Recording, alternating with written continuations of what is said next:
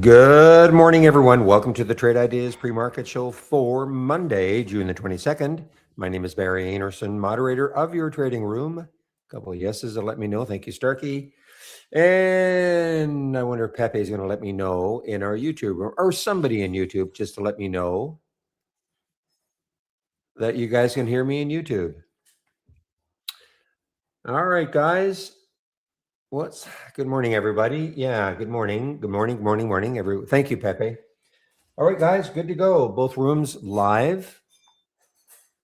So we've got some action this morning. GETY, AI, Getty's partnership with OpenAI, and then this Shutterstock, SSTK, rising a little bit because they've got a deal. They're sort of a merger partner with Getty, but Getty's the one that's really moving. GETY. Over the over the 200-day moving average right now. Underneath the VWAP though.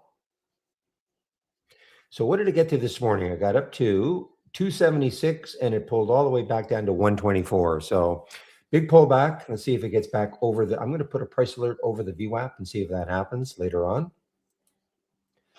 Number one, and then let's take a look at Shutterstock, SSTK. And it is not up nearly as much as Getty, but it is at the VWAP,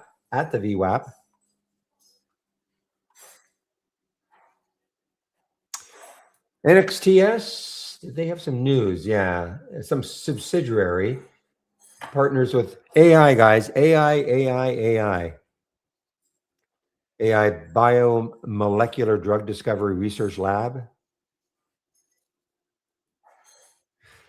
Trade of the week is basically, data centers. Keel, K-E-E-L, and the trigger is 650. So it's over, but, the trigger in theory, it's market hours. This is an all-time high. This is a cheap one to be an all-time high, K-E-E-L. This is the trade of the week.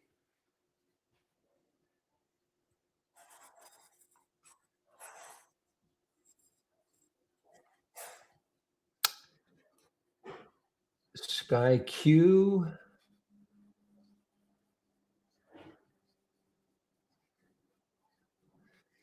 Looking to see if there's any news on this one. Enters production phase at Nevada's only refinery. Okay.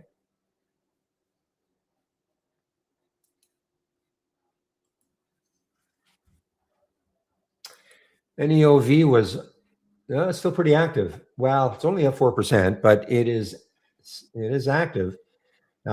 Nice 2 days, Thursday and Friday. Sorry, Wednesday and Thursday. Closing near the highs on both days for the NEOV.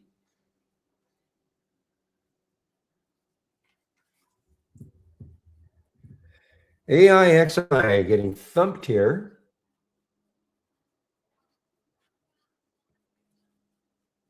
Coming into the VWAP. Interesting. There are shares available for me to short. Cheap China stock. Yeah, technically, it has triggered in the pre-market. You're absolutely right, William. Technically, and if it opens at over 650, then for sure it will trigger.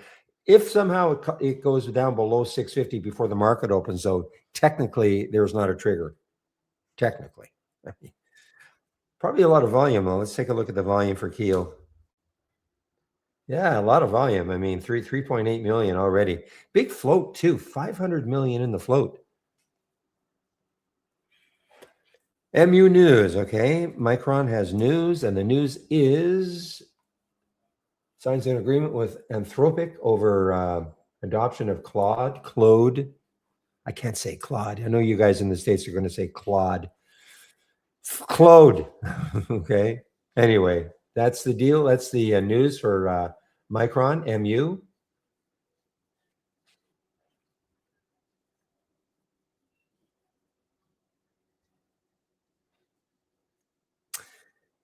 You probably meant 1,200, right, William? I don't think you meant tagging $2,000, right?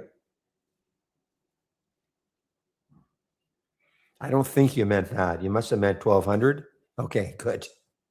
going to say that'd be a heck of a move from Micron to go from 1197 to 2K.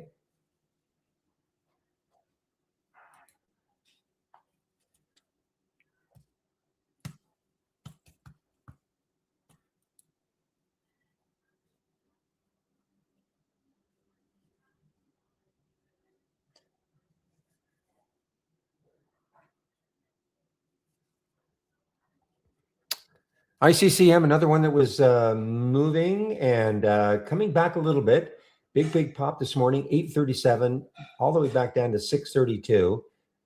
Holding, trying to get maybe to the VWAP again. See if there's any news on this ICCM. And the answer is I do not see any specific news for ICCM this morning. Low float Israeli stock. What do they do? Marketing of therapy for treatment of tumors. Okay. I mean, I don't see any news on it. But let's see if it can take out the VWAP again. Not that far away.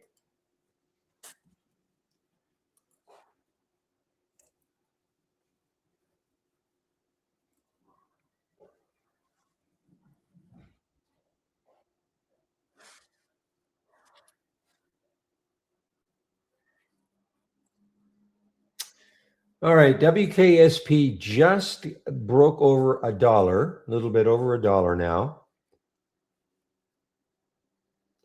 Thursday got as high as 109.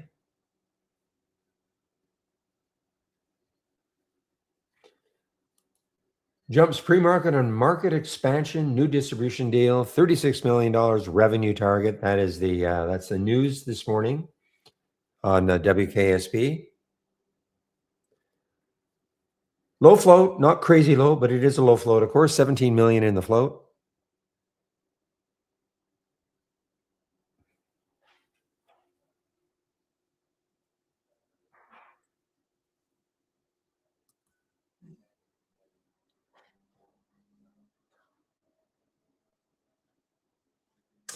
So I see this Apogee, APGE had some news this morning. It got halted for news, and it's still at 46%, but it did drop on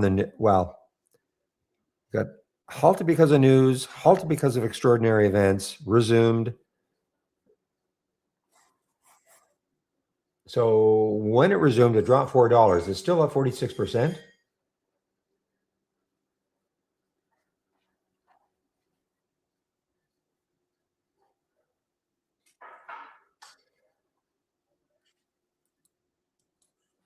Yeah, the only one I see on my list is FRVO, an earnings play this morning, energy play, in terms of an earnings.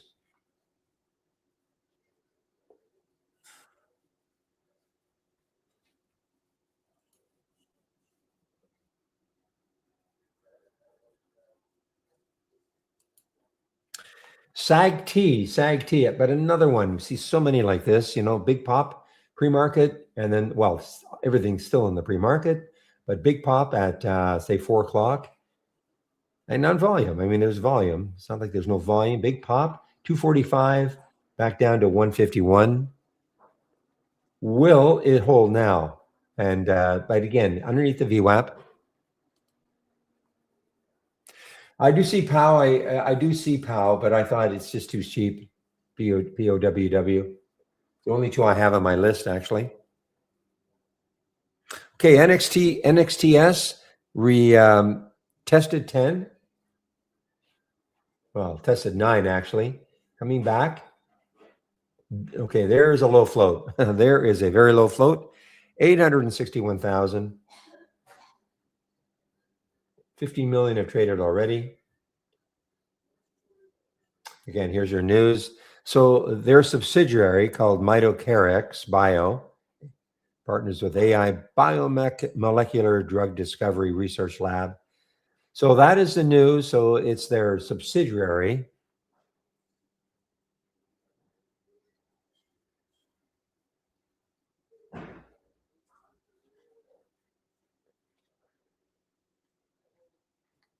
So So where could this go? I mean, it's over 10. Obviously, it's breaking out on the weekly and the daily. Let's take a look at a monthly chart for it. And so was this really an IPO back here?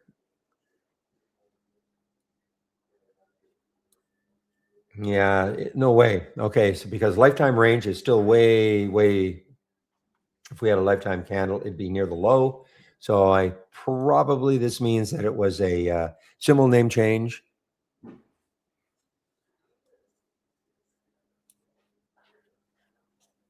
But it is moving now.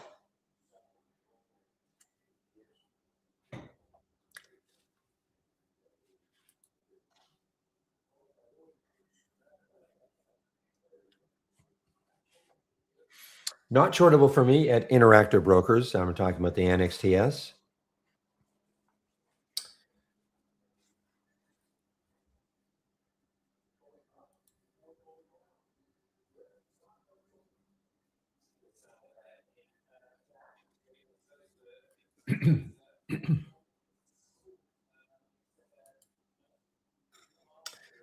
Morning, Nick. Okay, guys, I'm going to take a look at these sectors ahead of the market open. The SPY is basically flat. So let's take a look at the sectors and see what's happening.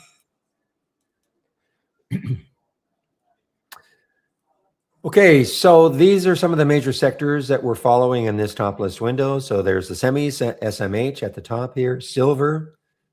What's at the bottom here? XLP, which is staples. So nothing really dramatic. No dramatic moves in any of the sectors.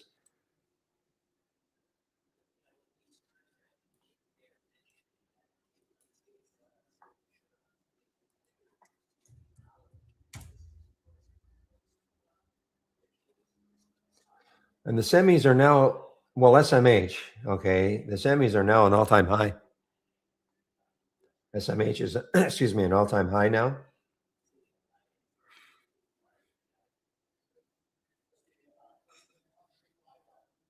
Remember when this was happening, it looked okay. We're going to get the big rug pull down to 552, 670 now in only, what, a week and a half? And that is for SMH. NXTS continues to make a move here, guys. Spread is actually not, well, it's not bad for a stock that only has 860,000 in the float.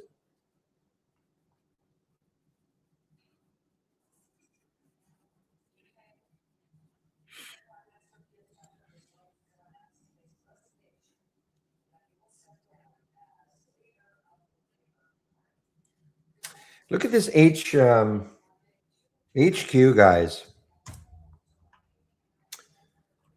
This has just been on an amazing run ever since, well, not because of it, but I mean, our AI identified it back here about 4 days ago at, I want to say 1379. We're at $36 now. If they all work like that, but seriously, I mean, there was the buy and it's been straight up ever since. The only down that I see on this one is the fact that it did a fairly big pullback from the high of the day on Thursday, 39.36, and it closed down here. Well, not a fairly big, that was a huge pullback. Yeah, because it got up to $39 and it closed at 32.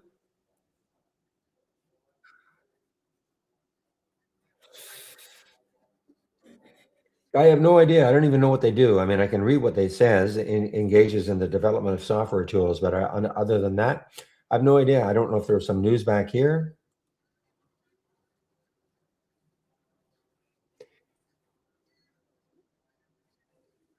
Creators HQ and TikTok concludes second creators. Okay, but let's see. This day right here was the 15th. Let's see if there's something on the 15th that I can find. Kenny, our news is not going back that far, so I don't know. I don't know what propelled it that day, but certainly was a nice move ever since that AI alert.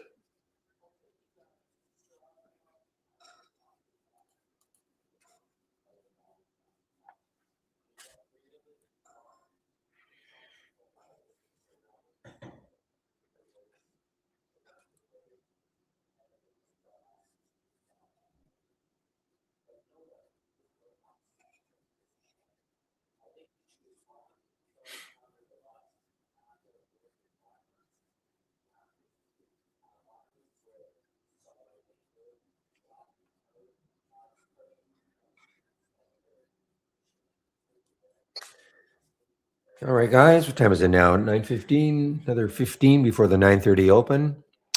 Anything else in here that I didn't? Oh, this one had some news, I think, the BFTX, and it is, yeah, how could I miss that?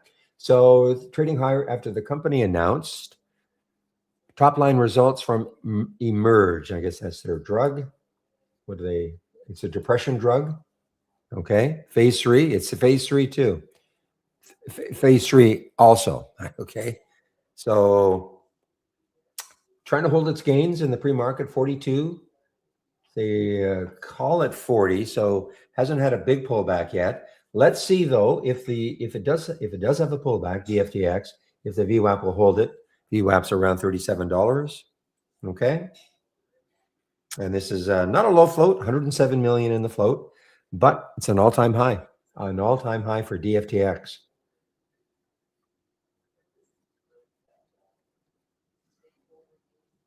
Boy, this was a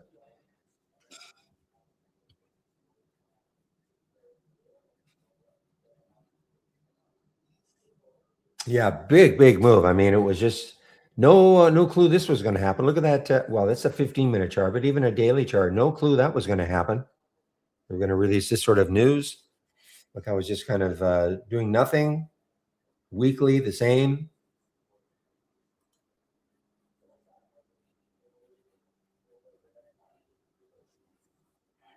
Was that a hockey game, PJ? I didn't know they were still playing hockey. I know.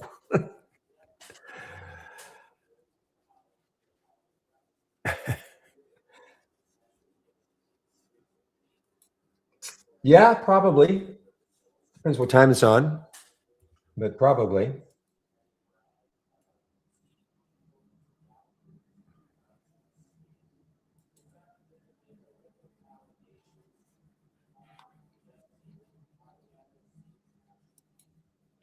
MRAM, guys, MRAM. Okay, MRAM is coming into, looks like some resistance around the 29 mark.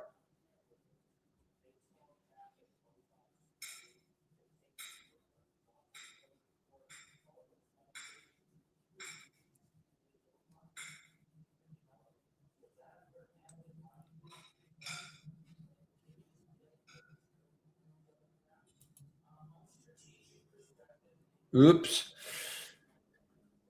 I think Majestic was in the room on Friday or Thursday, and I think he said he was going to sort of hold this as a short. So I don't know if he did that. Boy, that's pretty risky, you know. CDT I'm talking about, pretty risky with I mean, look at the volume, 460,000. Float turnover already is 84. It's already 84 for CDT.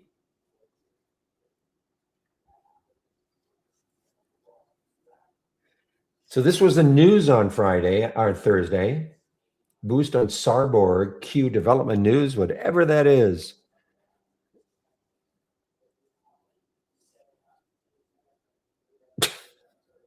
All right. This is nonsense. Okay. Where CDT holds 1,000 shares, raise funds at $125,000 a share, implying a $638 million valuation. Okay. Well, I can see why this seems a little sketchy, to say the least. But it's up 39%. Now the high right there on Thursday, 182. Better put a price alert there, 182, around that area, because if it does take that out, it's got a lot of room on a percentage basis to the next high on a daily chart. I mean, it's already traded 40 million shares with only 460,000 in the float.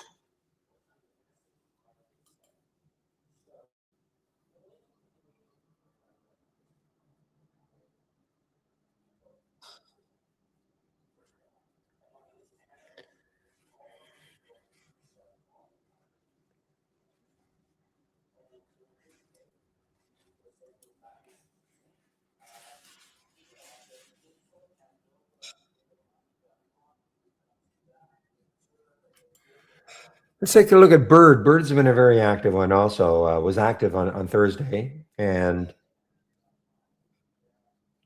Bird got up to almost $7, pulled back to 548. So that's a big pullback percentage wise.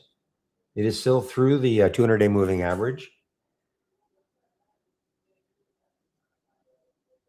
Is a global lifestyle brand that innovates with naturally derived materials to make footwear and apparel products in a better way. Okay.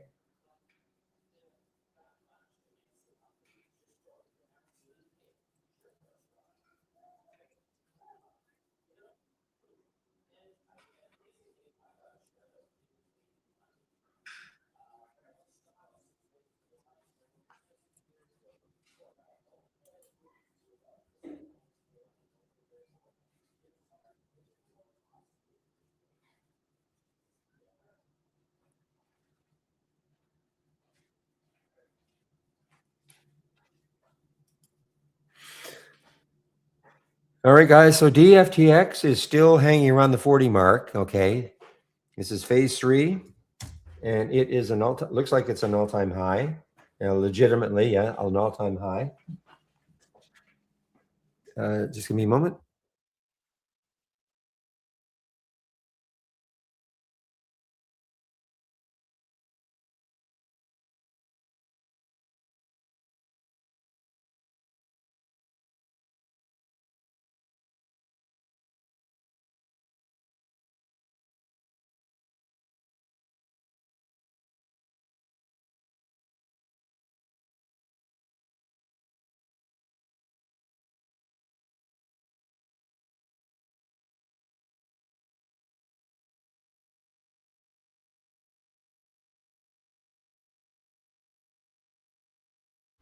Okay, guys, sorry about that. I'm back. What is SBET, guys? Now, SBET, that's a big, big, big pullback from the highs, of course.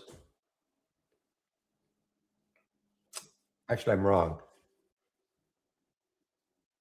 Well, yes, it got up to $8 SBET a few weeks ago. I thought this was a lot higher. I'm wrong here. Thought it was something. I thought this was up in the 20s at some point. Anyway, SBET is it's only up 2%. EHGO, which is another one that had a big day on, well, that was Wednesday. Got up to 671, closed down here, sold off again. Trying to come back though, 56%. That's, a lot of that is, of course, where it closed. So it's right at the close of Wednesday. Okay, it's right at the close and the high of Thursday. So a couple of key areas. I'm going to put a price alert around 306 for this EHGO. You've got the 200-day moving average. That's far enough away, 463. DFTX, guys, at 40 again, 40 again.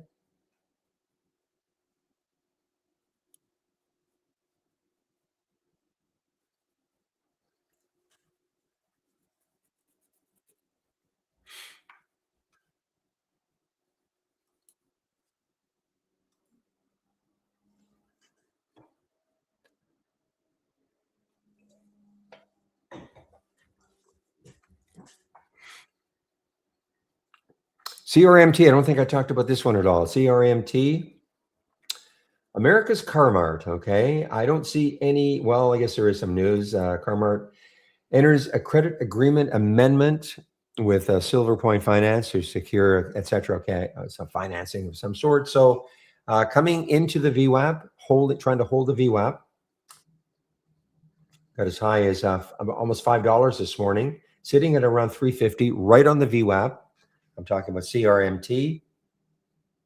Not shortable for me at Interactive Brokers. So if it breaks down through this, I cannot short it.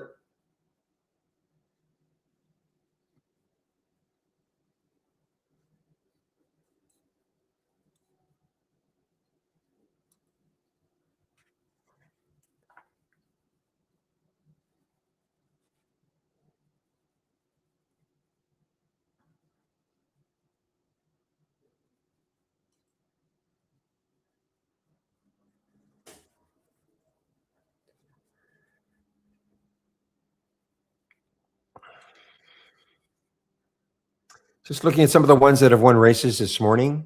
Okay. Well, I don't think QXL won a race, but it's in this list here.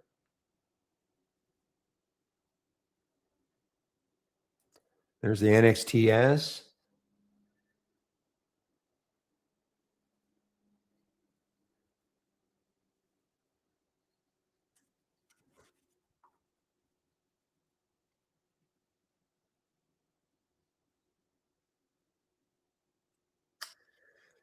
All right, guys, about 5 minutes to the 9:30 open. Pretty quiet right now in the room.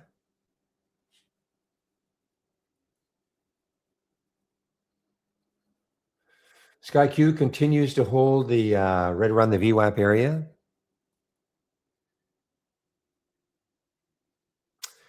Playboy, okay, PLBY to repurchase 16.6 million shares at a 28% discount to market value. Okay.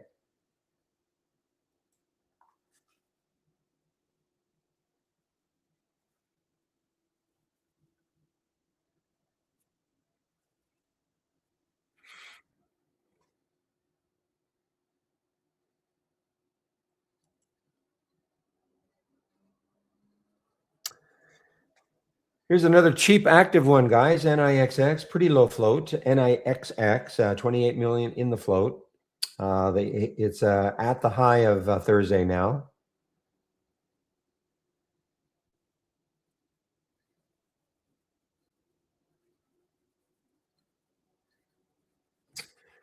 I do, PJ. I do. NIX is underneath the VWAP, so it's got to take the VWAP out. It got as high as 157 in the pre-market. So I'm going to put a price alert a little over the VWAP and just see if it takes it out. Nixie and Tachyon 9 execute offtake agreement with NIDAR infrastructure, whatever all that means. Okay, AI.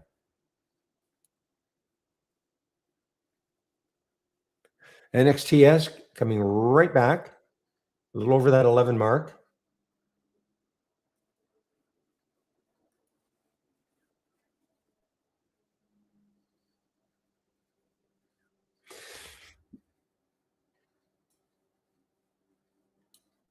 Yeah, okay, I forgot. So yeah, this is not an all-time high, but I mean, people looking at this might think, okay, it's clearing that high right there, which it is.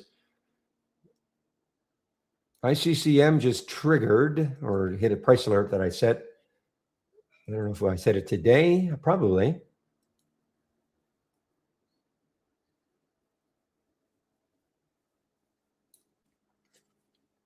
ICM. Okay, that's why ICCM. So I put a price alert right around the VWAP. So it's right on the VWAP now. Of course, it's got room on the daily chart. Excuse me, the Wednesday's high was 9. Just give me a moment.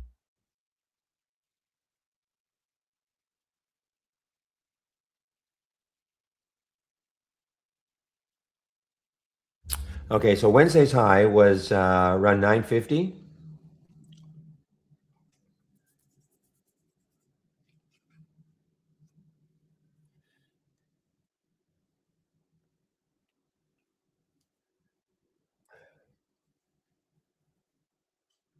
Yeah, good spread right now for ICCM 710. Well, it was 710 to 711. No, still not bad. 710, 711 right now. That's what I'm talking about right now. Good spread, hanging over 7.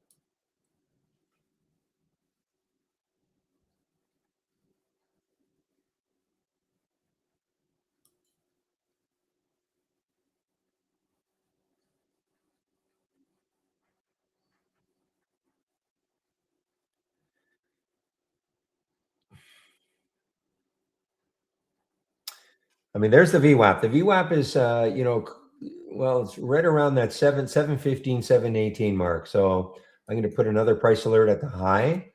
That's kind of where it's stalled. It's stalled right at the VWAP so far. And I'm talking about the ICCM. Oh, we're live now. Okay, guys. Let's have a great start to this trading week. When I say live, it's 9:30. Nobody told me.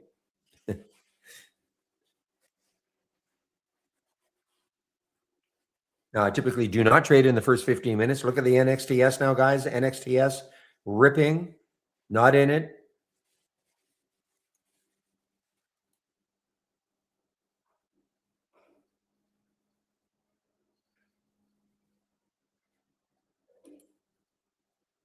Yeah, as I say, I typically don't trade in the first 15 minutes. Try to let things settle down a little bit. Yeah, NXTS is just running away now.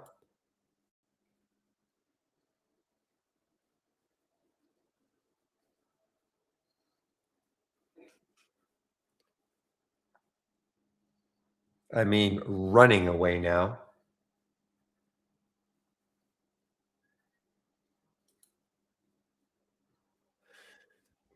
Well, let's see. Well, we're looking for some kind of a pullback area, but I mean, there's really isn't one. I mean, obviously the VWAP is way down here. That'd be a massive pullback though. Well, DFTX is giving it up, and so is ICCM. So the only one that's really moving, which was a big one in the pre-market, is the NXTS. And the ICCM, nope, not yet anyway. But keep an eye on this one if it takes out 7 again. Okay, and the ICCM. But right now, okay, NIX, NIXX. NIXX. Okay, so it's right at the VWAP now, right at the VWAP.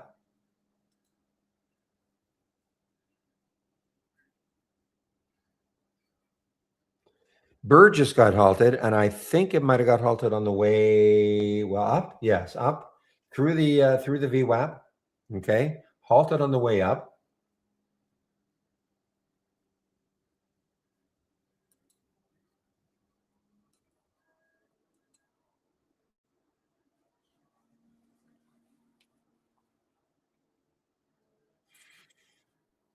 Didn't really see this one in the pre-market, but look at this J Bio go. Not a low float either. 47 million in the float, up 14%. Don't see any news on it. It's just coming in now.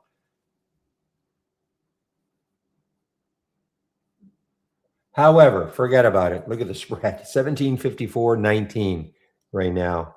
That is atrocious. I mean, it's not like I thought maybe it was only trading about 10,000 shares, but I mean, that's an atrocious spread. Atrocious spread.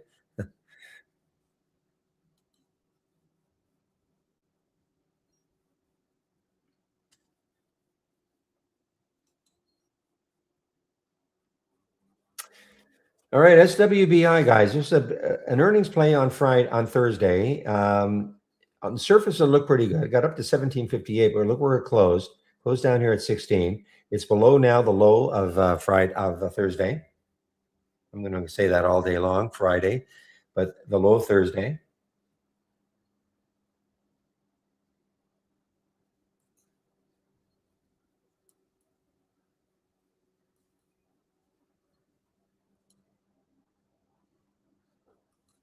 Okay, and I'm waiting for my trend reversals to trigger.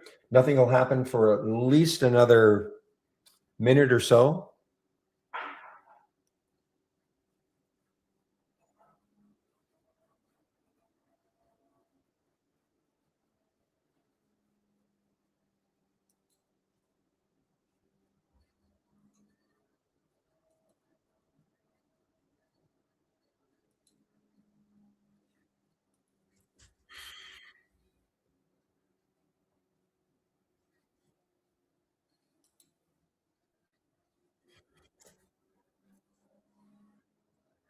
Okay, UMC is on the move, and this is an all-time high. UMC is an all-time high. Okay, UMC. Didn't really see this in the pre-market. It's over the VWAP right now. UMC.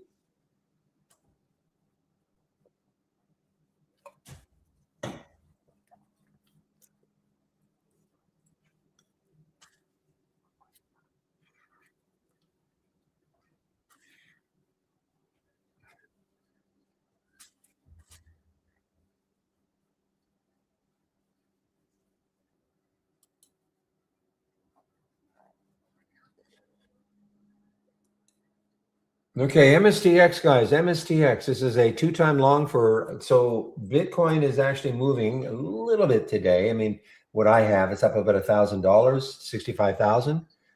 This is, of course, MSTR, a 2-time long. So if you thought that MSTR was going to, well, let's take a look at the stock. The stock has to be up about 4%, MSTR. And there it is. So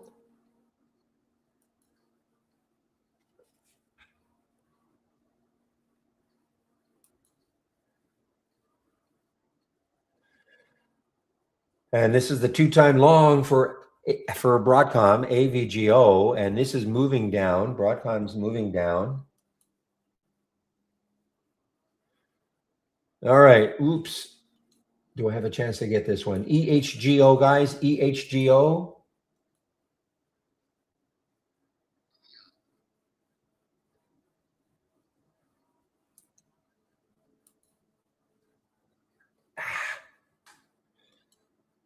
I didn't get it where I wanted.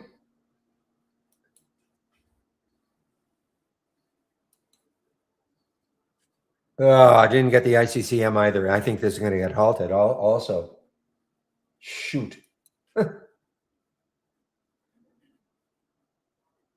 what I'm talking about, guys, the daily trend reversals. So there's, had an alert at 716, but it went so quickly. The EHGO was at 287. I was trying to get it around 304, and I just didn't get the fill.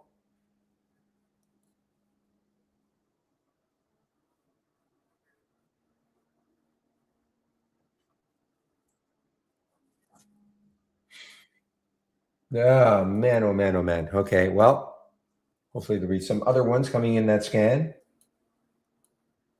Well, there will be, but will they be as good?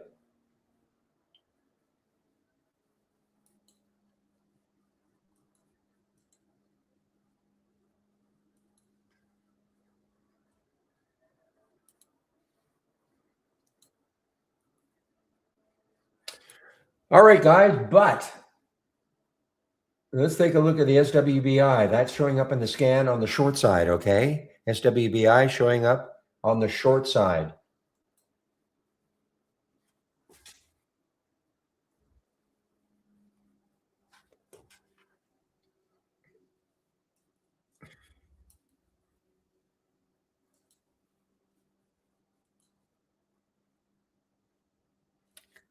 Yeah.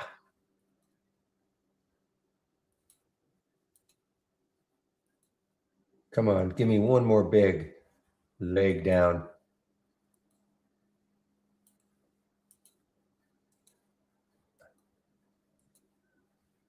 All right, guys, the SWBI, that worked. That worked.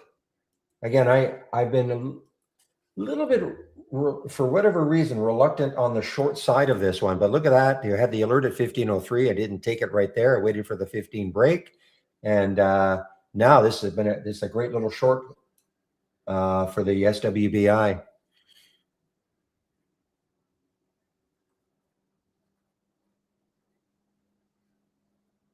Just covered some, okay, because but there's room. I mean, look, obviously the reason I did it is look at all the room underneath. 1365 is the next low looking left. So that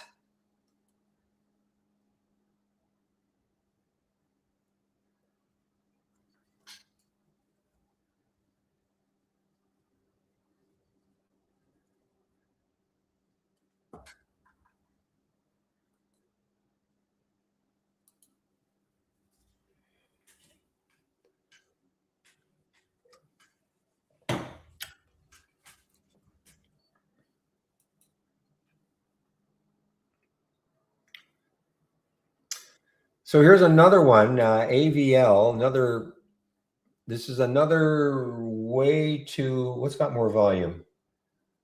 They're about the same. AVGX. If you thought that the stock AVGO was going to continue down, that is 218,000, and the price is 53, and this is about 50, and so it's about the same.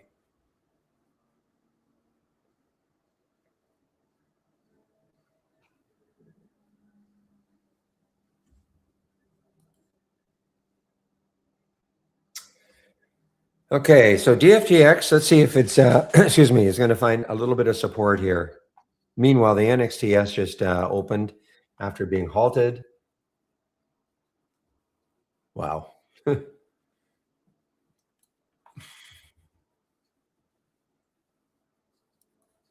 Now, how about the Regent, RGNT? Okay, wow, there is room on this one, guys. So this did, the alert was at 496, but I will not take a stock until it takes out that whole number, especially so close to 5.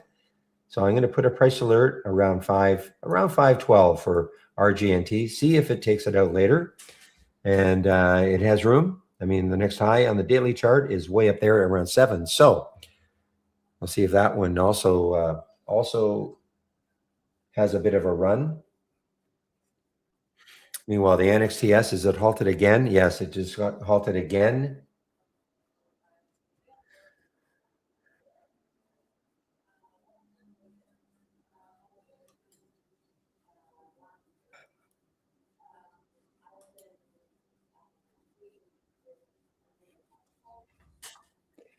NVCT news good? I don't know. I haven't seen that one. I've not seen that one.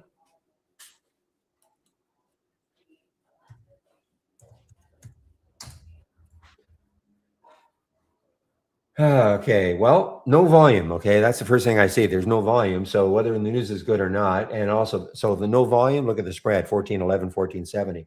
So it's basically untradeable right now, in my opinion. Well, I don't know if there's any news on it. It does say, strikes a license agreement with Hisco Pharmaceutical Group. So there is news on it, but there's no volume to speak of yet. So what are you going to do?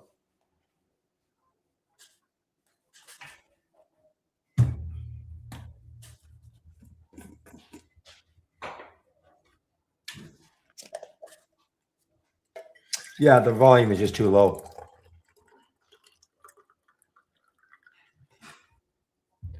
And also, I mean, look at the spread. I mean, they do not want you to trade this. I mean, when I say that, I'm sort of kidding, but I mean, look at the spread. It's actually tightened a little bit, 1411, 1450 instead of 1411, 1470, but you can't trade it.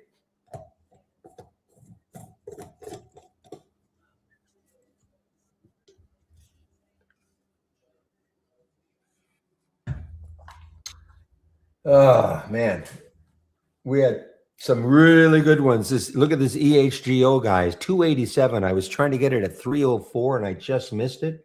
369 now. The ICCM, I think it's come back, but would have given a nice from 716 or so up to 750. So it's pulled back. This was a nice short. Again, these are not all dayers or anything like that, but this is the one I'm kind of waiting on, the RGNT, to see if it takes out 5 later on. These are short. These are 2-time shorts. See if this one moved down at all. Yeah, I mean, 53.60, 53.34 now.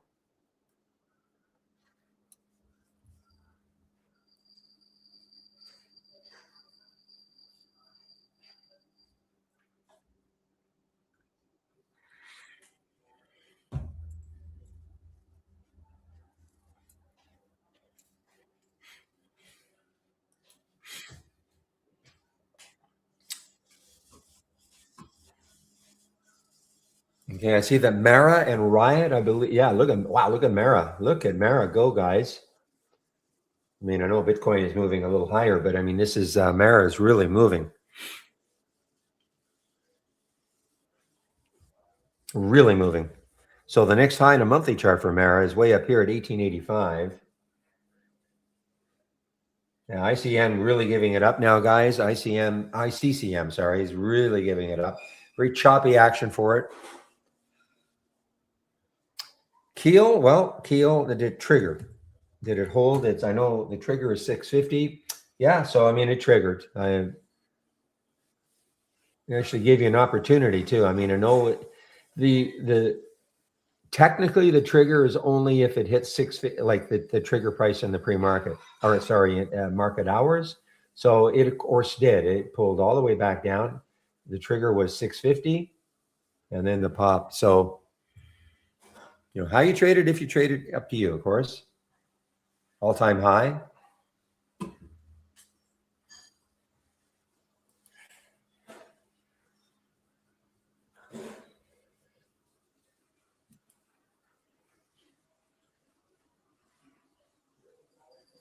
Now, cast is showing up on the scan, but it is not shortable for me, so I cannot short it. Too bad. Looks like it's got a lot of room. A lot of room. Look at that. The next low looking left for cast is 348. This is this is something that I would certainly try. It's just underneath the whole. If I had shorts available, it's just underneath the whole number and a ton of room looking left.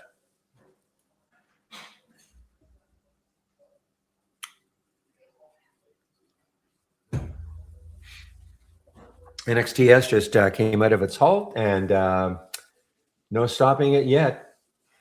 Wow.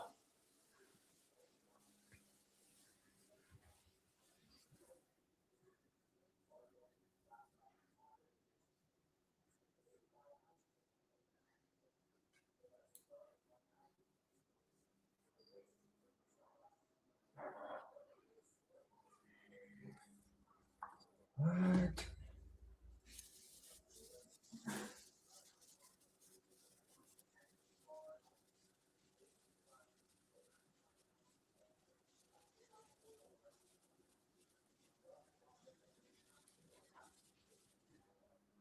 Wow. Well, obviously, this is the one. It's had really little pullback, very little pullbacks so far. If you have shorts available, it's probably going to turn into an incredible short at some point. But when? When?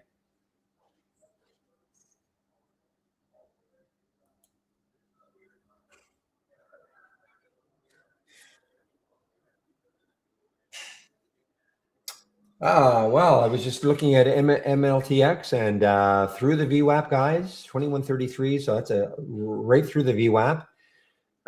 It is up 14% now.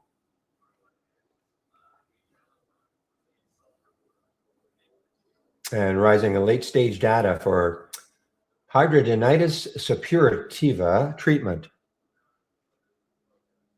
Whatever that is, okay? So that is the news for this one. So it is moving, guys. MLTX on that news. It was right, it got all the way back. It got down to a little under 20.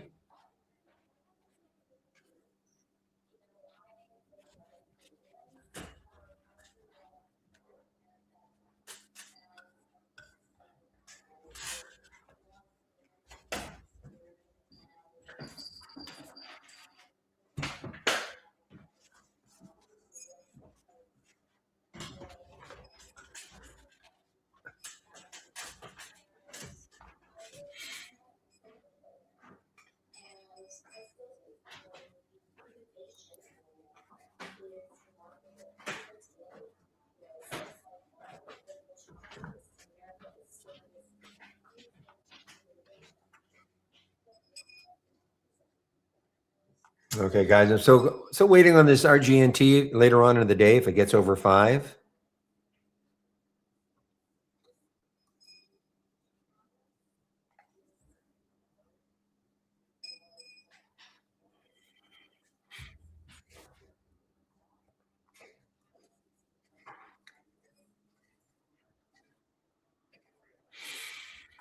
Okay, MLTX is still hanging over the VWAP. Pulled back into it a little bit. Well, I did not take this one, this MSTX. This is from the scan. Well, let's take a look. I didn't take it. This is a 2-time for MSTR. So MSTR now must be up almost 6%. Okay, remember it's a 2-time. Remember what this means, though. If MSTR, the stock, drops 1%, this will drop 2%. But right now, next high for the MSTX is 1633. I did not take it.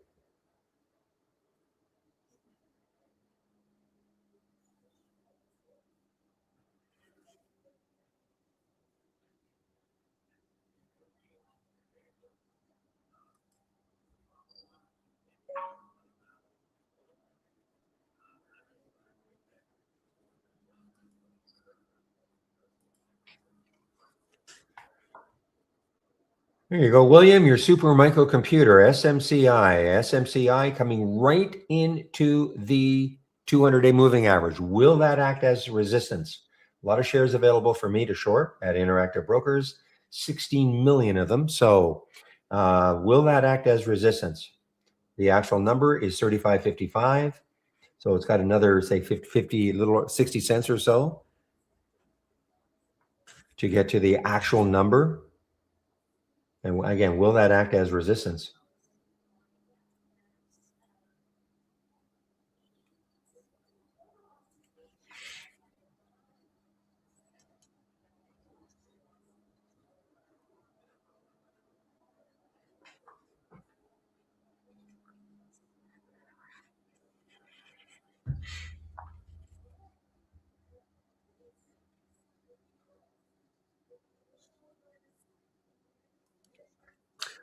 Okay, we talked about the CDT in the pre-market, and now, sorry, wrong stock.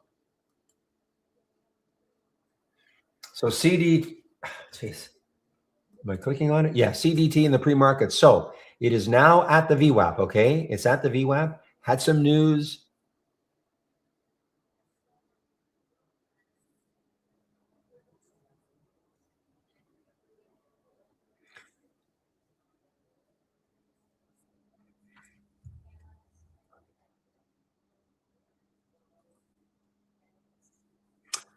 So Micron did it. Yeah, the two-time ETF for this. Yeah, 1,200, and then back down to 1,180. Okay.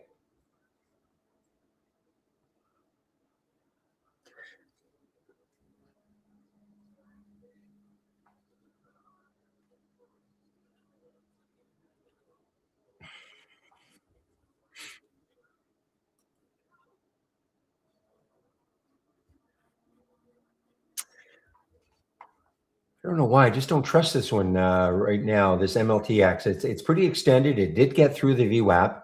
Okay, this is the MLTX. Probably going to regret not taking this one.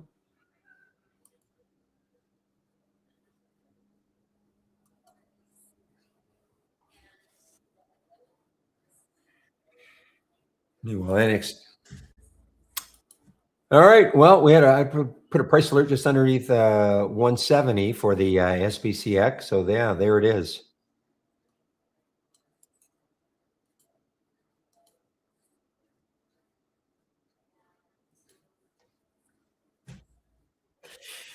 I think a key number is right there. Okay, there's that 160. That was the close of its first day at 160.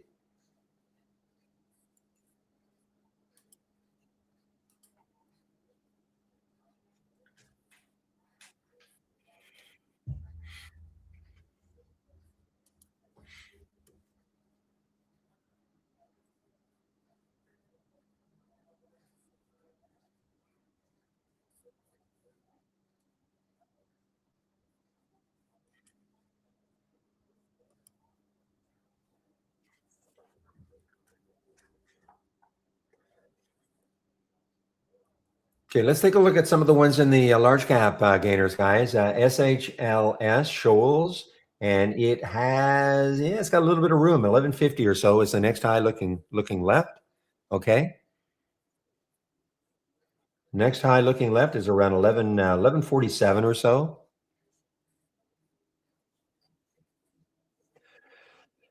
That's what I think, PJ. I mean, if it goes below the close of its opening day, that's pretty. You have to see if that act as support.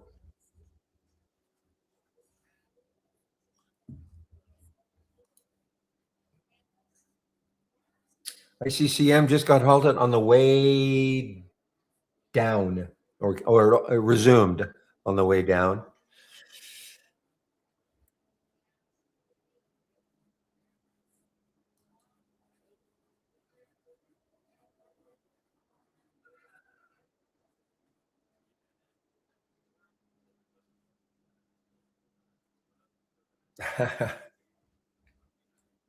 Well, I agree. I mean, if it breaks the IPO price, that would be even obviously more devastating. Still think though, if it breaks the close of the opening day, if I were, okay, guys, just give me a moment here. Bird, what's Bird doing? Bird, wow, Bird ripping here.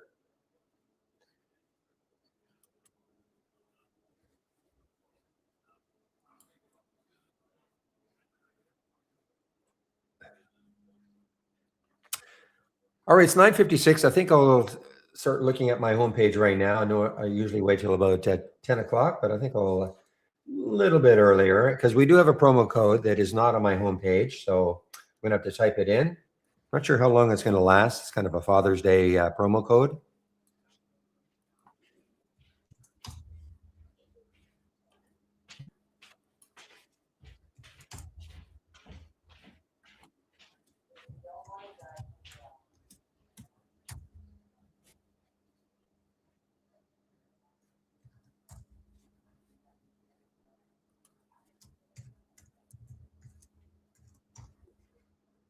Ah, jeez.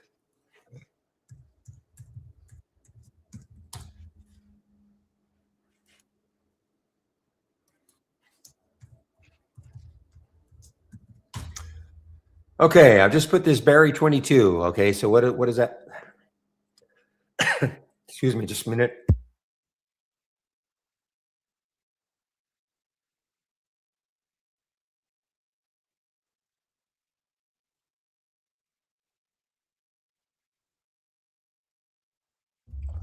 All right, guys. So what does that Barry 22 mean? So if you click on my homepage link, this is what you're going to see. So there is a better promo code you can use. Don't use Barry 15. I did check it this morning. So you can use Barry 22 and you'll get 22% off all subscriptions. Okay. So whether you pick our standard or premium, whether you pick a monthly, remember the monthly, you get 22% off the first month only. And of course, you get 22% off the entire year on an annual subscription. But please listen carefully. If you take out a monthly subscription, you'll get the 22% off the first month only. And that doesn't matter if you take out our standard or our premium subscription. Give me a moment here, guys. I just had another trigger for something. Do I want to take it?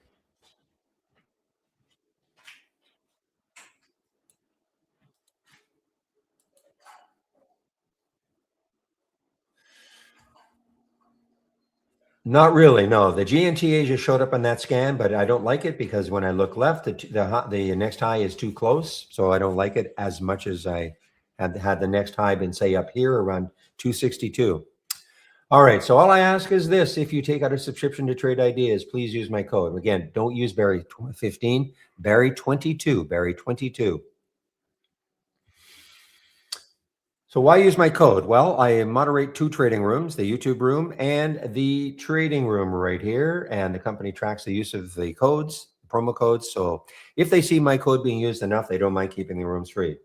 So if you're sitting in YouTube wondering, what is he talking about, another trading room? This is it right here. It's free also.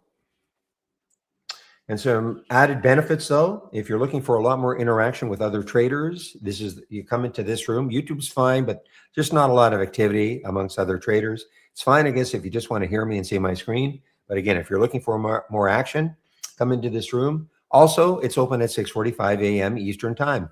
So if you're looking for some action in the pre-market, come into this room.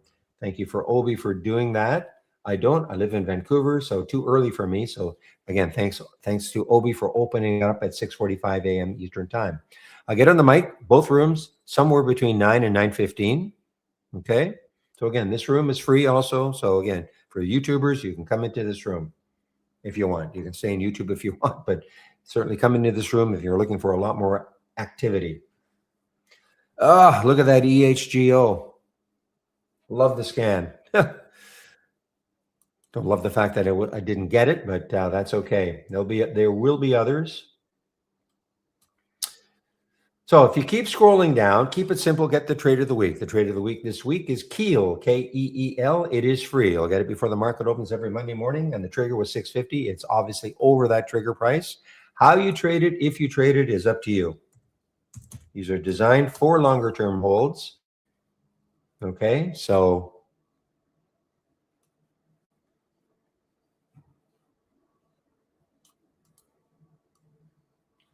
Next, if you're taking out a subscription right now or soon to, or actually, if you're thinking about it, but you're not sure about the program, this is what I would do. So scroll down till you get to the education section. So click on the more info. Now, this is mandatory if you do take out a subscription. 12 short videos to get you started, getting started with trade ideas, okay? 12 short videos to get you started. And if you don't have the program, but you're wondering about it, before I would take out a subscription, look at the videos first, okay? Start off with the second video, go to the end. That should give you an idea of what the capabilities of the program, okay? And that should make up your mind whether or not you'd want to try us at all. It might not be the right program for you, but you can always try us for a month. You get that 22% off. And if you don't like it, just tell us and we'll unsubscribe you, okay? You do pay for the first month, okay? It's not free, but again, if you don't like it, just let us know and we'll just unsubscribe you within either the first month or right, okay? Just let us know. And back to basics. This is for you if you're new to trading. 15 videos if you're new to trading, all free. And now, if you're looking for some of my scans, here they are. So click on my homepage link. You'll be up the top, scroll down, and here they are. So people ask for my layout. I don't have a layout I'm sharing, but I have individual scans that I am sharing. You can kind of pick and choose what you might like. So if you click on the view scans, so here's what you can see. The is up here. This race down here is a more volatile race. And here's the Halts resumes down here. Is not very active this morning. Usually this is full by this time. Excuse me, time of the day. This is what I use in the pre-market. The pre-market act is up and down. This is the daily trend reversals. This is my absolutely my favorite scan right now, okay? Don't get too many alerts over the course of the day and use it like a watch list. This is, now yours will look more like this, okay?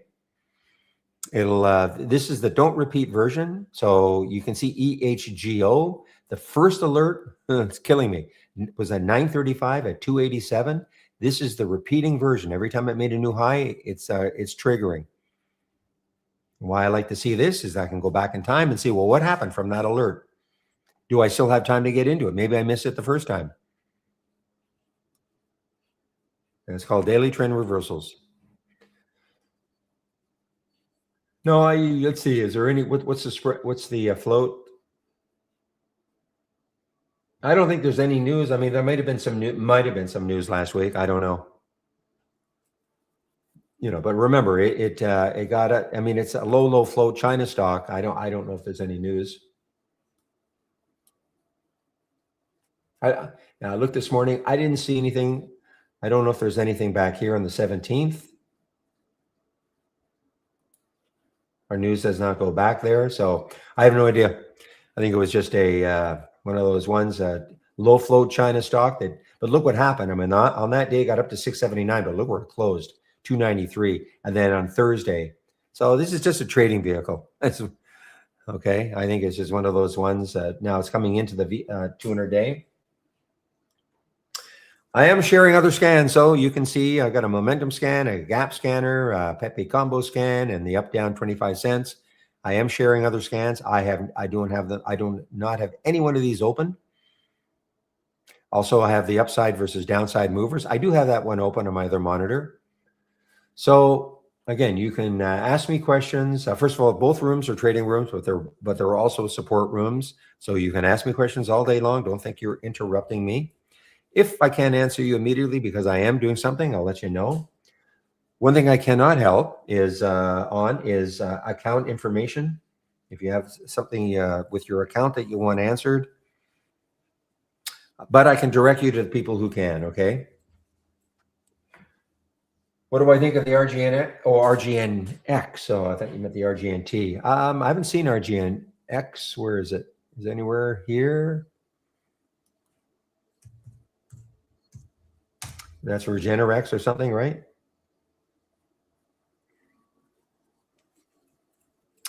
Well, the best thing I can say about it right now is that it's at the VWAP.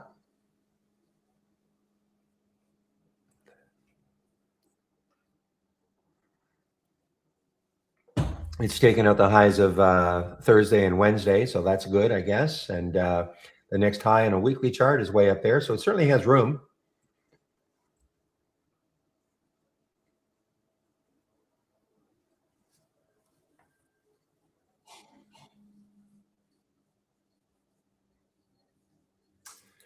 And the news this morning was that it gains a fresh chance as the FDA reconsiders gene therapy, reversing a February rejection. So, I mean, that's your news on it. Obviously, that's helped it this morning.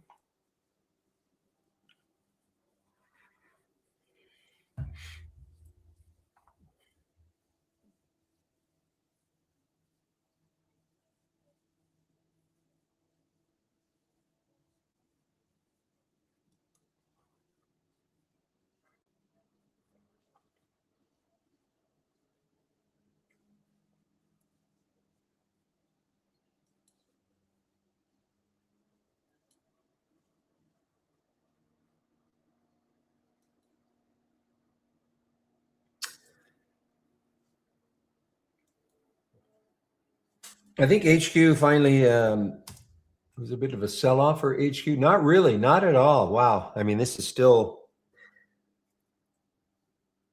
So it got it right into the VWAP, and the VWAP. Well, it broke down through the VWAP, got into the VWAP area again, and then. But it's pretty choppy. The reason I'm mentioning it, of course, again, is because it was a big AI alert from our AI. 1, 2, 3, 4, 5 days ago, and it is just really, really. It's been one of those continuation plays.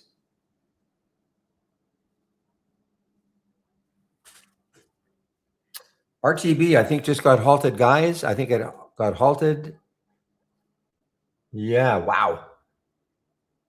I didn't see this. Oh, it resumed. Excuse me, it resumed. I did not see this one. RTB, well. So this was, I mean, this looks like it must be a lifetime high, but it was trading as some other symbol, I guess, before. Because when I look at the lifetime range, it's only at 50%. So,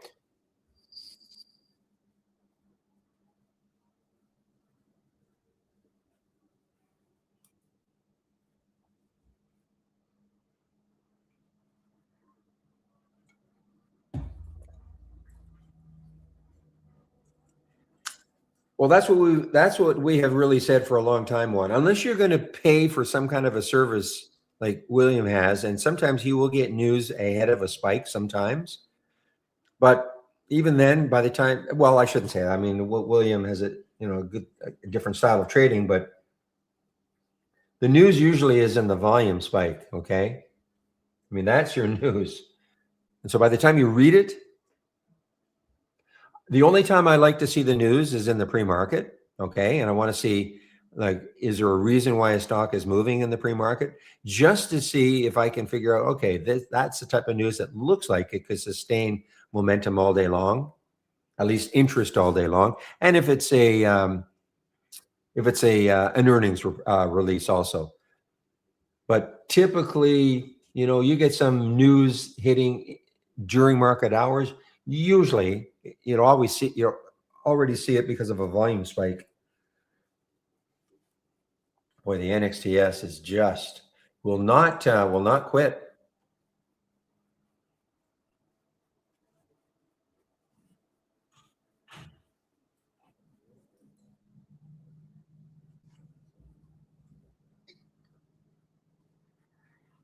Hmm.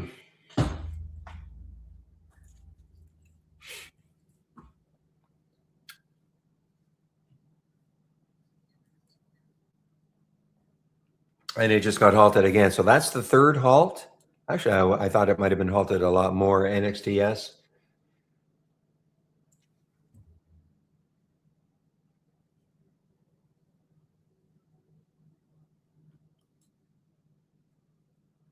Well, there's your RGNX. Okay, 161. There's RGNX. It's now through a little bit through that 9 level. the VWAP. It is now 885 or so was the VWAP, 9, call it 9. Depends whether you use pre-market data or not. But, 9 was a key level. So it's a little bit over that 9 level now for the RGNX. And it's, on the weekly chart anyway, a ton of room. 1137.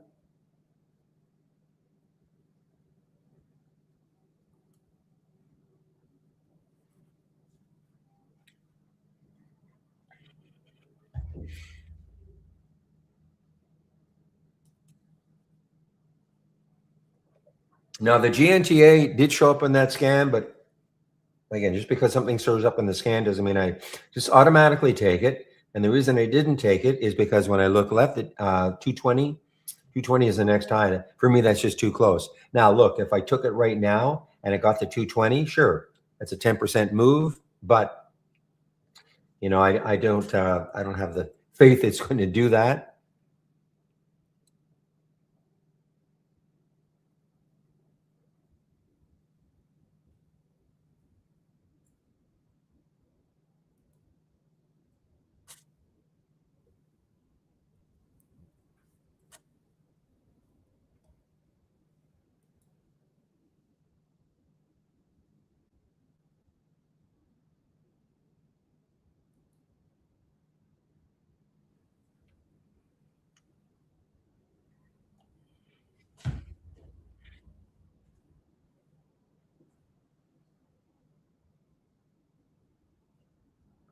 Depends on the price of the stock.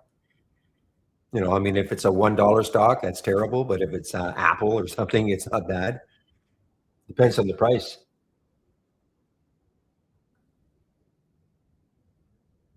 Somebody asked about it. What are my thoughts on an 8-cent spread? Now, also, if it's really well, see, right now I only see a 4-cent spread, but again, I won't take it. I won't take it because of the that high right there, number one. So I see a 4-cent spread. Doesn't mean it won't widen to 8. 4 cent is probably, it's not terrible. Especially with IB, you can usually get a mid EHGO.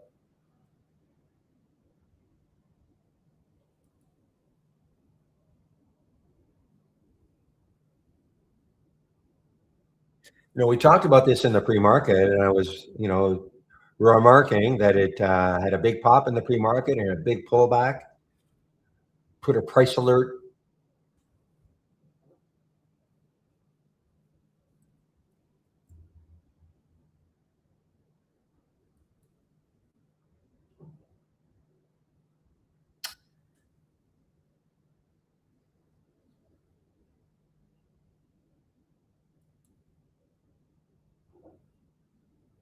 Yeah, so the SWBI for me was a quick hitter.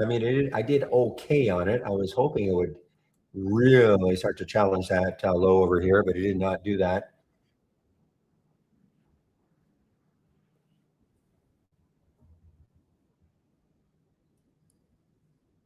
So it's very possible. It's very possible I could not have traded EHGO anyway.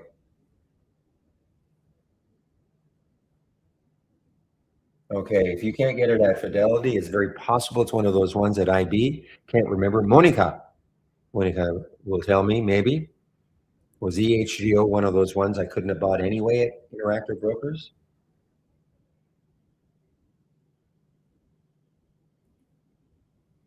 You can, I did. Well, that doesn't make me feel good. That makes me feel good for you. Good for you. Okay.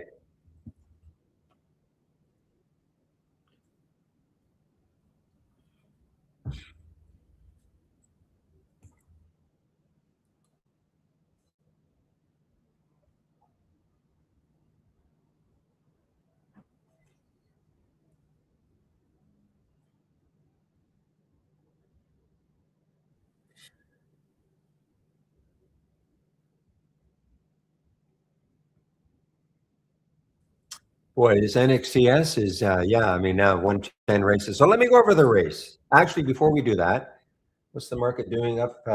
SPY's up a little. So let's go over some of the sectors right now, okay? Click on New from the toolbar, Dock Channel Bar. Click on the Show More. These are all theme-based channels. Scroll down until you see Sector Status. Wow, look at the NXTS. Oh, man.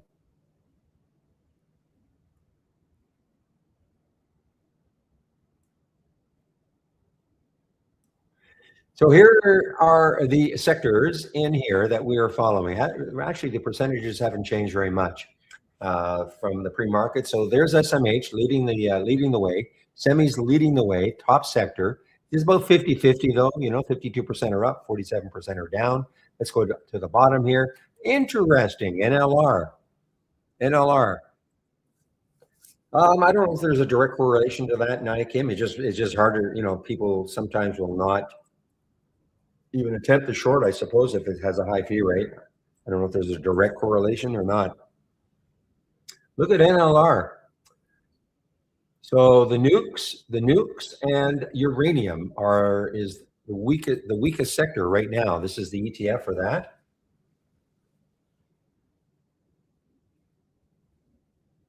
Interesting. So now what we've got here, here's how you can dive into some of the sectors to see what the top stock is and what I know it's amazing. NXTS. I'm talking to myself. NXTS, just amazing. So here's how you can find out what the top stock and what the worst stock percentage-wise is in a sector. So pick a sector. Let's go to let's find something that might be a little interesting, something that has a big change from the close. Well, here's healthcare. I mean, we've got ABBV, okay? It's up 4.6%, not an earnings play.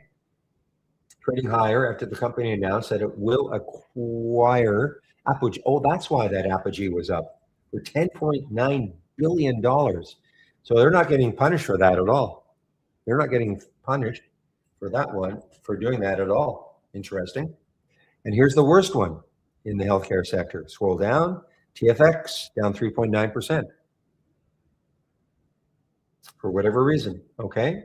I don't see it's not an earnings play or anything, but that's what you can do. You can go into the individual sectors. Here's utility. Well, there's one down. There's got to be at least one down. Not much though. DTE. About 50-50 in materials. But this is down a lot, 4.3% with that sort of a float. ALB is down 4.3%. So I know I say this every time I bring this up, but this might be a reason for some of you to use trade ideas. Just going to this channel every day and finding the top stock, the worst stock in a sector, and figuring out a way to trade them. Especially when what can be really interesting is when you see a sector and virtually everything is positive, and you go to the bottom and there's some stock that's just getting destroyed, or vice versa. The sector is not doing well at all. 90% of the stocks are down, but yet there's one that's up a lot. Pay attention, to that.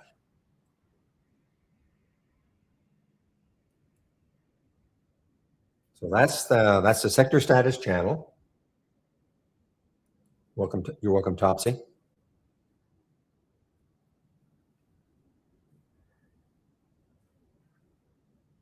Now let's go over this race right here, okay? NXTS, nothing stopping it so far. Not shortable for me at Interactive Brokers.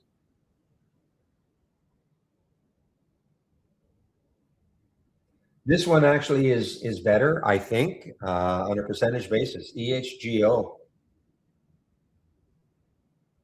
Oh man, the alert at 287, and now it's at $5.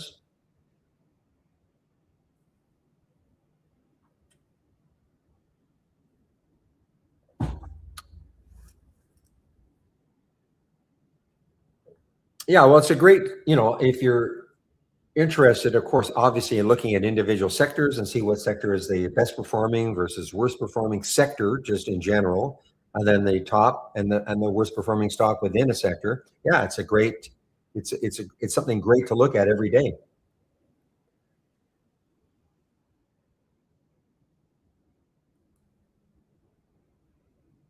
Wow. I mean, this is not, and you know what? I mean, the spread has been good too for EHGO. Operates as a holding company, which through its subsidiaries and controlled entities engages in the sale and lease of office equipment and related, certainly not what you call a sexy sector. I mean, it's not, doesn't look like it's got anything to do with AI, but who knows? Who knows? Maybe they put out some press release that I don't see. Not today anyway. Hard to believe. It's just a low flow China stock that, it's just moving.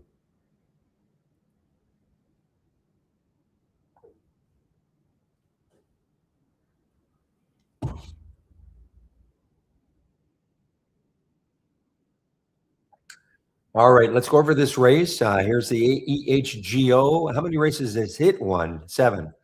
So before I go over the race, why I think it's a good idea, not just for new people, but even for grizzled veterans, or can be a good idea because it creates a top 10 list for you automatically. And depending on it doesn't matter what race you've got, it'll create a top 10 list automatically for you.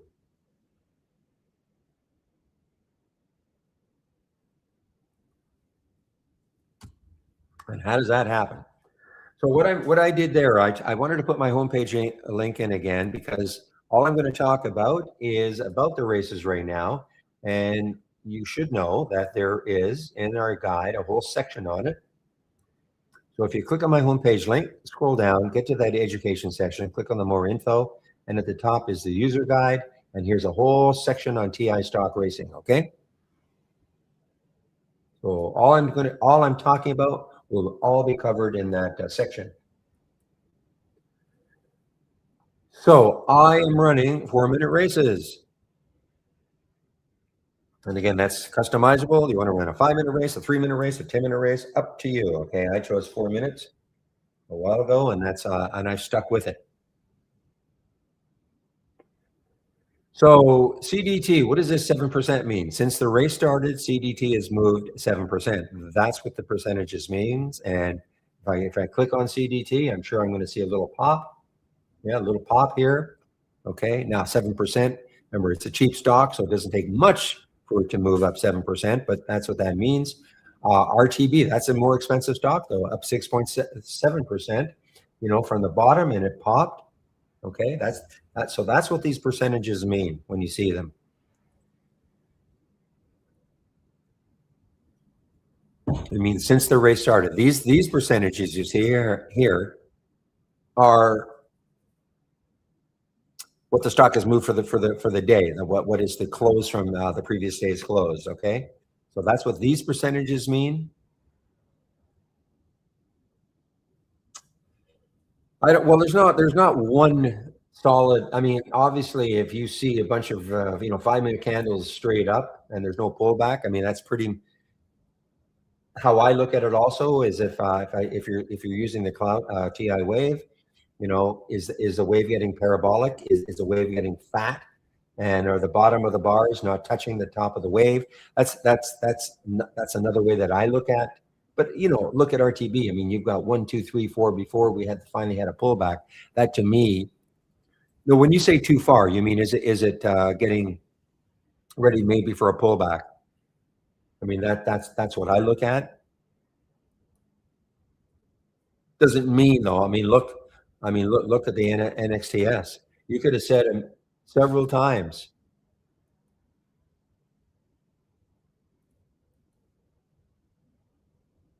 It must be over here, here, here, here, here, here. Maybe it is over now, but it's so just because a stock is just, but to me, there wasn't a bad entry right there. Say the 1962 right there. It came out of a little consolidation, but a stock that it's tricky.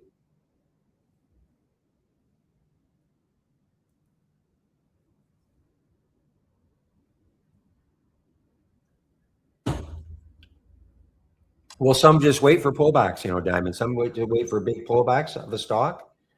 They don't want to chase this. I mean, I would never chase this stock, but had I been paying maybe a little more attention to it, you could see that it was sort of hanging around that 1980 mark when it took out 1980 and 20. There's an opportunity to trade it right there, even though it had already run a lot before. But just looking at this 5-minute chart. But understanding it's a very, very low float. So, anything could happen. But, in that particular case, it would have worked out nicely.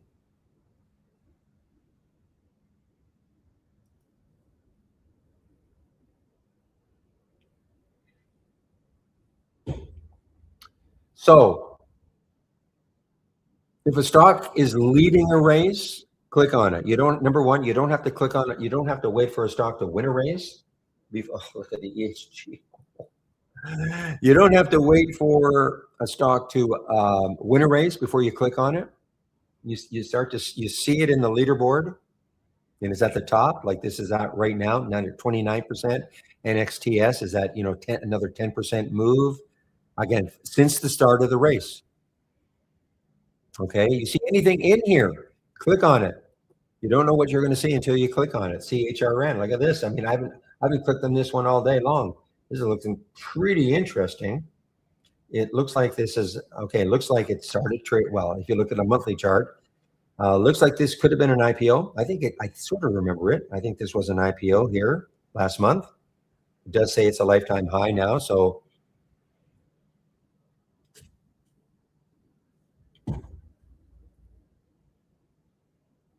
anything that you see in here, click on it. Here's Zone. Let's take a look at Zone. It's just over $1 now. Does it have room to run? I mean, the next high in a monthly chart is $1.30. I mean, that's obviously if it went from $1.04 to $1.30, that would be great. But I don't have the confidence it's going to do that.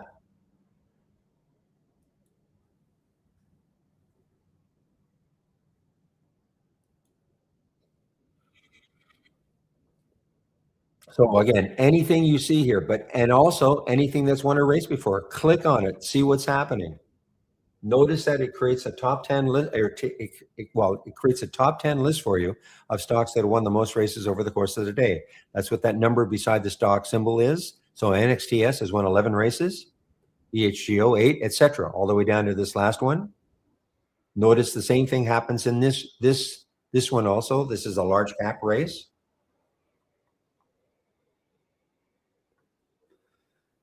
So the question has to be, if you're looking at this for the first time or relatively new to this, why are these stocks showing up? So if I right click in the race, open the top list is one of the options.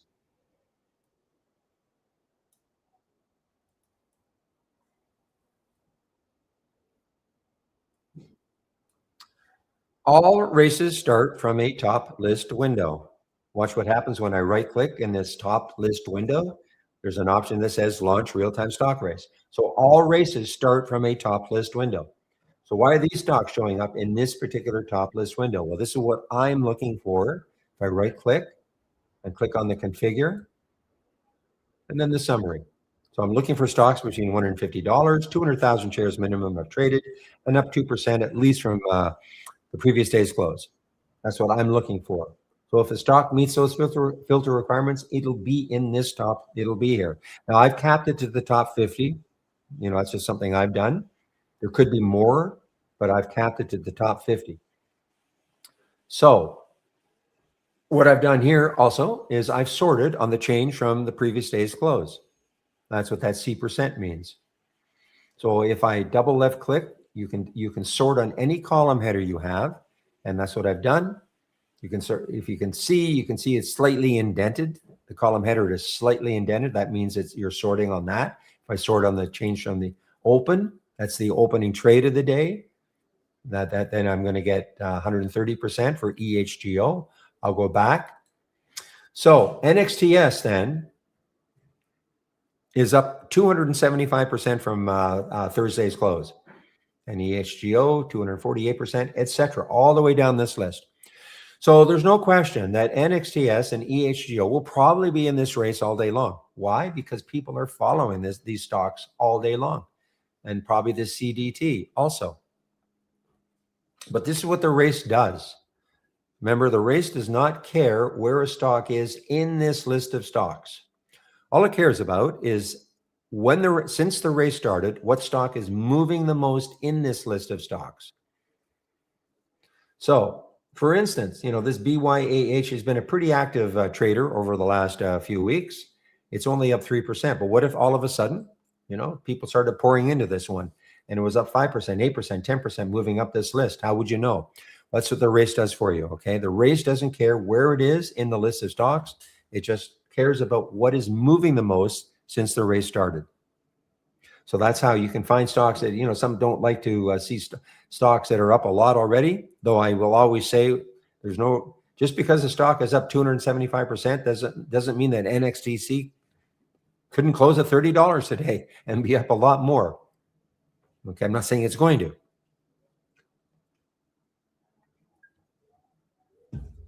So that's how the race works, okay?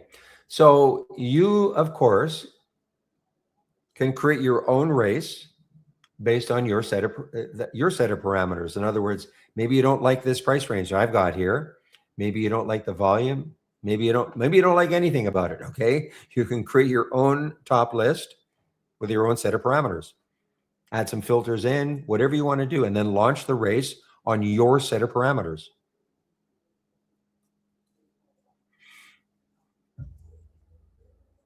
Or that SPCX was getting closer to that 160 mark. So that's this race here. Now, notice that in this race, this large cap gainers race, you don't often get a stock that's up 1%, okay, in the race, since the race started. It does. I'm not saying it doesn't happen, but it's not often. Whereas here you will. Look at the Sky Q now moving. So why is that? Well, let's right click, open the top list for this one. First thing to notice is, of course, look how few stocks there are compared to this one.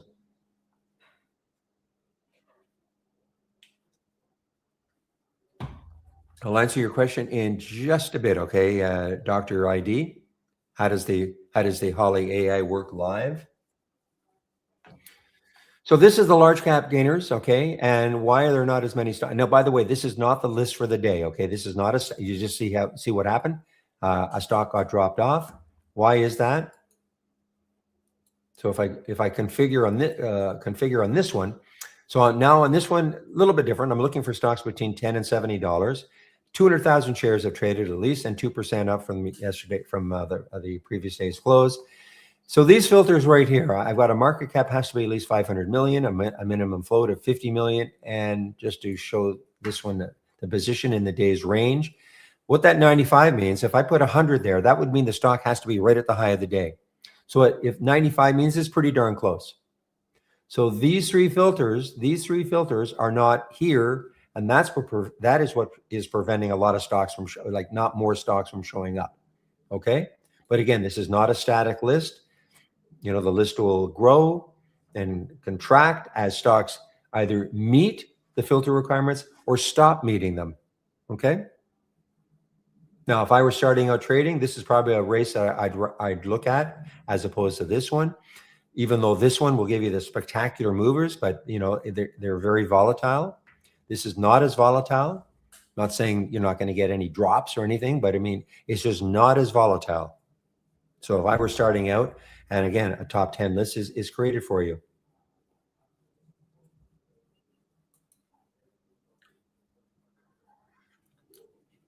So how does the Holly AI work live? So in a nutshell, this is it, okay? I mean, you load this. Now, first of all, Dr. ID, do you have our premium service? Are you a subscriber at all to Trade Ideas? Talking to Dr. ID in our YouTube room. Or you're just wondering, the concept of it?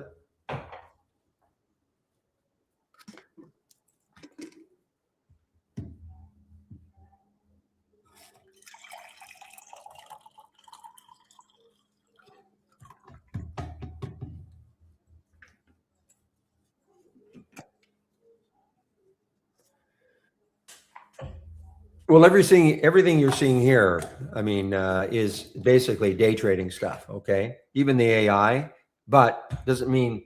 Anyway, the bottom line is this: is that you wait for alerts to happen, and how you trade them, if you trade them, is going to be up to you. It's really that simple. It's not a matter of taking a trade just because you get an alert.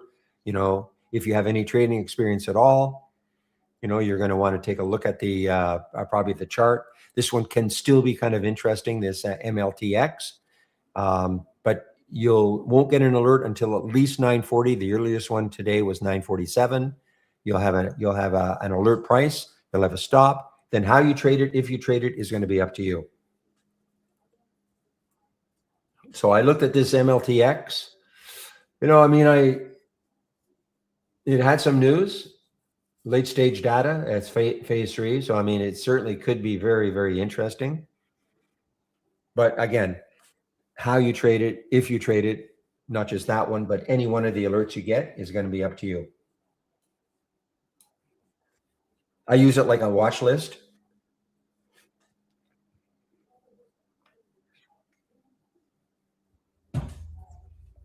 You cannot trade. You cannot trade. The only thing you can trade in what we'll call, well, what is called auto trading is a strategy that you created yourself. You cannot trade the AI. You cannot trade this in auto fashion. I would never want to, even if I could, though. The reason why is that I always want to click on the alert to see what's happening. Okay. I want to see what's happening. You know, it doesn't make sense for me to take the trade just because it came in our AI doesn't mean it's infallible. So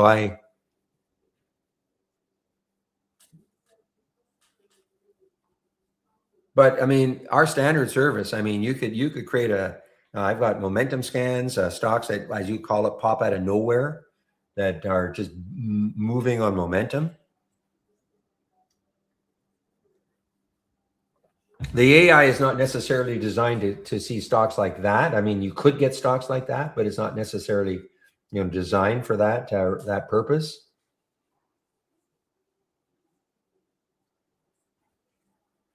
But you know, this scan that I've got here, this daily reversal, you know, they keep talking about this one, but at 9:35, EHGO at 287. So right there, you know, 287 is right here. And before it pulled back at all, it got all the way up to 678. I'm not saying they're all going to do that, but you know, now it's had a big pullback. But from, you know, from 287, basically straight up with no pullback at all to 670. And that's got nothing to do with the AI.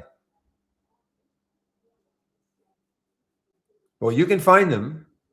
Definitely Trade Ideas is fantastic to find stocks like that. But you know, you have to have some trading experience. I mean, you know, the float on this one is 1.26 million, very, very low float.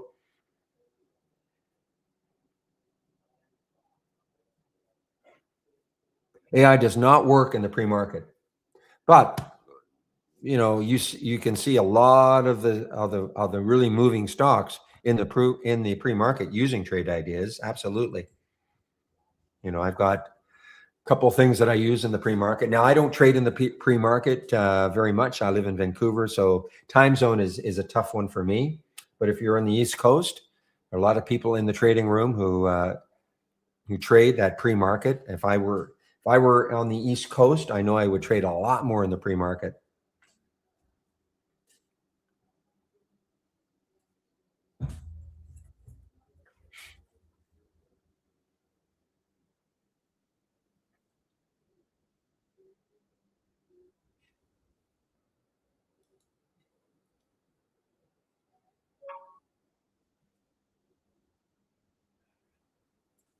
Alan Greenspan, wow. So he died. Wow, he's 100 years old.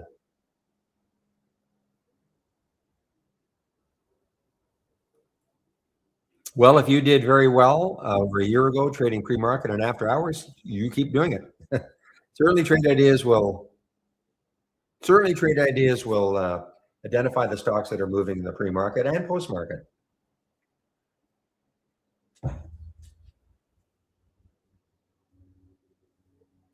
And I'm talking to Dr. ID in our YouTube room.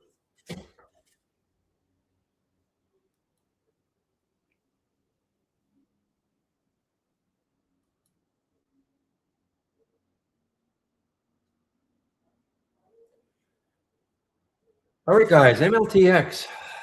Do I take the plunge on this?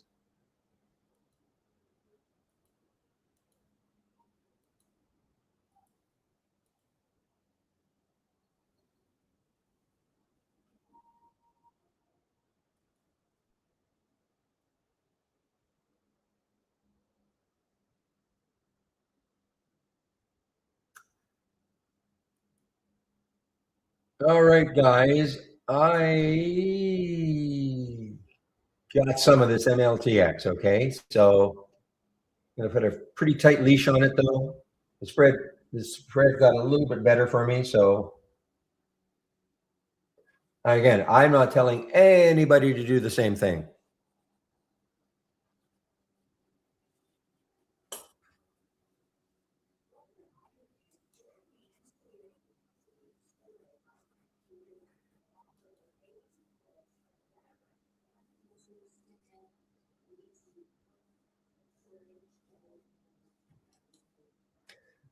And the main reason I'm taking it, it's got really nothing to do with AI. I actually saw it in something else before it happened in our AI.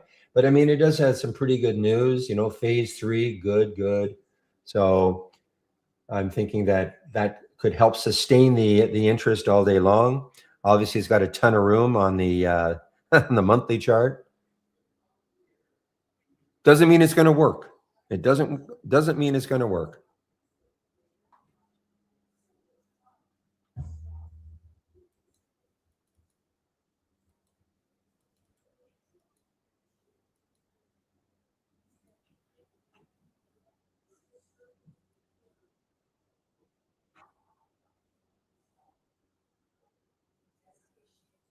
You cannot do that, Charles. Unfortunately, no. That question, you cannot do that.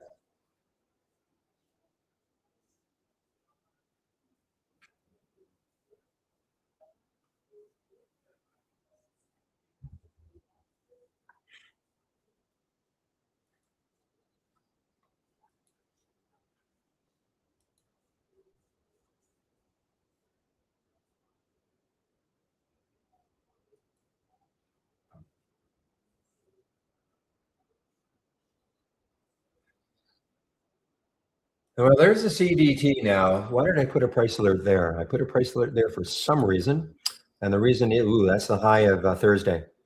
So there is, yeah. I mean, it's obviously got a ton of room. I don't not to. No, the formula editor. No, it won't work. No, not using the formula editor either. No, unfortunately, no. Talking to Charles in our YouTube room. Formula editor is. I mean, it's. I mean, you can, as long as if their data points are there, but the data points aren't there for the for what you're looking for. And you can combine data points to sort of create a new filter, but what you're looking for, unfortunately, is not there.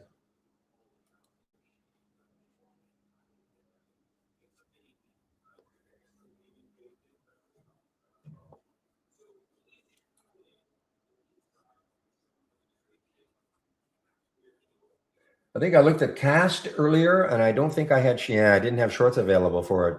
This was showing up again as a short at 690 at 644, 944.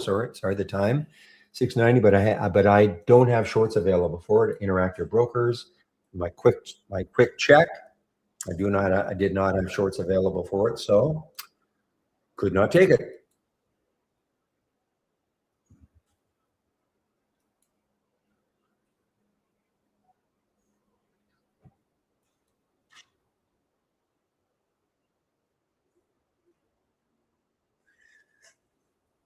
Okay, now this Z squared. What is this one? 1423. The next low would be 1248. It is showing up as a potential short, but why wouldn't I take it? Well, look at the spread, 1427, 1468. So it's a no go for me. So again, just because I get something in my in the scan doesn't mean I just hop into the trade. Got to check it. That's why I will never auto trade.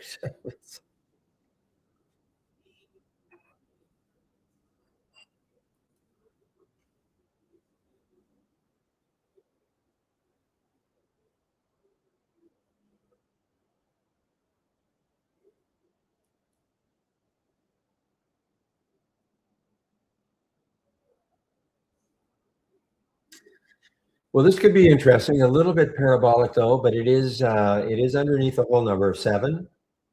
Okay, PRTH. There are shorts available for me. Why is it interesting? Because look left, 635 or so is the next low looking left. So there's a ton of room percentage wise underneath it. It wants to keep moving down. But you're kind of chasing it. What I'd like to see, maybe a little move above 7, and then a second move below 7. That might get me more interested in taking a short on this.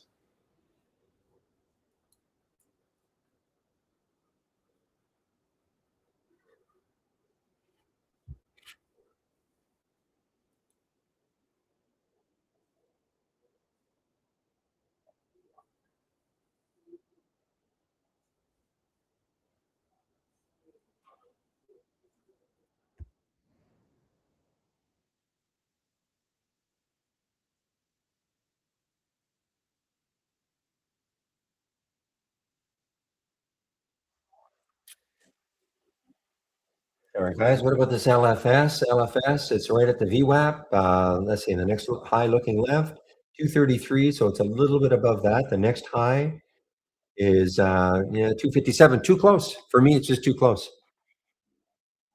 So it means that I won't take this trade. Doesn't mean that these highs looking left are absolutely going to stop it, of course, but that's the way I look at things.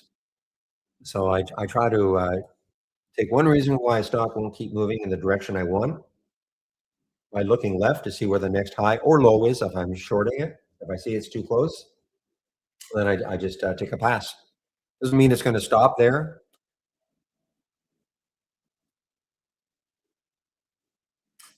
Guan, no, you don't want to use the web-based version. Okay, we don't support it at all.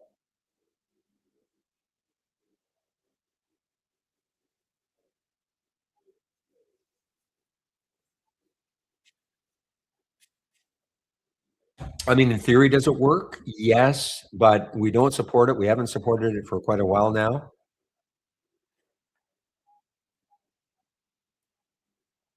And one is talking about using a Mac, using or can trade ideas run on a Mac? No.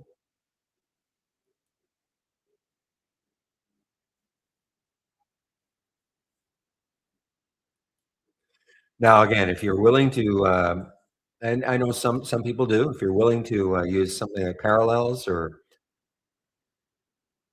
an emulation program, then you can get it to work on your Mac. Of course, that's what some people do.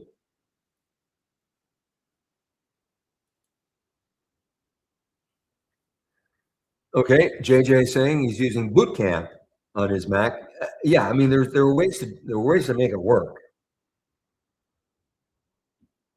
but I understand that some people don't want to do that. So, but if you're willing to do that,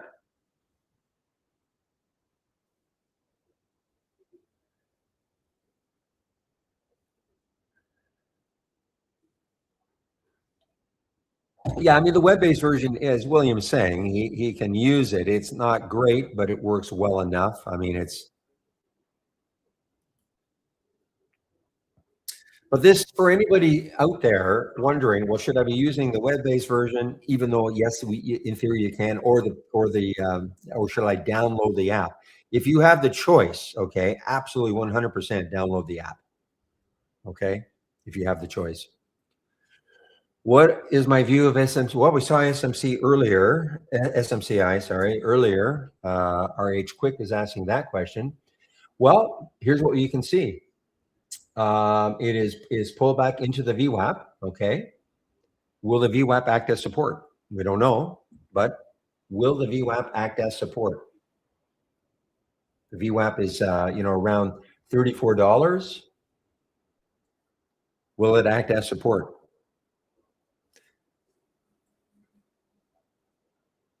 It's just hanging around. So what I would do is I would probably put a price alert a little bit above it and a price alert a little bit below it. So I have the ability to short this one and just see which way it moves.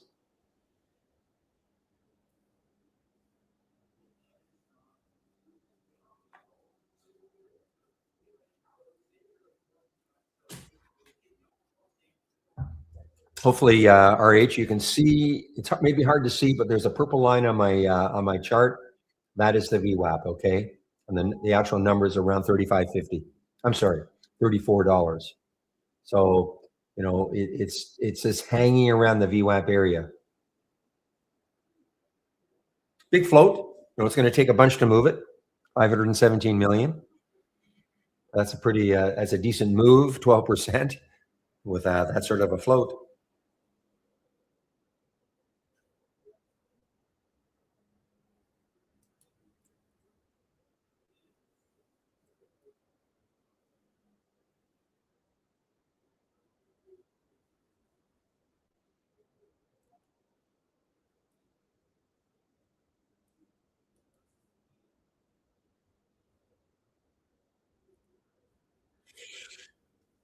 I think what he's talking about, Topsy, is that when he has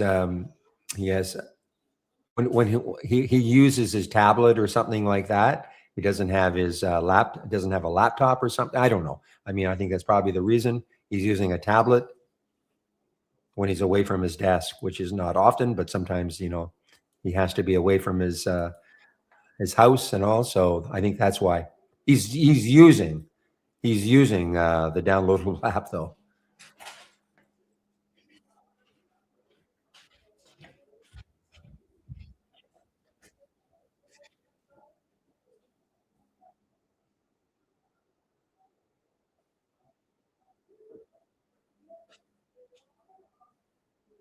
I know it's you, Iris.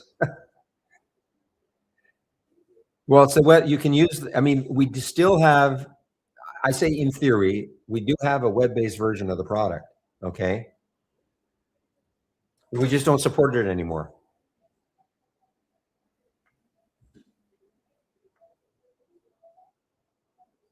Oh, I don't know. All right. If you're asking me for, because they received 7 billion in financing.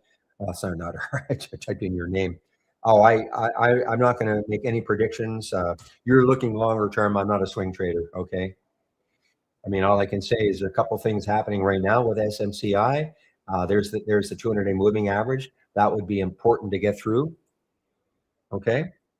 But I have no idea what the long-term prospects are. But if you're looking for a level to get through, there's that 200-day moving average, and you can see what it did. If you can see my daily chart, that's that blue line on the daily chart.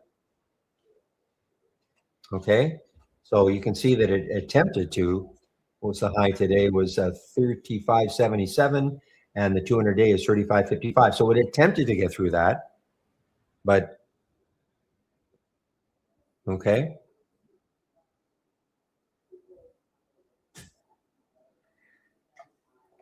But as far as the prospects from here are concerned, I have no idea. I don't.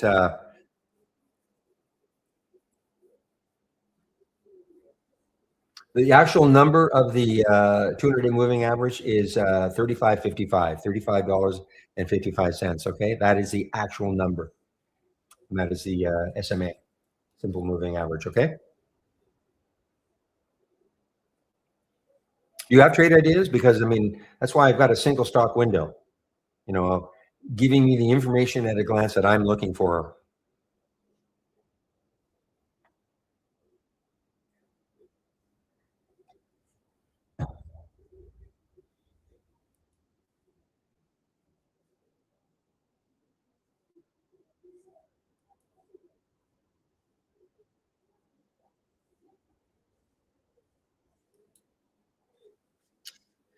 Yeah. So what's happening now, guys, with the SPY falling the way it is right now? Okay, that's from its morning highs. This becomes a very interesting one. Okay, because these are large cap gainers, and these are large cap stocks near the high of the day. Look at NVO. Well, you still have this one, right, William? I think, and puts or calls or something. But look at the SPY. NVO doesn't care. Okay, this NVO is trading on its own. Okay, as an example. So let's take a look at SFL. Probably more choppy. No, not really. Look at SFL. Does SFL care that the market's doing this? Not yet, anyway.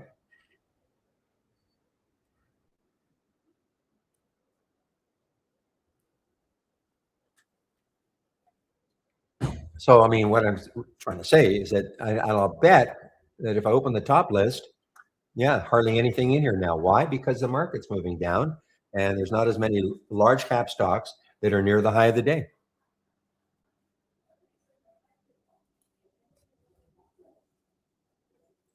So let's see what some of the ones that won earlier. So how's the Mara doing? Mara was just ripping, but with the market falling and Bitcoin is probably falling a little bit. Yeah. So here's Mara testing that VWAP. Mara is following the SPY.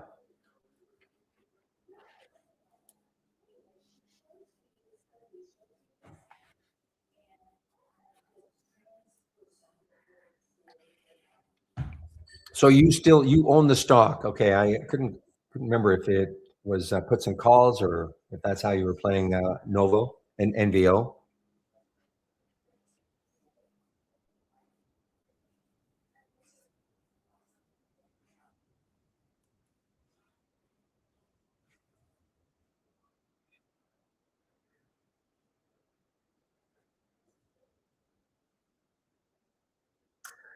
Yeah, we don't do live chats, Dingy. Okay, I mean, you can come into this room all the time. I'm on the mic between about 9 and 9:15. But if you're a beginner trader, Trade Ideas fantastic program. Okay, but it's called Trade Ideas for a reason. It generates ideas. But if you click on a symbol, that's coming through and you don't know what the chart is trying to tell you, and it's we don't teach trading in that regard. But what I would do if you're new to trading,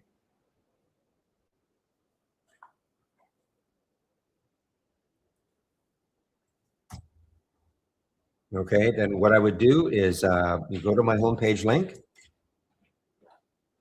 click on it, and if you scroll down a little bit to the education section, click on the more info, and right here. Okay, back to basics. You probably don't have to start off with what is a stock, but this will give you an idea about how to read charts, etc. Okay, it's 15, all free, 15 videos. Okay, this is the back to basics. Because if you don't have any idea about how to read a chart, Trade Ideas is not going to help you.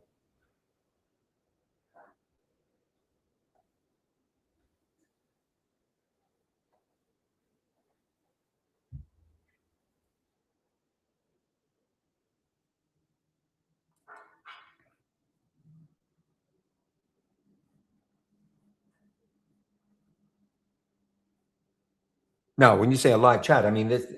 You can come into this into YouTube. Again, I'm on the mic between 9 and 15, or 9 to 9:15. Between 9 and 9:15 Eastern time. I go to noon, then I take a break between 12 and 1 Eastern time. I come back at about 1. I go to at least 2 o'clock, maybe later if there are questions. Well, then what I would do, learning the platform also, is take a look at the videos. The getting started. And I don't know if you did this earlier when you had Trade Ideas before. Click on the more info and then getting started with Trade Ideas, which goes over alerts and top list windows, introduction to our charts, how to create a scan, things like that. Okay, probably don't have to do the first one, but start, and they're all free and they're short videos that will get you started. Give me a moment, please.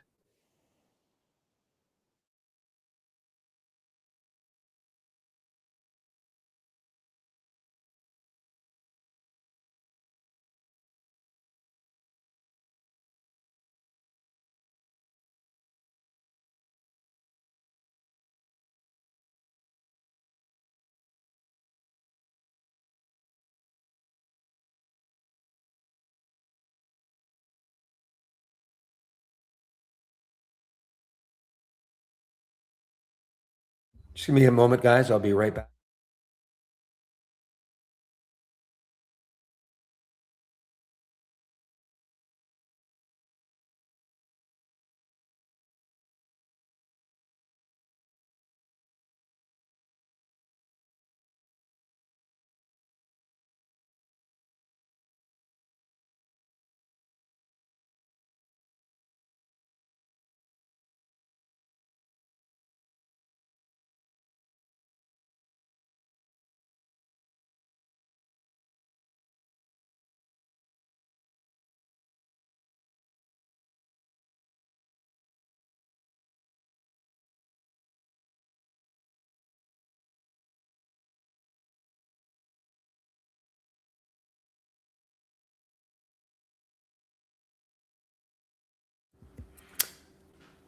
Okay, guys. So here is FRGT. So that got halted and halted. Oh, it's still halted. Okay.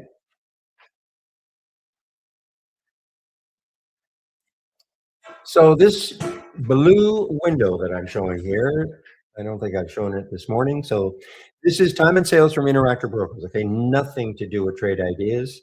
It's showing me the halt price in red, potential open in this column. You can see how this number fluctuates though. And typically they are 5-minute halts. And this got halted at 10:54 plus 58 seconds. So if it's a 5-minute halt, it'll open at 10:59 plus. Well, guess what? It's not going to be a 5-minute halt because it's past that 5 minutes. So typically, if it's not a 5-minute halt, so multiple of five, so could be a 10-minute halt. I would say that 98% of the time these are 5-minute halts, but every now and then you will get one that's longer. So if it's going to be a 10-minute halt, that'll open at 11:04 plus 58 seconds.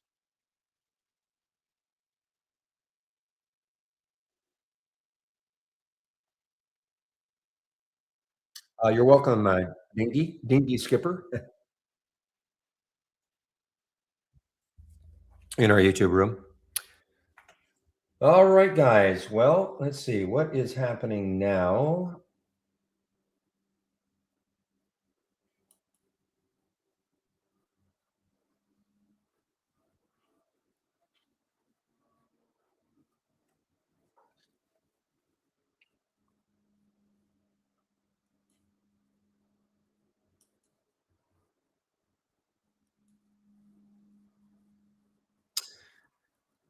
Okay, guys. Well, I've persisted. I have taken some off of the MLTX, but I've persisted with it. I mean, it's an all-time high. So, oh, no, I'm sorry, it is not an all-time high. Not an all-time high. But looking left, of course, on that monthly chart, there's a ton of room. When was this? This was back in August of last year, September of last year. Sorry.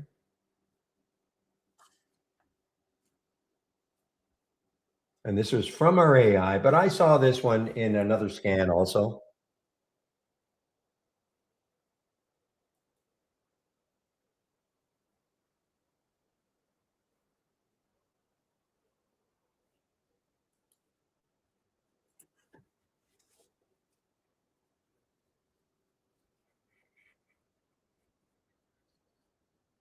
Okay, FRGT came out of its halt and it didn't really explode. Well, it sort of exploded and then it came right back down.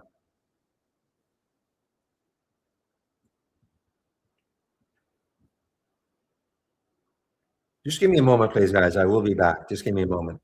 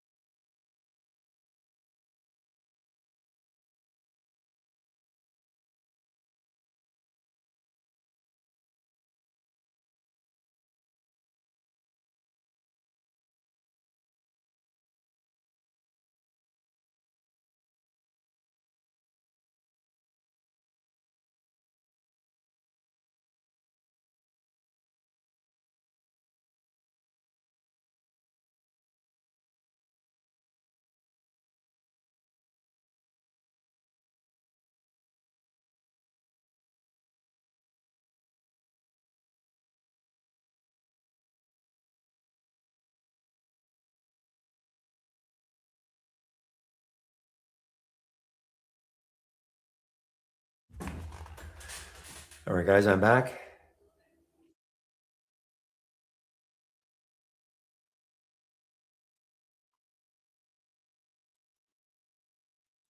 Yeah, I'm out of the MLTX guys. The spread just got bad on me, so I'm out of it. It was okay, but nothing fabulous.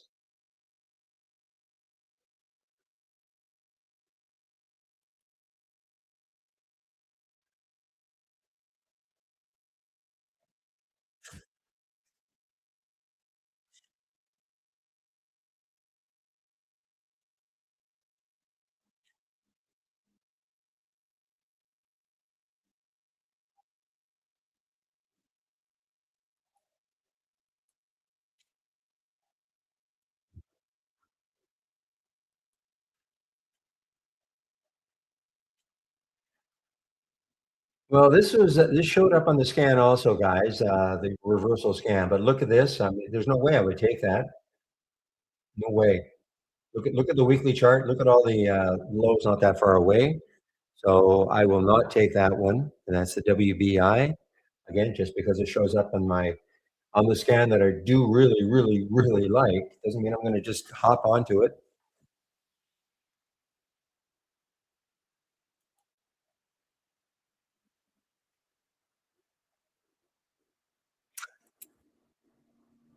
Uh, you're right. Thank you, Pepe. As always, I forgot to turn on the mic on in the room. The mic on in the room. Yeah. So what I was going to say about the WBI, it showed up in my scan, but look at the weekly chart. Look at all the potential support. So I would never take that short.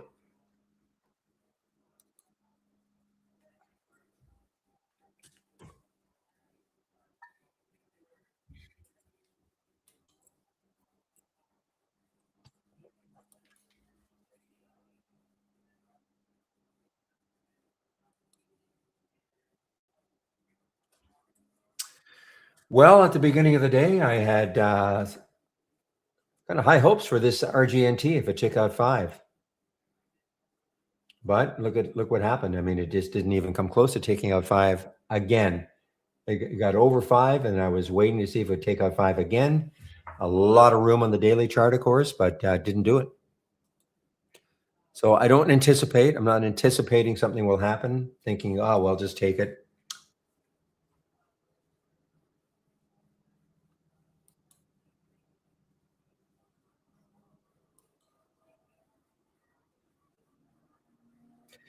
Ah,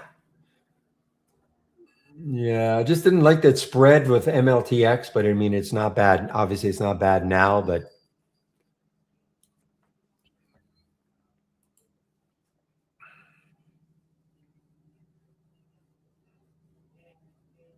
it's a pretty low float, 38 million.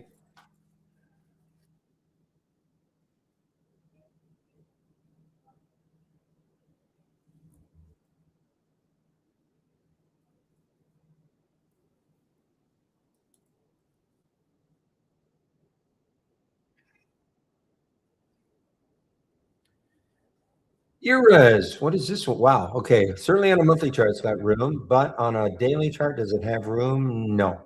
Okay. Doesn't have room for me anyway. ERAS doesn't have room. 15 next high. So I won't take that trade.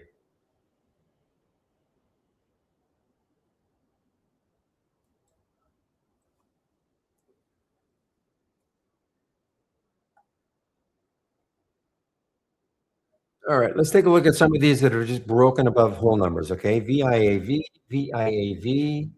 And the next high looking left, 51.97. Actually, that's not bad. 50, I'm gonna call it 52. So that's not bad. It's probably the same high. Actually, the weekly high is way up there. This could be interesting. VIAV,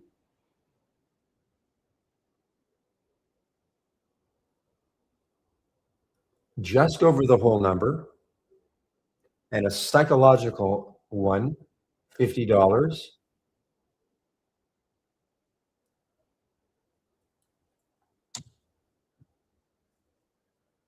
Well, let's see if this works. Gets close down to 50. I'm out of it, but let's see if this works.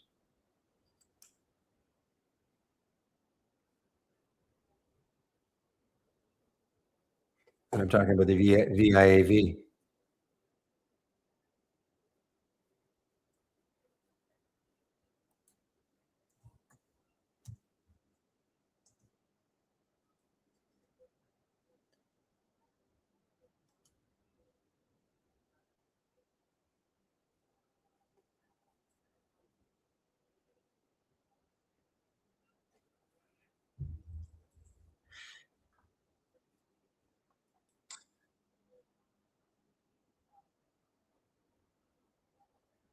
All right, guys. So what's happening with the market? The market is doing a little bit of chop. I mean, it had a little pop up, but moving back down again a little bit. I mean, and nothing major.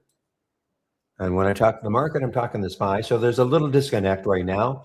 The Dow was up, and the SPY and the Qs are down. So a little bit of a disconnect between the so-called value stocks versus growth stocks.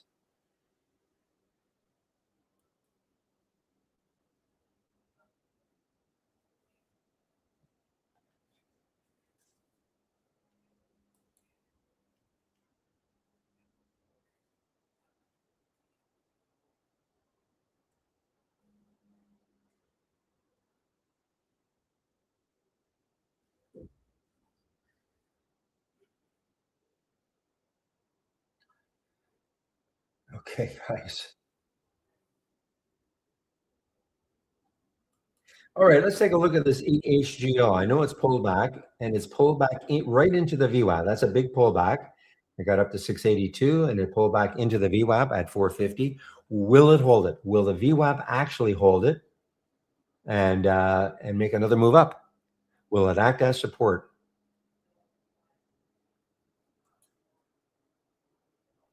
What's the news on FRGT? I don't know if there is any that I can see. No, can't see any. Now it got halted on the way down. I can't see any news on FRGT. I mean, the news is that, first of all, boy, that volume is not much, but the news is really, it's a low float stock that somewhere, some group said, let's buy them. Let's buy it. I don't see any news on it. I do not see any news today on it. Maybe some group on Reddit decided they wanted to buy it today just because it's a low float stock, but I don't know. I don't see any news.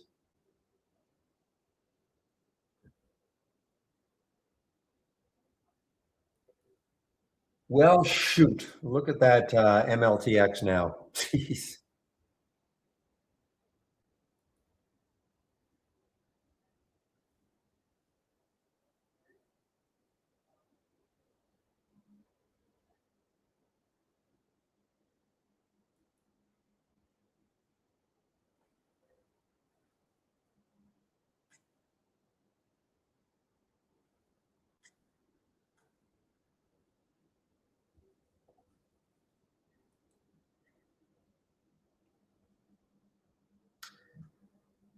ACN, that had that news last week, right? Accenture, wasn't that? Yeah, wow.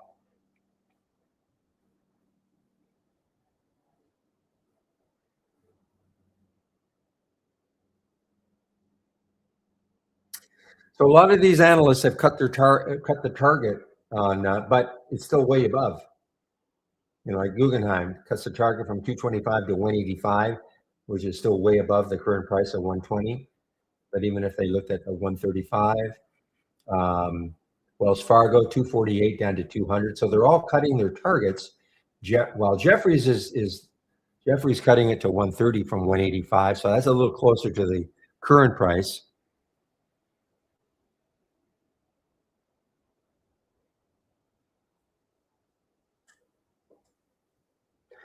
This was an earnings play, guys, and you know, horrible reaction to earnings. Wasn't there something else though, too?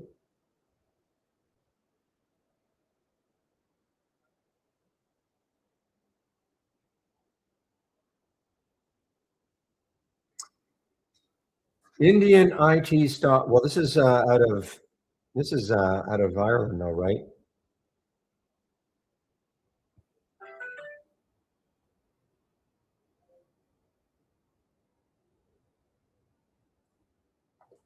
Okay, so I don't know why I'm seeing Indian stocks. I don't know if it has anything to do with India. Maybe they've, I don't know what they've got to do with India. Now, headquartered in Dublin, I mean, I don't know if that was for tax purposes. I remember mid 2000, like, wasn't it around 2012, 13, 14, 15 in that area? A lot of companies, US companies were setting up shop in Ireland for tax purposes. And then that sort of loophole was closed. But I think a lot of, I'm not saying this is not a pure Irish company, but I don't know enough about them. Well, DFTX, the best I can see about this one is basing nicely. DFTX, we're talking about that. Amen. DFTX basing nicely just under the VWAP. The VWAP is $37. So you know what? Put a price alert just over that VWAP and see if it takes it out. Because if it does, might get it going again. It did get up to $42 pre-market. Okay, guys, give me a moment. I will be back. I'm on mute for about 5 minutes or so. Just give me a moment.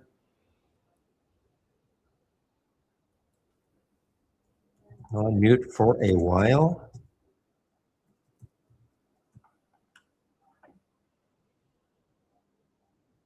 Okay, I will return.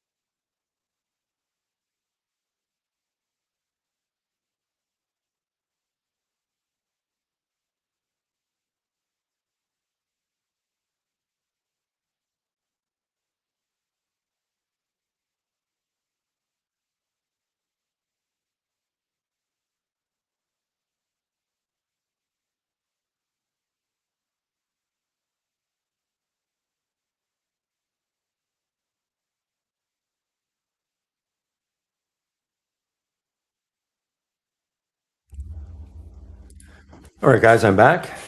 So I do see the DFTX. It just it got probably got above that little area we were talking about, but not enough. Look at that. I mean, it's still at the VWAP, still hanging around that 37.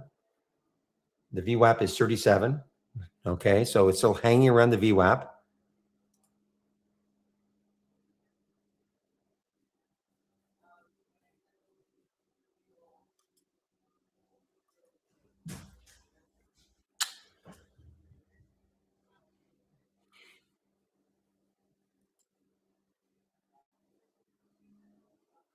You know, this NKTS may not be over, guys. I mean, it didn't get that close to the VWAP. The VWAP, well, yeah, I mean, got 16, the VWAP's down here around 14, but it looks like it's trying to base here, and you never know. This could have another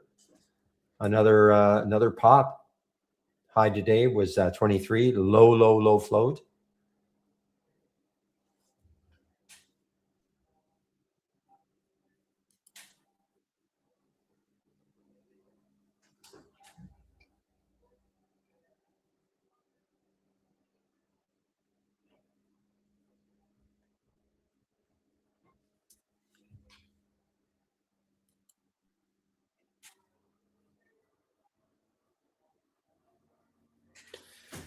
Ooh, boy, another one that's got a lot of room underneath. BFLY 566 is the next low looking left. It is showing up on the scan, the reversal scan. Understand what the reversal scan does. You know, a stock that was up at least 5% the day before and now is down today.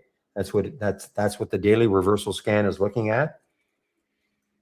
Or the stock could have been down the day before and now it's up today. Okay, so it's got the two looks, the two reversals, but too close to the whole number for me.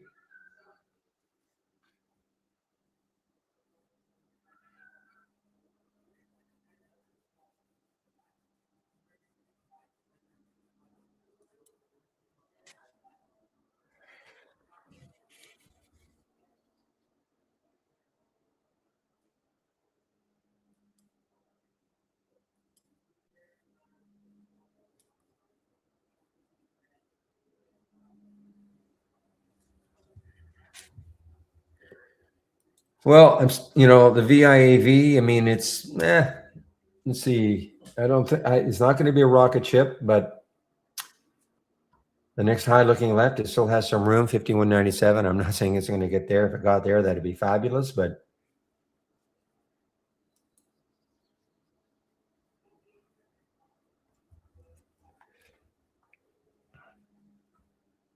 here's another one just over the whole number. TEX, TEX, 69.10. So just over the whole number. Where could this go? The next high on a monthly chart, anyway, is very close, 69.65. So that's too close, but it's almost a lifetime high. I guess that is probably the lifetime high right there, 71.50.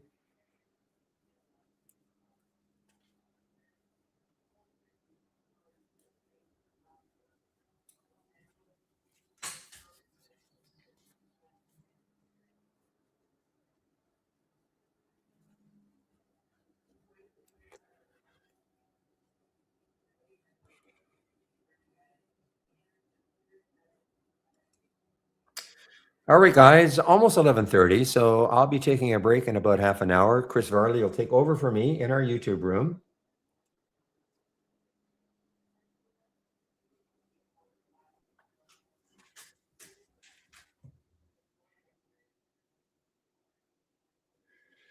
So if you anybody with you know, Brokers Plus type questions, you know, stick around. I'm not an expert on Brokers Plus for sure. I mean, I can show you what it looks like, but Chris Varley is more of the troubleshooter if you're having issues with it.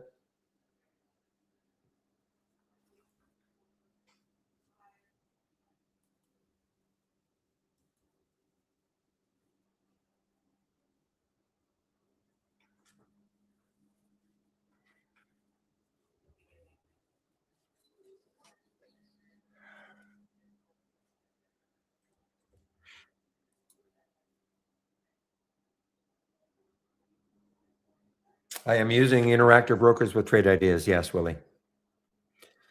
That is my broker for over 10 years now. Nothing to do with Brokers Plus. I'm just using the external linking tool. Click on Tools, External Linking, and I'm linked to my Interactive Brokers account. And again, what the linking means, when I click on a symbol, it loads into my Interactive Brokers account, and from there I trade it. So we link with many brokers in the same way. You just have to establish the link, and then it's a big time saver. If you're clicking on a lot of alerts or symbols like I am all day long, it'd be a real pain if I had to type them in. So I just click on the symbol and it loads into my order entry into Interactive Brokers.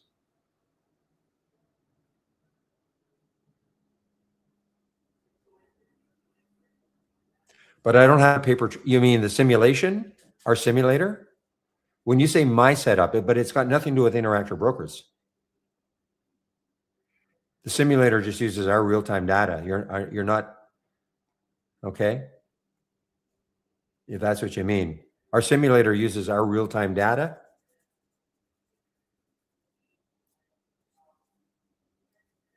So when you say rapid trade execution trades, I mean, it's,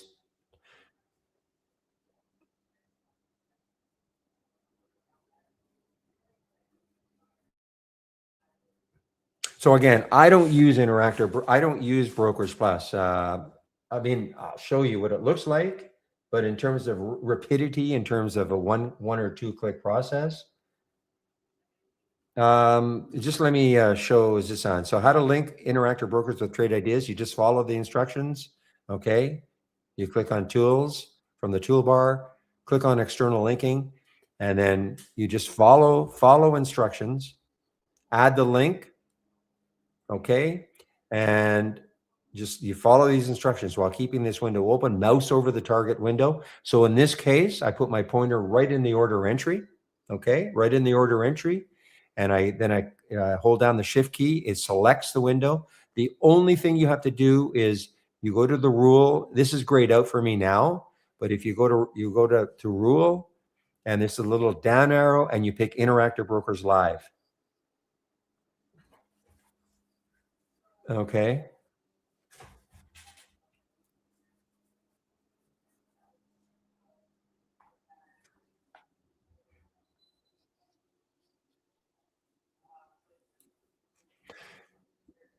But of course, you're talking about, but I cannot show you how in Interactive Brokers you do all this, Willie. Okay. I mean, it's just, so you can connect to your Interactive Brokers account. Yes. Using Brokers Plus.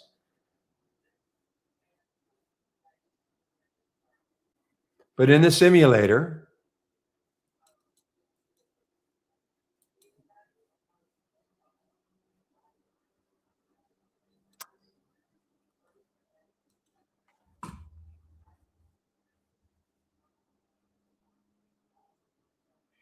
you know what? Then you're probably better off if you can hang around for half an hour, okay? Because Chris will be in our YouTube room in about half an hour. He has way more experience using Brokers Plus than I do, okay? I mean, all I can do is show you, you connect, of course, the paper trader. So we're connected now. And so if I click on a symbol, Sky Q, it shows up here. I pick how many shares I want, either from a drop down or type it in. Let's go 500 shares. Don't worry about that. I get at this error. I click on buy and send, and now I'm in the trade. Okay. But this is in the paper trader. And you could do the same, but if you're talking about using the, like on the chart, that's something that Chris would be able to help you a lot better than I would. I don't know how more quickly that is going to be for you. Because if you're talking about using the buy and the sell, that means you have to assign a strategy. Okay, some strategy to your to the buy or the sell with a stop and all that sort of stuff. I mean, that's why I don't like it. Okay. Yeah, so you have to assign a strategy then. one of your strategies, if you're talking about one of your strategies that you've put in here, okay, that you've back tested, well, even if you haven't back tested, you just want to get the alerts. So if you right click and then set default chart long strategy, you would have to then set up one of the strategies that you've got to a long strategies, so that when you clicked on the buy button in the chart, it will, it'll do it. But now, of course, you will have edited, you would have edited that strategy, depending on how many shares you want to take, the entry time. Well, the entry time is probably, but the order details, are you taking fixed shares or basing it on a stop loss? There's all sorts of things. Okay. And what is going to be your limit offset? Remembering that when you get an alert, sometimes the stock is moving fairly quickly. How willing outside of the alert price are you willing to take it?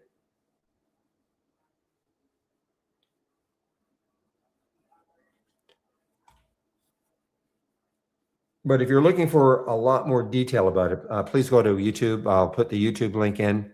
Chris is not there yet. And then on the short side, you'd have to do the same thing, right click and default. You would right click and set a default short strategy. So you could have two strategies. One is going to be for go long, one's going to be short, and that gets assigned to either the buy or the sell button.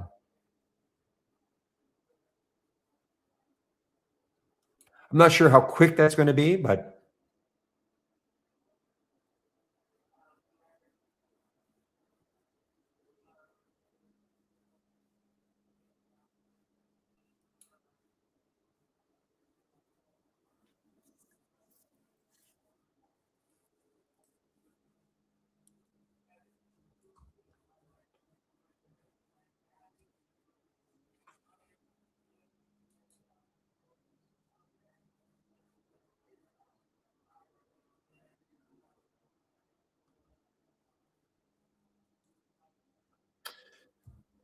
all right, guys. Well, so Zizan, did you get that in terms of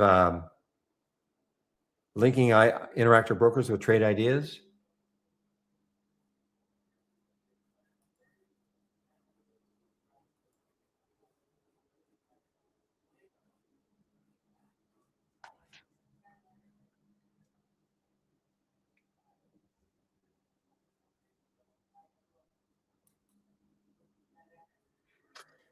And the linking with Interactive Brokers is really solid.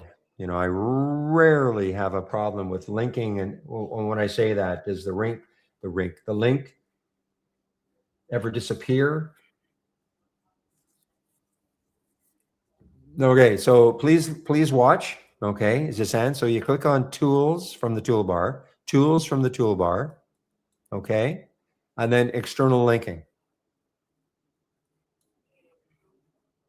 And notice I am already linked with Interactive Brokers, but how you would start the link,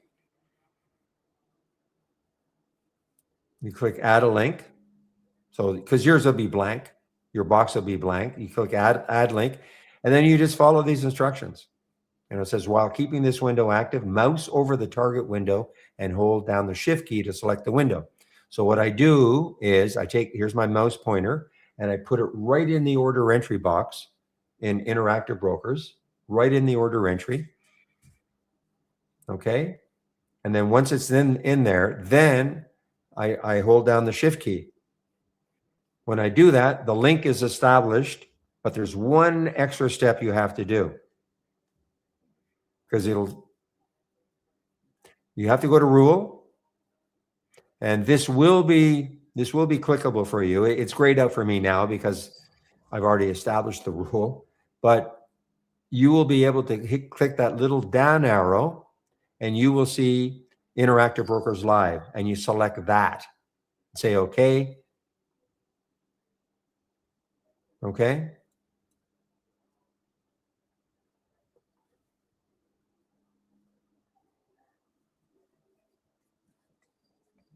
And once you do that, then you got your link so that when you click on a symbol, any symbol you see anywhere, it'll load into your Interactive Brokers platform. So it's just a matter of the next step is just clicking, click that little down arrow in the rules section and pick Interactive Brokers Live. Okay.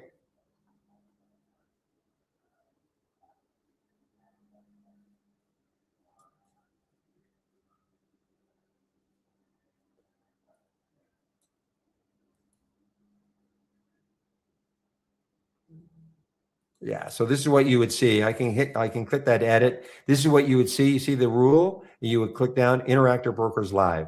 Okay. That's what you would select and say, okay.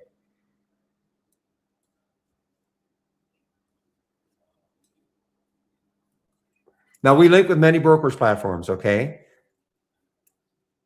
Linking meaning when you click on a symbol, it loads into your platform. And from there you trade it.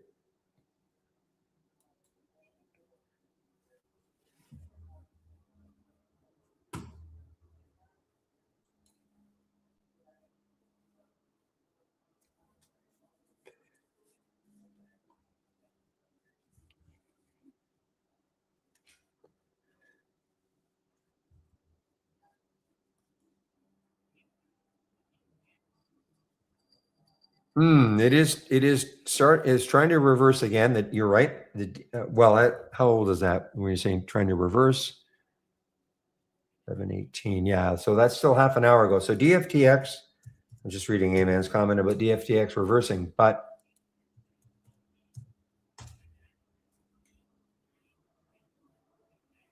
so it is still trying to get through the VWAP. That could be a big one. It's been kind of hanging around, consolidating right at the VWAP level. If this gets some volume and really pops through that VWAP, this could get going again. And that's the DFTX. I mean, it had some news. The news looks good. Oppenheimer raising their target from 40 to 60. RBC raising it from 36 to 57. Okay.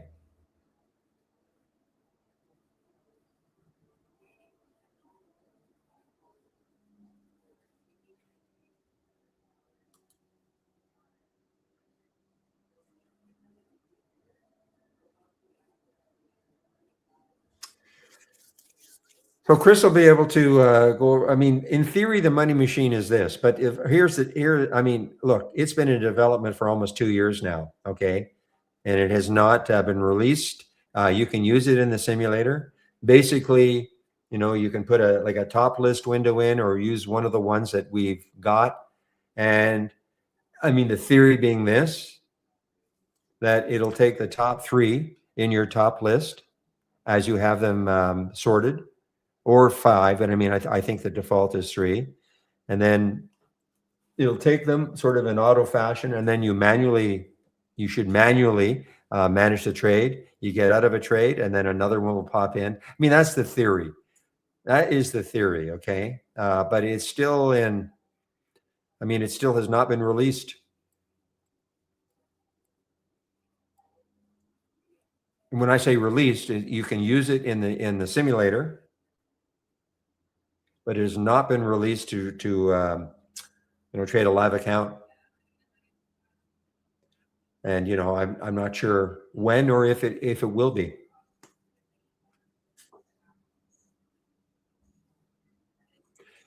Yeah, I mean, you can take and add the money machine into it, and then it'll take those stocks that show up.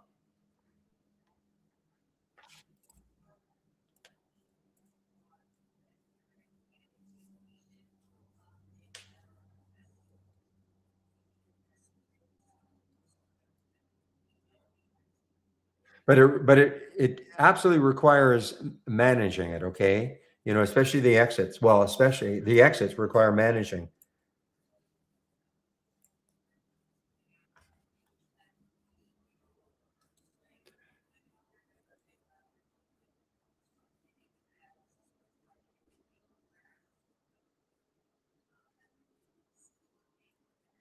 Again, Chris might be able to demonstrate it a little bit better. I mean, I cannot do it. I'll never use it. One of the reasons, even if, because you need a commission-free broker, okay? And I'm in Canada, and there's not a commission-free broker that'll work with it. Interactive Brokers is not commission-free.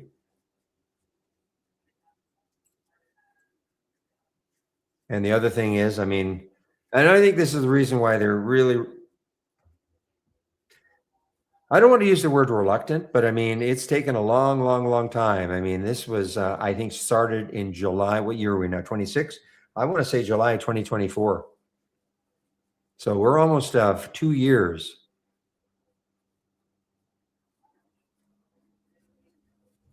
But Dan Merkin, the CEO of Trade Ideas, he should be doing his thing Wednesday between 12 and 1. You can ask him again. Not just you, Willie, but anybody.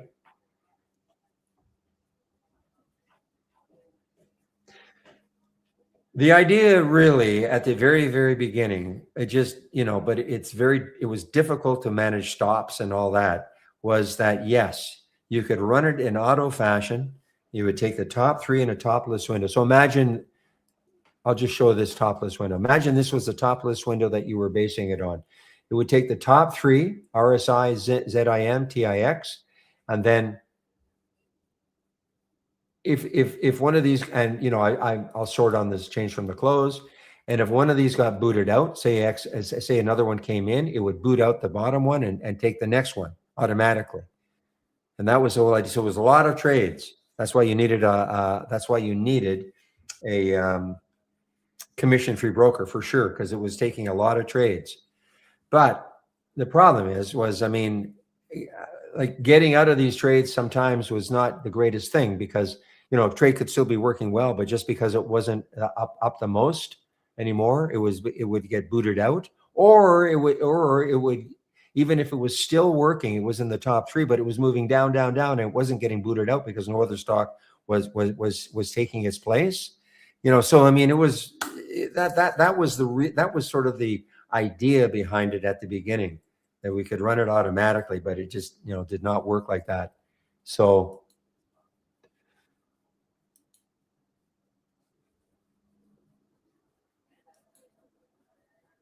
but you can use it in the simulator as long as you have our premium service. You can try it in the simulator.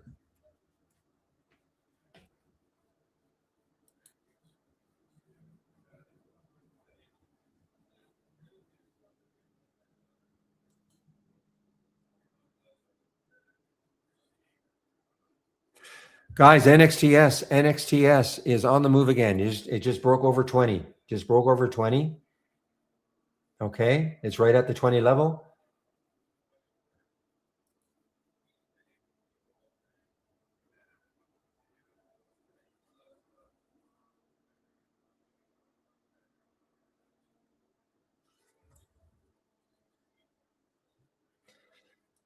Well, the trade of the week has done very well, guys. Well, it's coming back anyway.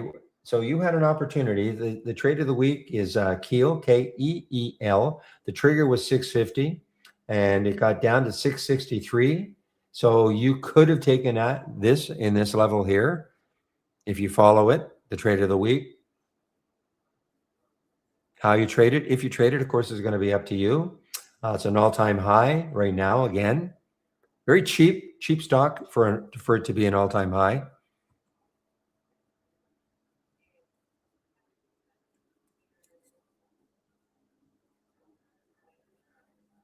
Okay, have no idea what you meant there, net trade. Hi, Barry Queen.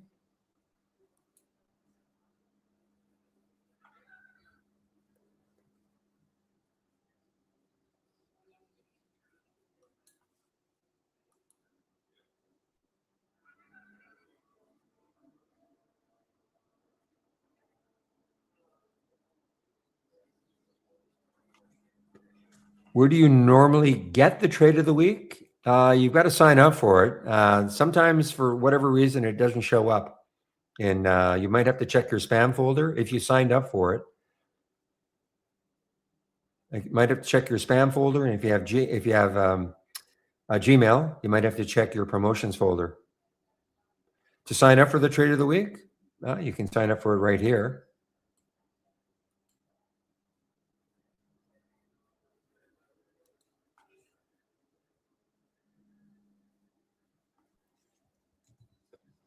So if you click on my homepage link, give me a moment, I'll put my link in.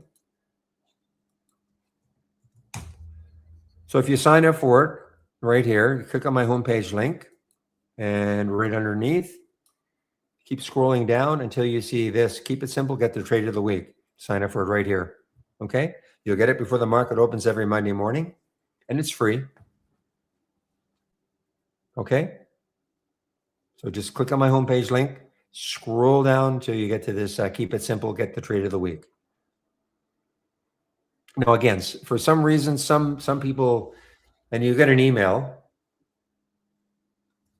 I don't know when you get the email, probably early Monday morning. I think that's Eastern time, of course, before the market opens. And the email will outline a suggested entry, a suggested stop, and all of that. So, as always, how you trade it, if you trade it, is going to be up to you. Okay, good stuff. So if you got that email today, you would have seen Keel, and the suggested entry was 650. Now it was already over that in the pre-market. So, but you could see it got down to 662. So if you thought, yeah, I like the idea of this Trade of the Week, you could have taken it, anywhere in this area. Just give me a moment, please.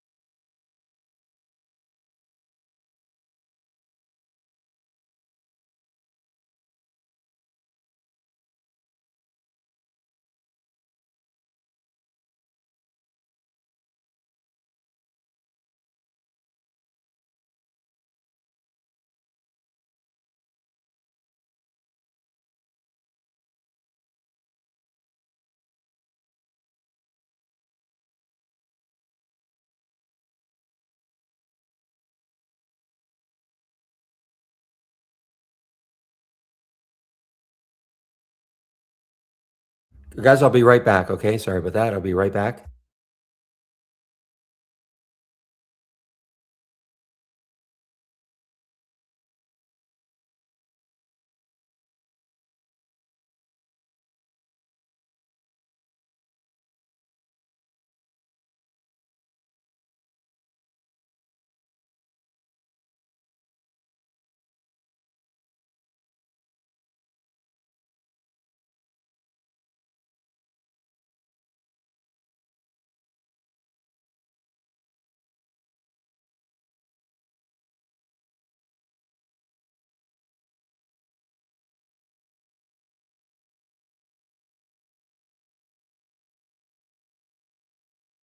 Guys, I'm now back, and it is now 11:53. So again, in about 7 minutes, I'll be taking a break. Chris Varley will take over for me in our YouTube room.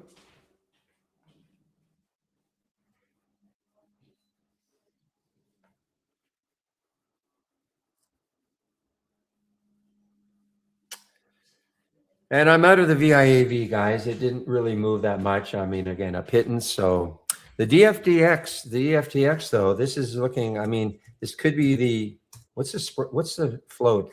You know, it's 107 million in the float, so it's certainly not a low float situation. But boy, this has got some. You know, it's got news.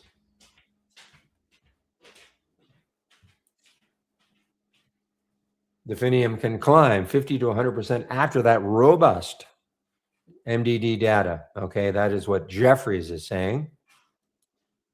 So that's why they put a pretty lofty price target on them.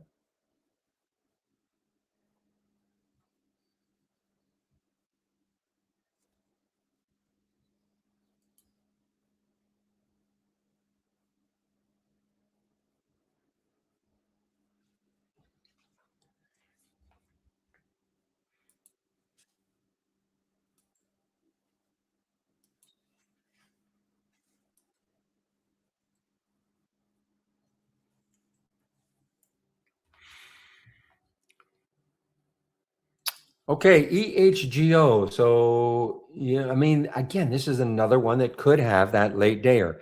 Look what it's trying to do. It's trying to maintain over the VWAP. The VWAP is around 470 or so. So it's just, you know, it's trying to hang over. Now, granted, it came into the VWAP and had a beautiful pop all the way up to 6. Now it's coming back down. Will the VWAP hold it again, or is that going to be it?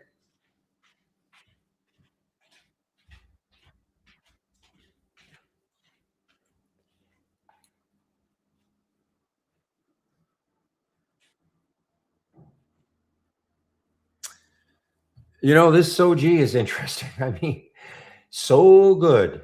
There's a low right there of 239. I mean, it's got room. This is showing up on that scan. The alert was at 294. This is a short on the scan. That's what I'm talking about right here.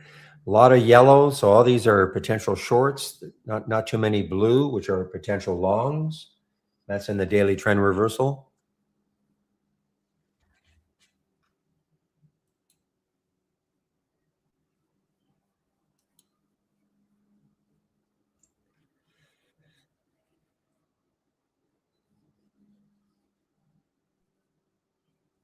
Oh, I can't do it because I'm going to be taking a break, but DFTX has that look now,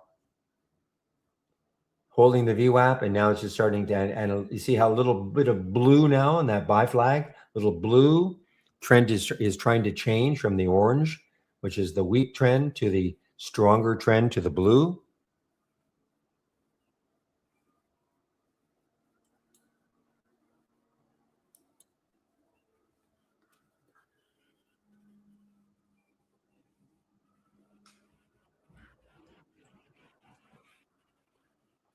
Okay, guys, I better hurry. Chris might show up a little early, so wait a minute. Remember that. On a break.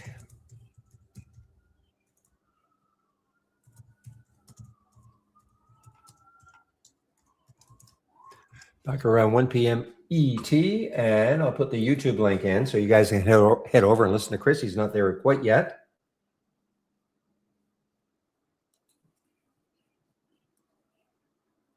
So again, if you have Brokers Plus type questions, he's more your expert. Okay, I'm certainly not an expert in Brokers Plus.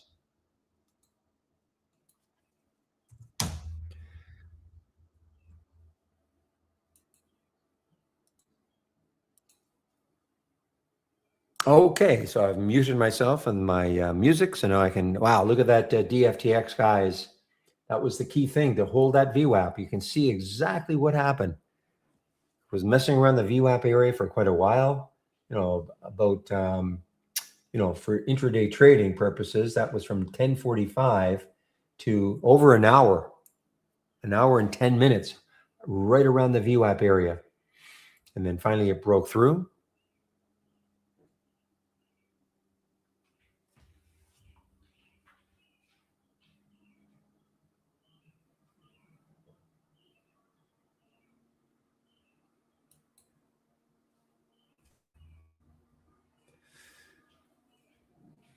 And here's another one, guys. Wi-Fi, WYFI. This is another all-time high.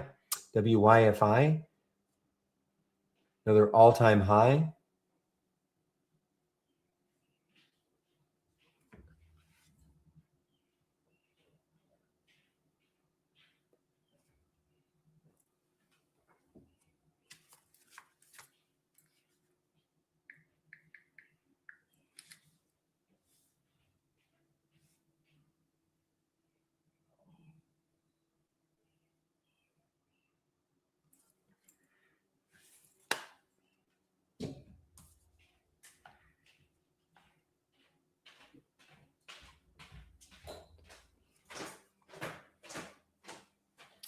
Don't see any news on this one. It's just doing on its own. I don't see any news for the now. There might have some news a few weeks ago, and it's just a continuation.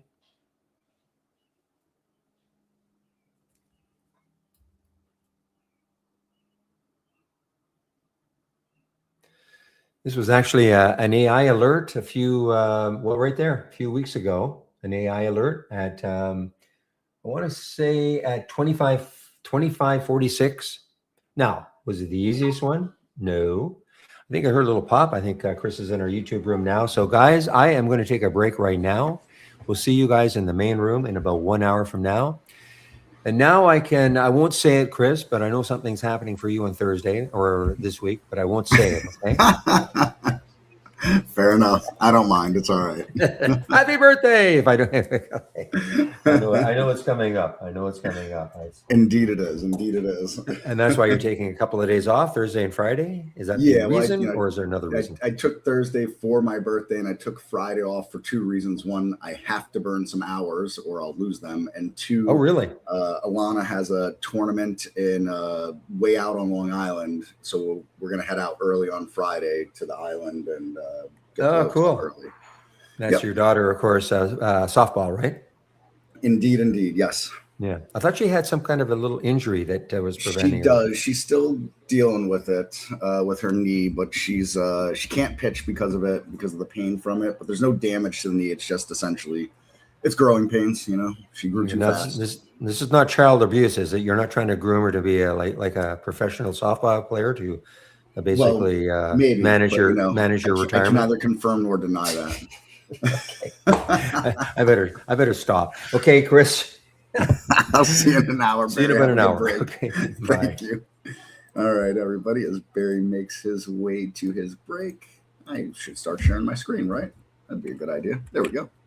Looks like we got eyes on my screen. Very good. Very good. So a happy Monday to you all. Hope you all had a nice weekend. Able to decompress, relax. Always good to get away from the screens on the weekend if you can. With that said, we're back in the saddle. We're back at it today. So again, happy Monday. This is an open forum Q&A for trade ideas. Come one, come all with the questions. Anything related to the software, general market talk, so on and so forth. All game for this situation here, for this forum here. Of course, if nobody is engaging, nobody has any questions, I'm getting the silent treatment. I'll do my best to keep this informative and engaging for you all related to the software and the market itself. With that said, I always think it's best if you folks are driving the content of this session with your questions, what's most important to you, what you're trying to get out of the software, what you're trying to learn from the software. We just want to talk some simple trading plans or some indicators and the software, anything like that. Always best if you're driving the content, I feel.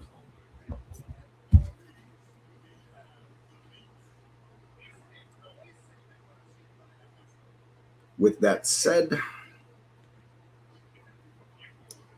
it would appear I'm getting the silent treatment for the moment. Fair enough. These things happen. What are you going to do? So, all right, why don't we talk about something, right? What do we want to talk about? What do I want to talk about? We talk about,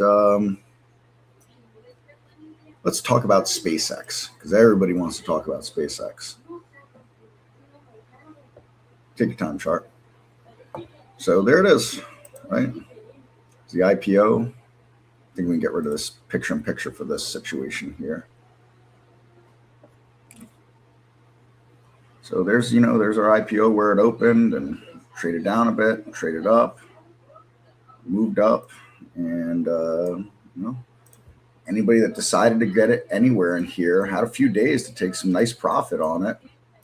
Begins to fade now. We'll see what happens. It's going to be one of those funny stocks to me, just like Tesla. I'm not a fundamentals guy. Really don't care if companies make money or don't make money. Generally speaking, the stock market will sniff it out and crush them. But there's an argument to be had with Tesla itself that didn't make money and all government subsidies. And we all know the story of what anybody that shorted Tesla, over the last, I don't know, let's say 7-8 years, whatever it is, they're not shorted anymore. That's for sure. And imagine there's a few funds that blew up because of being short that stock. So it's got, for lack of a better term, it's got a cult following to it, or at least it did. I assume it still does. And so you got to wonder if this stock will do the same thing, more or less, since that cult following's already established with Tesla. Will more people jump in on it? Plus the people that already, subscribe to that, do that. When I say cult, I hope nobody takes it as like an insult or derogatory or anything like that. I just mean that these folks believe in the companies, whether they're believing in the companies as a whole or Musk himself or some combination thereof. That's really irrelevant. The only thing that matters is price at the end of the day, right? Look at a Tesla chart since we're discussing all this.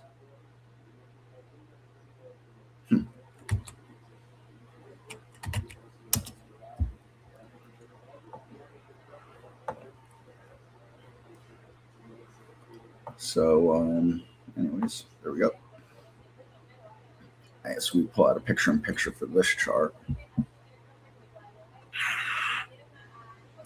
So, here's Tesla.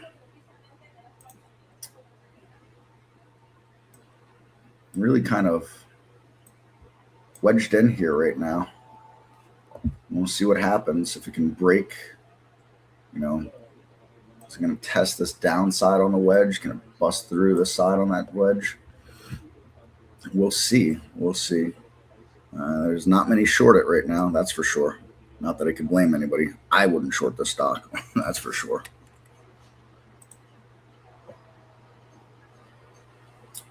Anyways, I figured maybe SpaceX might get the juices flowing with you folks, but it was not the case. So let's move on. Let's talk about my top 10 on relative strength from the open. We'll work off this one with the pink X on it.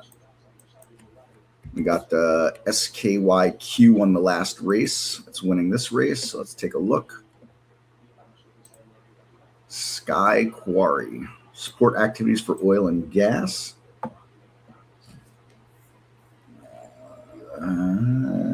Sorry, I'm just trying to check something. I mean, with this stock having done some crazy stuff here, I thought perhaps there was a reverse split involved. But no, just probably one of those low float pump and dumpers. Makes sense, See a lot of that stuff. So the stock's definitely got a personality to it. Loves to pump and dump.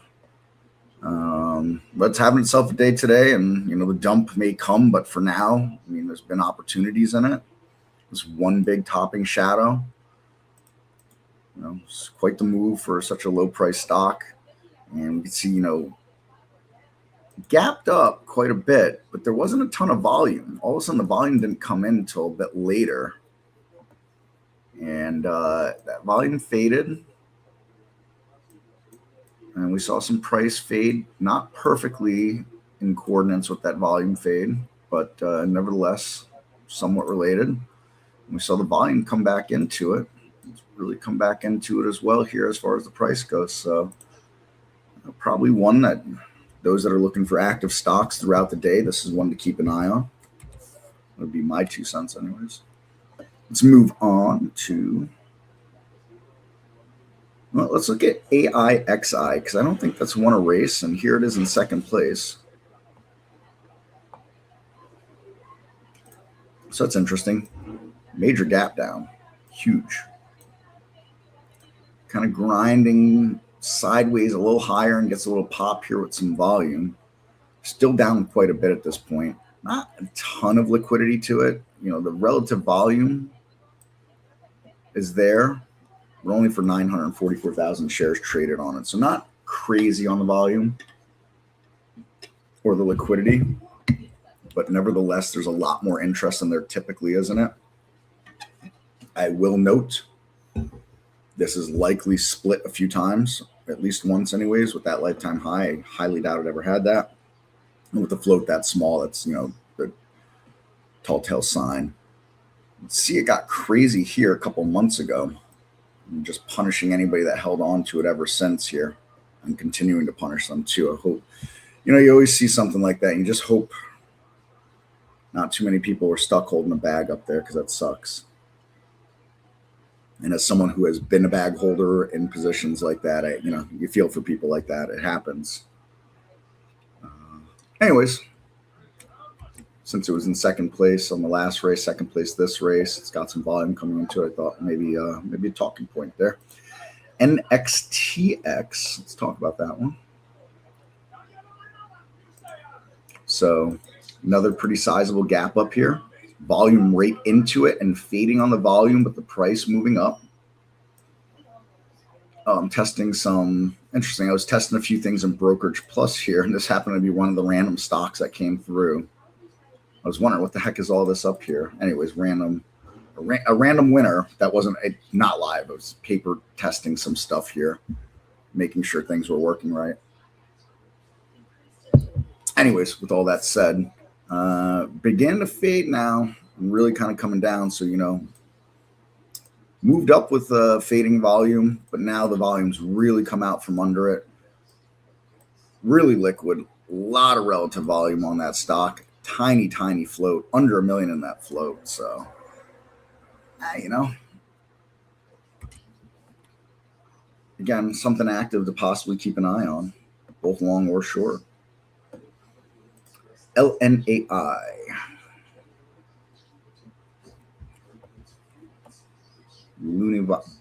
Bioworks. So, research, develop, physical engineering, life sciences.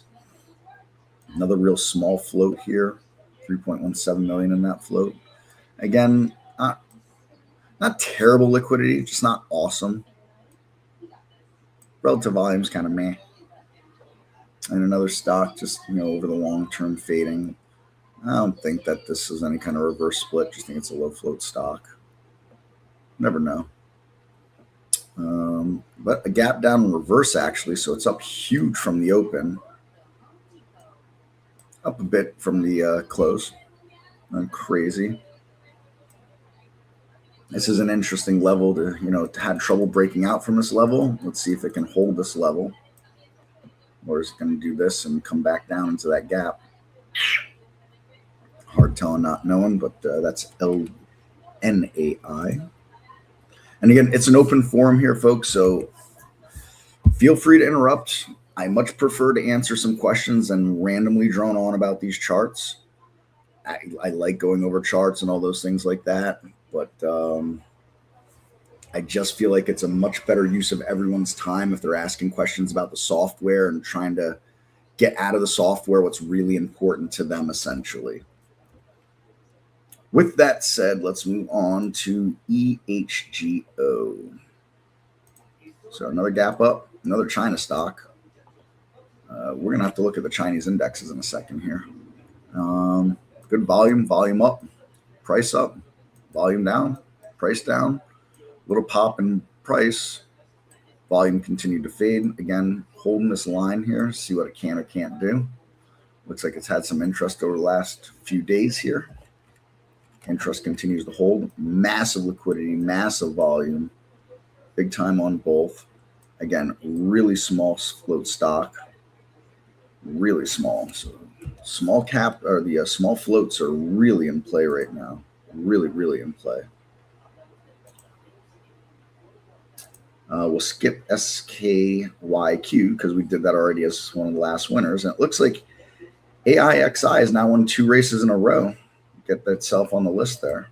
I'll knock someone else off. ELDN. Break from the small float theme. Much larger float here. Still small on the price. We can see that this area is a absolute bear to get through, right, on the daily chart. Just doesn't want to do it. Today it's poked up here towards the highest levels it's had in quite a while. Volume and liquidity are good on this. 2.5, approaching 2.6 million shares traded on it with nearly 6 relative volume.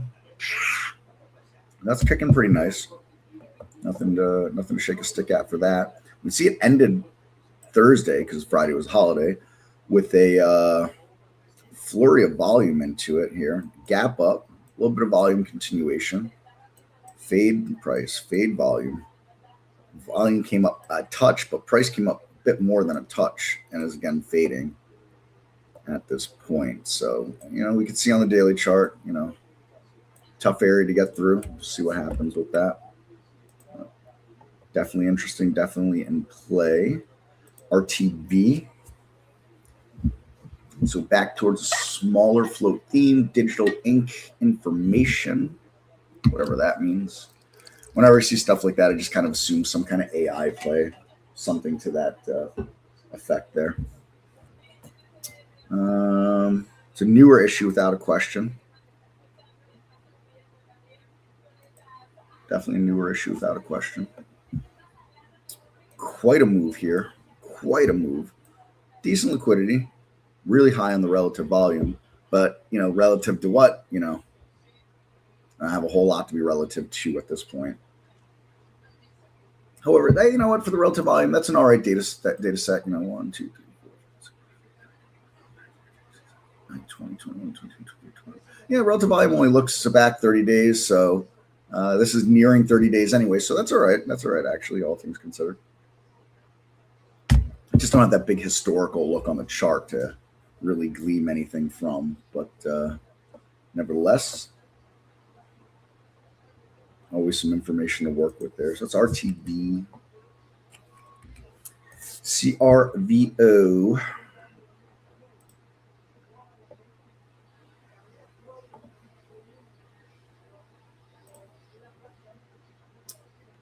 Stock up personality, see these topping shadows and days where it just kind of gives it up and been doing it again recently. So there's that. Not a whole lot going on at this point with it. Yeah, sure, it's up 7.5% from the open. And, gap down, so relative change from the open. Relative strength from the open. And there's volume and liquidity in it. Just not an inspiring looking chart as far as I'm concerned, at least today. Very interesting what it's done in these prior days. So, here's Thursday. That's wacky. All the way up, all the way down. Talk about giving it up real fast. And so if that's Thursday, that's Wednesday. This was Tuesday. And Tuesday, very similar as well. So something's got the folks excited about this stock. Again, on the smaller side, 7.14 million on that float. Let's see, CRVO. So CCOI.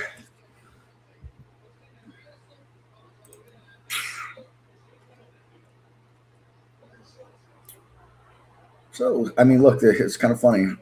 Top half was a lot of gap ups. We're looking at more gap downs at this point. So gap down, big reversal. Up 8.4% from the open, 7.26 from the prior close. Lacking on the liquidity and volume as far as I'm concerned. Doesn't mean it's not tradable. Just I like to see more than that at this point in the day, quite personally. Thing is in free fall, though. Pretty close to as close to a falling knife as you can get. I'd consider it a falling knife at this point.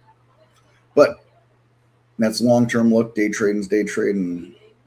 Everything else isn't just that simple. So I don't know. Anything else is important to look at in this, really. That's good. And last but not least on this list, because AIAX we already discussed is SMCX, which is a 2x long of SMCI. So it's a leverage ETF for that stock. Again, gap up, fade in volume, price moves up, volume continues, well, volume more flattens, price flattens and a fade after towards that flattening. Volume stays pretty flat and fades. Price moves up before giving some back up again. Looks like the $13 level is going to be trouble for it. Stock has been, under pressure again at this point. You can see that on the 60-minute chart, playing back several days. Nevertheless, that's where we're living, just for funsies, since nobody is asking questions or engaging at this point. Let's look at SMCI.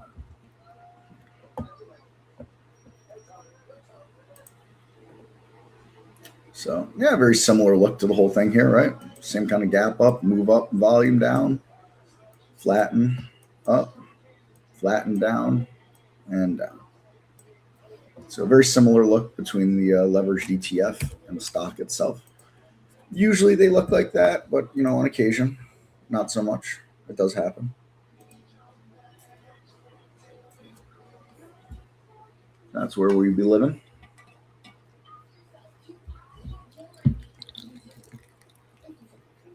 Again, folks, I see a few have joined us, probably from the main room, as would be my guess.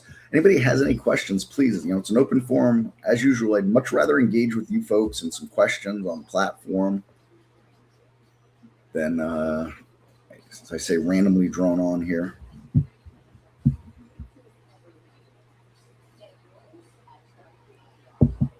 It certainly makes the time go slower for me, selfishly.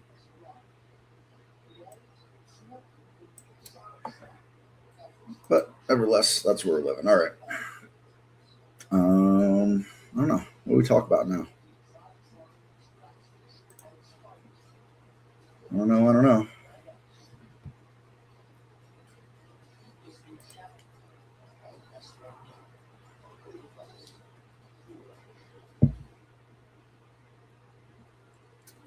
Oh, let's see here. I guess we'll just look at the indexes for now. We don't really have a whole lot else to go on.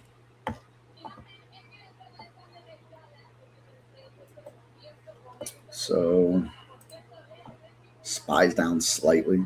It's funny, you look at this 5-minute chart and you're like, oh man, it was up and now it's down, and this is where it closed and it's down here and it's so big, but then you look and it's 0.2%. Not really that much of a move, to be honest. Drilling in a little further here with the daily chart.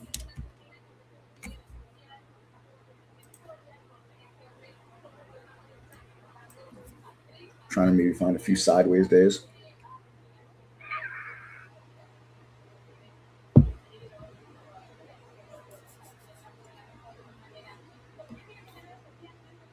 Not very inspiring looking. I will say, though, from this baseline of volume that we ran for a while, we're still a hair above it. Selling may and go away, but not so much right now, right? We got a little more volume than we had through May and even through April.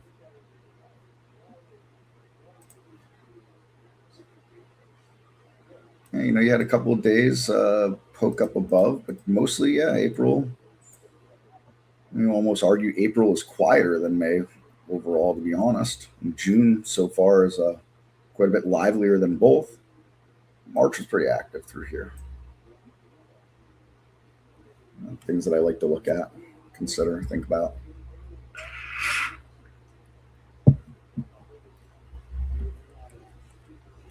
I'd imagine as we load up a Q's chart, it's going to look more than less the same.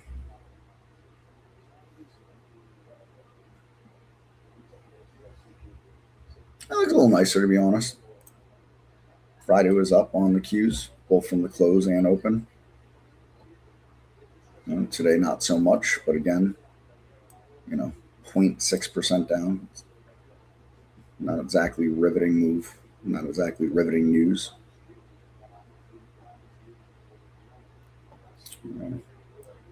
All of a sudden, that fade that we had for those couple of months doesn't look quite as bad. That move up was really, really significant. It's met with some resistance finally up in here, but I mean, that was quite the move into, through, and creating new all-time highs as far as the NASDAQ goes. Really quite a move. Diamonds.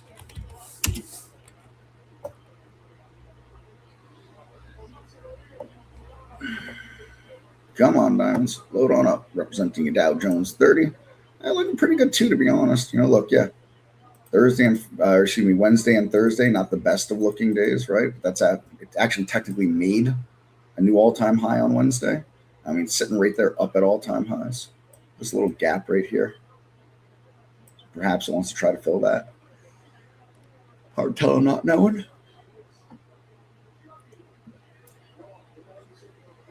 Again, it was a bit of a sharper decline on the diamonds, the Dow. During those months, we were selling off a little bit. It wasn't quite the same bounce. Flattened out right away, but made itself a good jump afterwards after consolidating for a hot minute there.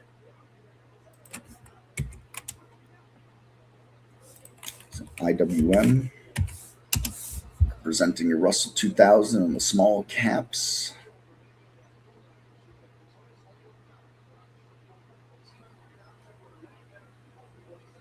And make another all-time high today.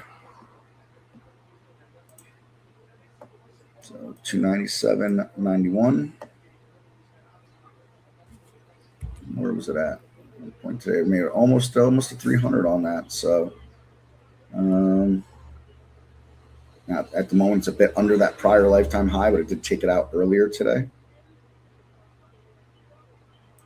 And the one thing I always think about is people are putting money into the riskier stocks. Generally a believer in the backdrop of the market overall. So that's just something I would keep in mind. I think that's important to note.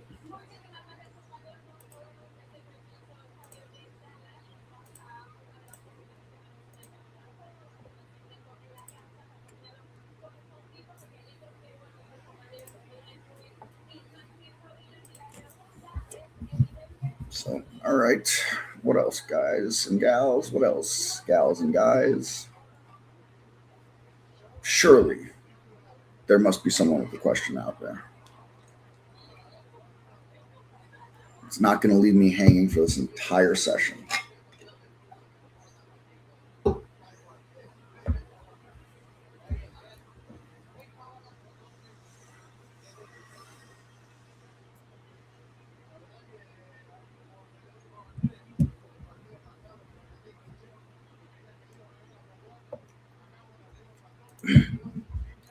Well, for the moment, nothing else, We'll say 30-day highs versus 30-day lows. Lows are really winning out.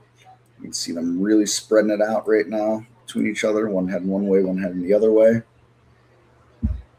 Yeah, SPY was down. Would we say 0.2% before? Here's a single stock window with the SPY on it. So now we're at 0.31%. It's fading a little bit still.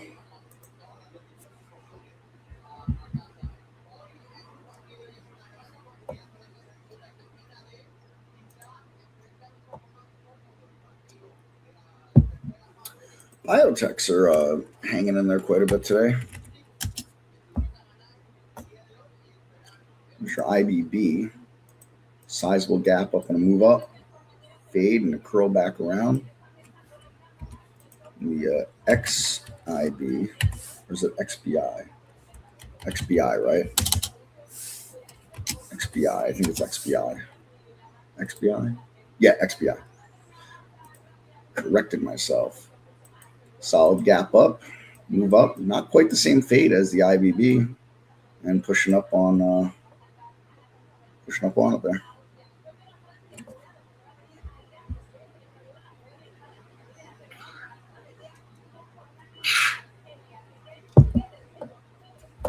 So, look at this kind of consolidation area through here. Let's fade into the downside. Got itself a nice move up. Came down. And resistance. Now testing it as support. And it's really bounced right off of that. An argument for a new support level could be made for that right there.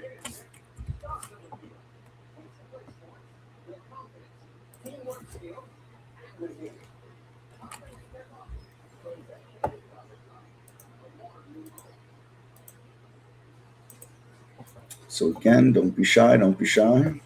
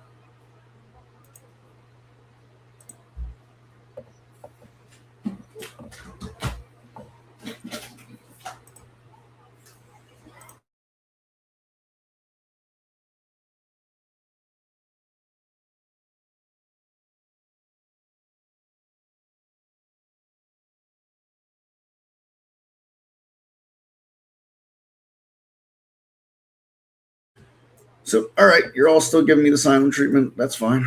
I see how it is. Let's you know what? Let's do some back testing. What the heck? Maybe that'll get some people's juices and questions flowing. So I'm just going to make up a scan on the fly. Let's see here. What do we want to do? What do we want to do? Anybody's got any thoughts or suggestions? Don't be shy to throw them out there. Let's do something different that I've never done before. You know what?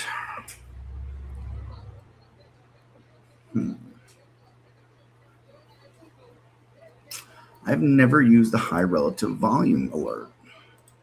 I mean, I've toyed around with it here or there, but let's throw that at a 10. Let's get some things I would normally do within reason. Put a $4 floor on this. Let's put a minimum shares of 750K. What else do we want to do?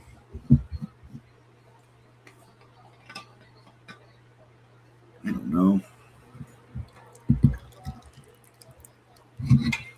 So many choices, so many filters in here, so many alerts. But when we're back testing, I always think one alert is plenty, quite personally.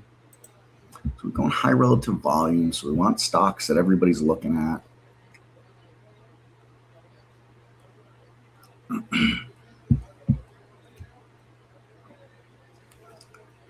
Let's see what else. I don't want relative volume filter because we're using the alerts already.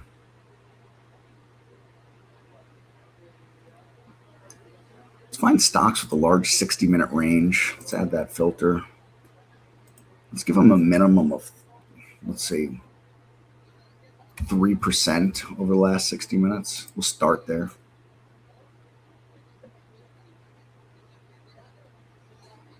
Give me some call volume today. I don't know anything about options data, but let's say it's got at least 100 call contracts on a day. Let's see what happens with that.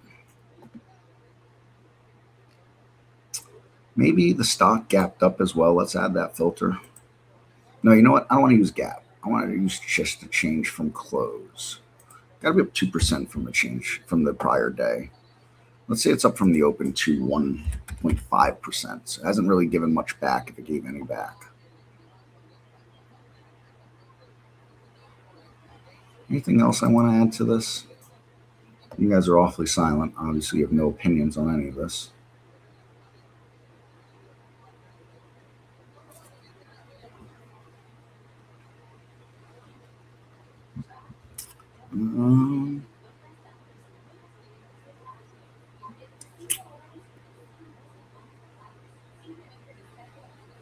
All right, that's what I got. We're going to call this playing, around in the support Webby.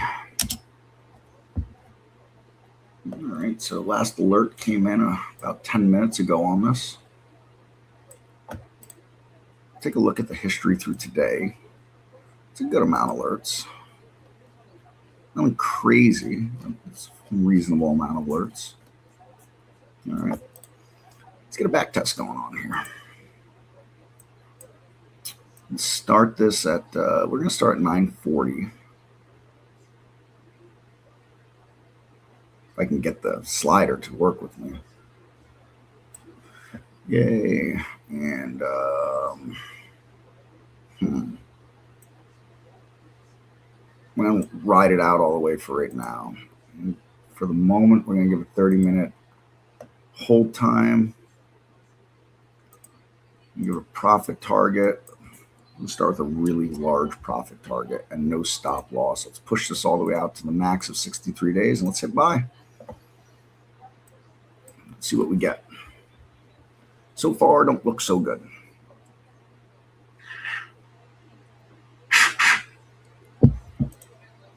Not looking so good so far.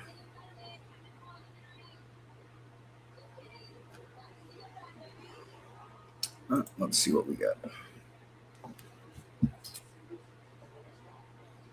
I'd like to see the back tester a little speedier than this. Bear with me. I'm just going to mute for 1 second, folks. I'll be back. Give me 1 second here. Take a look at this back test as it finishes.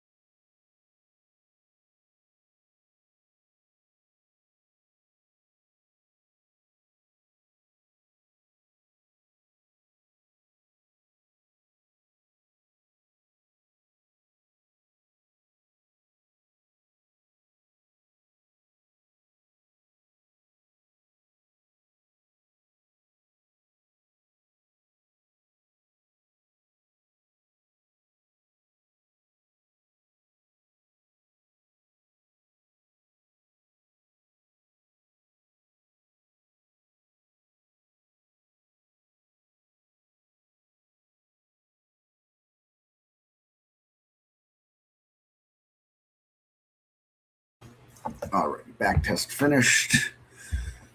So, things I glean right away. It's a lot of trades. Not going to want to see that many trades in the back test. Average winner, loser, that's workable. Got to get that way down. I'd like to see this come up a little bit.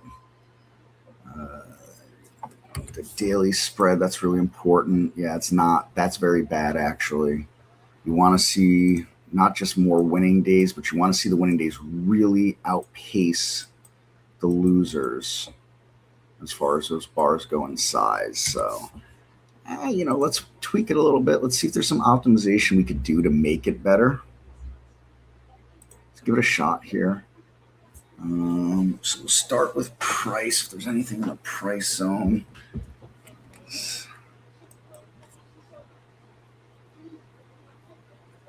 That's kind of tough. Cut this down to 10. Yeah, nothing in the price zone is really helping at this point. Time of day, also not awesome.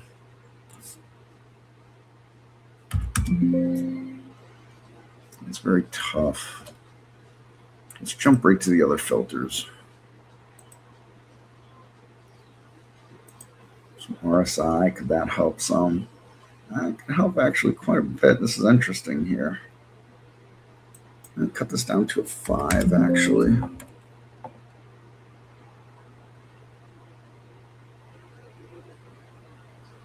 Interesting. Anything that gets way up there in RSI doesn't look good. So we want to keep the RSI low on this, as a matter of fact. This will be interesting here. So let's set a max. Just curious what this will do to this.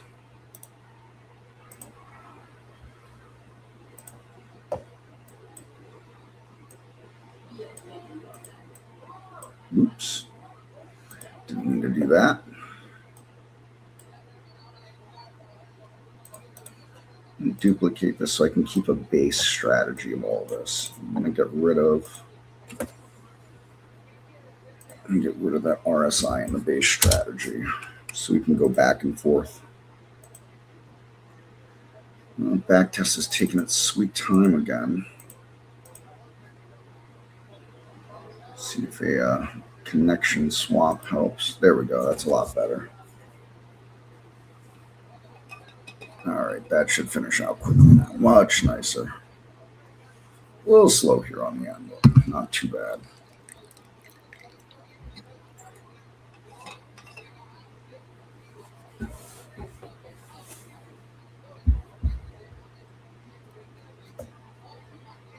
Ooh, coming to a crawl at the end here. Come on.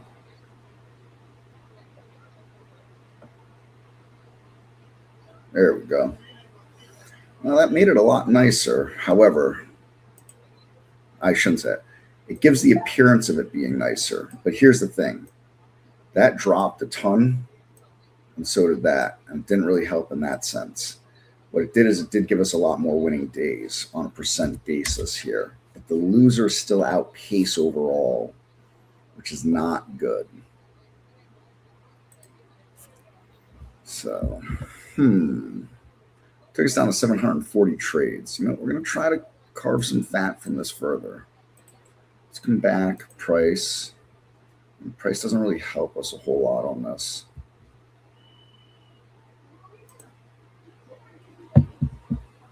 Time of day. Interesting. At least 30. So what happens when we go to 15?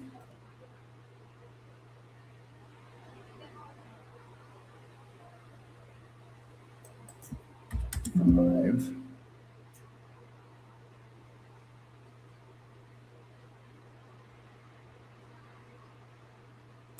All right, let's start this at 1025 now. Let's start at 1025 and let it ride and see if we can cut some more off afterwards. So let's go back to the back test. 1025.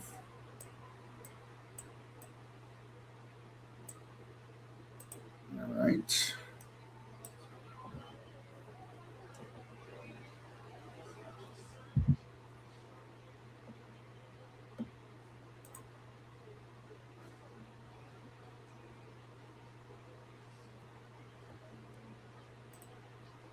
So it didn't exactly cut a ton of trades out. It cut out 6 trades. I thought it would have cut more than that out. Got that spread a little better. Got the winners, losers a little better. Again, the daily's not awesome. Really would like to see these two become a little shorter. So I'm going to see if a stop loss helps. The problem is sometimes a stop loss hurts because it'll come down and stop you out before you get a chance on a pullback to get it running back up again. And that's always the issue with a stop loss, and why I do prefer a time versus stop loss. But without a stop loss, also you can incur huge losses too. Either way, you're getting out with a time stop.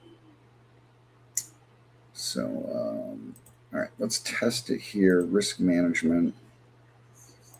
What if we were to, let's go 3.5%.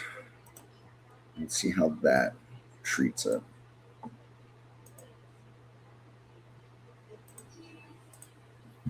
I'm not a believer that the equity curve has too much to say in it. Yeah, see, this hurt it actually.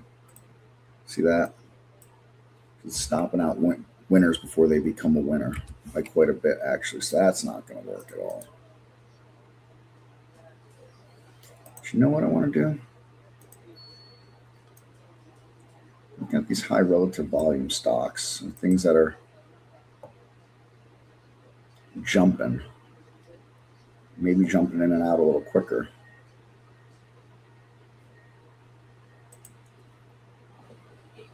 Nope, that didn't help at all.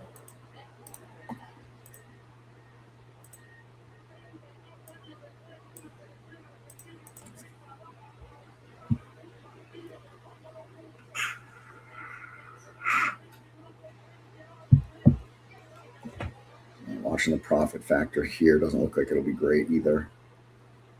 Nope, nope, nope.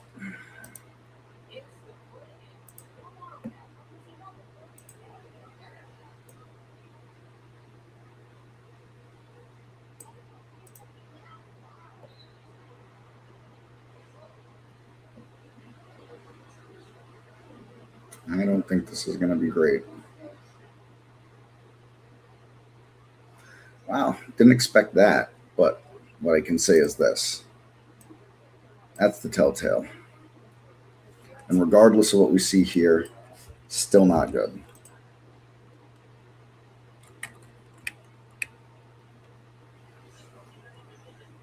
But I'm going to wonder if there's somewhere up above it that might work better.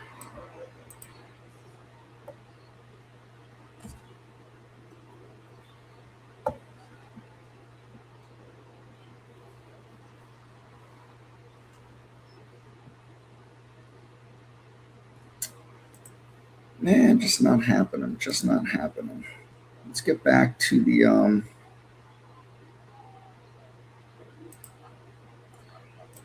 let's get back to it here with the, what do we say? We're at 30 minutes.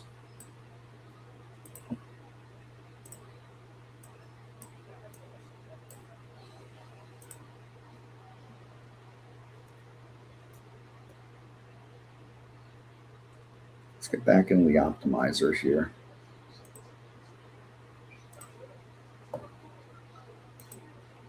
So let's see what happens here. Let's see, what can we look for that might make sense?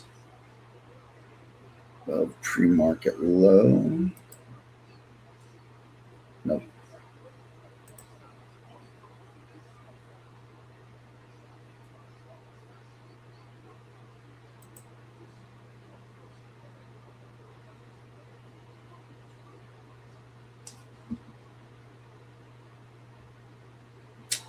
Not really helping either.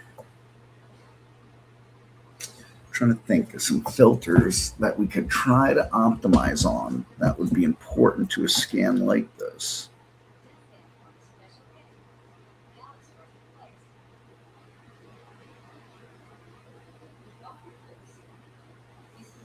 No, the alerts absolutely impact the back testing. You need the alert. That's your trigger. That you got to say, hey, this thing happened while all these things were satisfied. So like we could tweak this in another way. Watch. So check this out. We come to configure, and let's just go with new high as an example. I'm going to add that alert and then take out the relative volume high. And if I add that to it and back test, now we're going to see a huge difference, would be my guess anyways.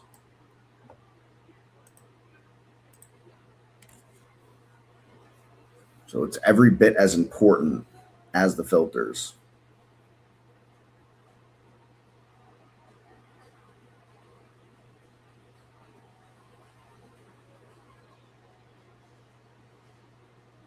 Come on now, you can finish. I believe in you.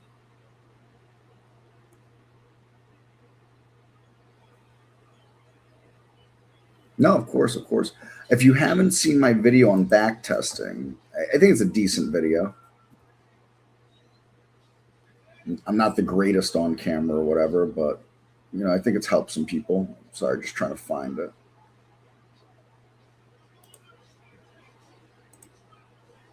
You take a look at this in at your leisure. You don't have to look at it now. Obviously, we're here together. So you had a question, you know, but you might find it helpful. How does that no trades returned? What did I mess up?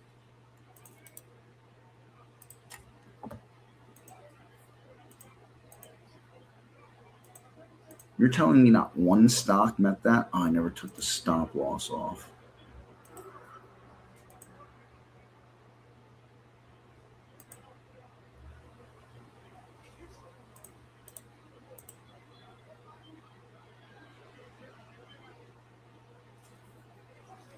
That RSI has got it tripped up. You can't be making new highs on the day with a max RSI of that. There we go. What did I say?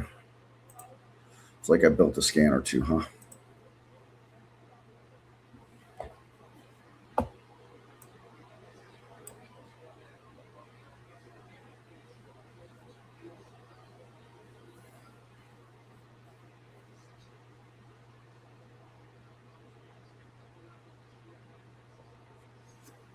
So yeah, I mean, we can see a big difference here.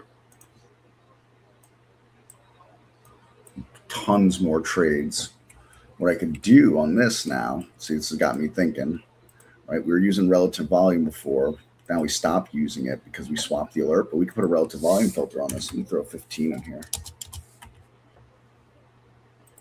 Just for fun. See what it does.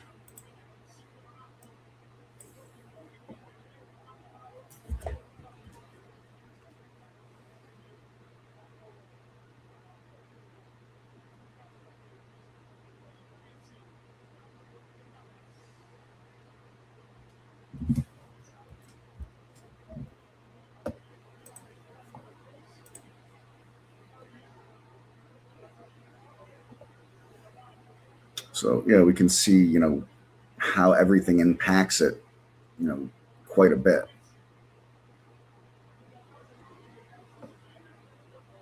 So I don't think this is jiving right now. Get rid of that. Let's try another approach here.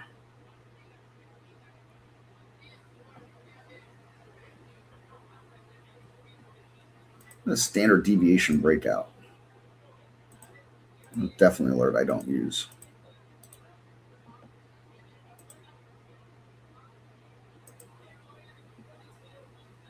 At this point, we're just seeing how different things impact.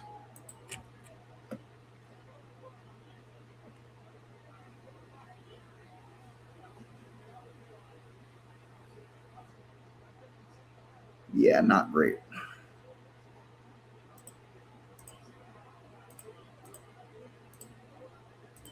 Not great.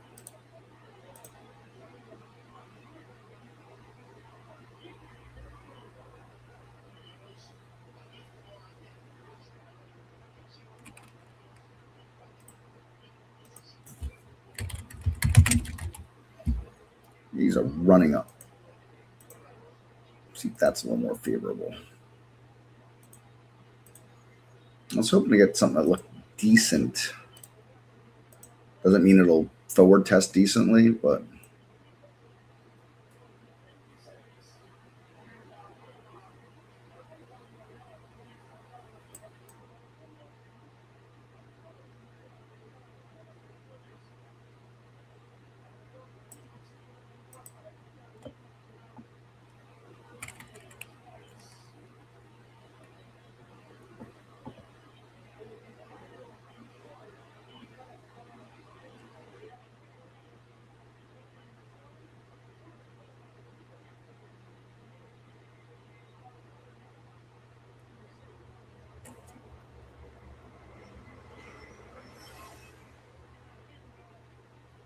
Come on. A little engine that could. Strange. Some of these back tests were flying and some were really struggling towards the end here.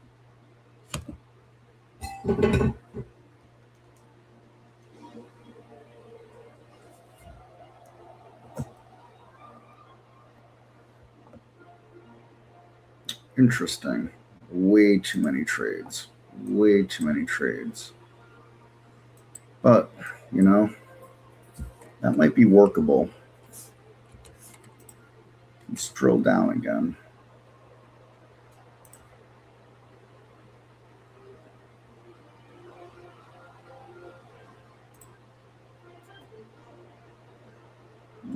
Trades in there.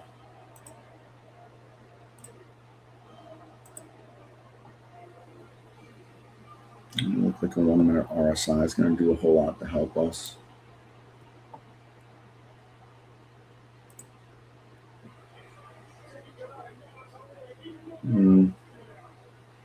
Same with that. So one of the things I'm going to look for when I'm trying to optimize is, you know, I want to see on the edges more, you know, whether it's, you know, 2 or 3 rows or so, that those are the trades that aren't working to the extremes of one side or the other on the filter values. That's what I'm going for here. When I'm not finding that, you know, and I can change the intervals and that might help me find it better. I don't think in this case it will. The other thing I'm looking at on those is how many total trades are taken in each one of those intervals, right? So you start really screwing down on a scan, you know, trying to nail things down, and, you know, you're doing all these big optimizations for 1 and 2 trades on each side. You're really curve fitting at that point. You know, you want to see a decent percent. What's that percent? Is it 5%, 4%, 6% of trades that you're cutting out? You know, maybe somewhere in that kind of range. When you're just getting literally a couple trades, at that point, you're really curve fitting. You're not really optimizing a scan at that point.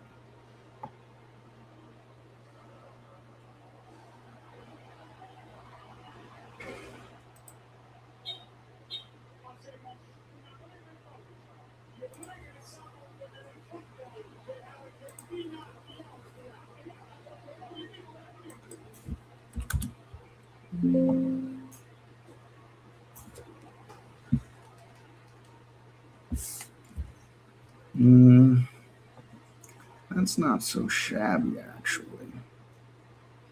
So, like, one of the things I'd look at here is, all right, yeah, you've got a couple of maxes, but it's 1, 1, and 1. And through here, we're dropping 46, 24, 25, 4, 6. The profit factor on that's terrible. So it's, you know, so you're gaining more by cutting it all than you're losing.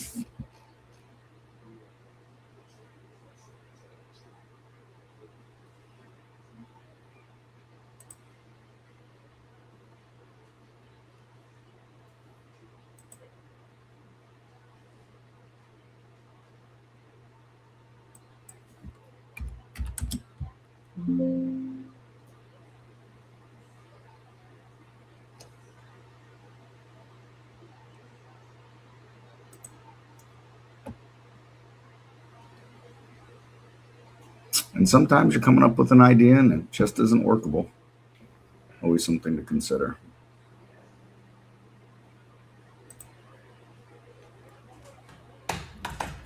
Right, Barry? That's me. So Chris, I find this is the most depressing day of the year. Why is that? Well, we struggled for 6 months to get to the most daylight. Yes. And now we've turned the corner. Now it's all downhill. Yeah. True story. True story. Especially out here where I am, because I mean, we get sun. Well, it's light till about 10 o'clock at night, just about. Yep. And very early in the morning, 4, and then it switches around, of course. But it's awesome, you know, to have light till. I don't mean like strong sunlight, but just, you know. No, but I hear you exactly what you're saying. I mean, here, you know, you got a good light in the sky till 9:30ish right now. Yeah, you know, exactly. You could be outside, kids could be playing ball till almost 9 o'clock. Exactly. And, all that stuff like that. You know, before we part ways on that same theme, when I lived in Argentina, we were much further south than we are north latitude wise. Right. Where I am now, I think I'm around 42 north, and down there is around 46 south. Okay. And so Wow. Okay. in the summers down there, and it's opposite spring, summer, Yes. winter. So, around Christmas time down there, we'd have light in that sky at like 11:15, 11:30 at night. And it was incredible, actually. It was like really strange, but I really enjoyed it, to be honest. Of course, I never did winter down there. So, right. Well, I was Whitehorse up in the Yukon in northern Canada. Sure. And I was there in the middle of summer.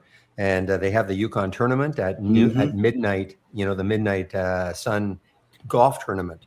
Right. And it's amazing. It is truly amazing. I mean, it just doesn't get dark at all. So anyhow, well, listen, my friend, have a great birthday.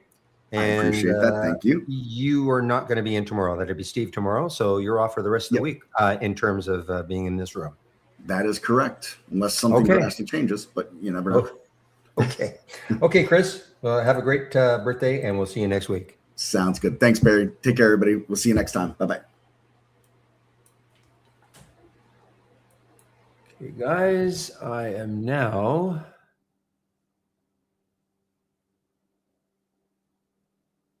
Okay, back in both rooms. Well, not in both rooms. Okay, guys, I'm back in both rooms. Just give me a moment as I get rid of my message.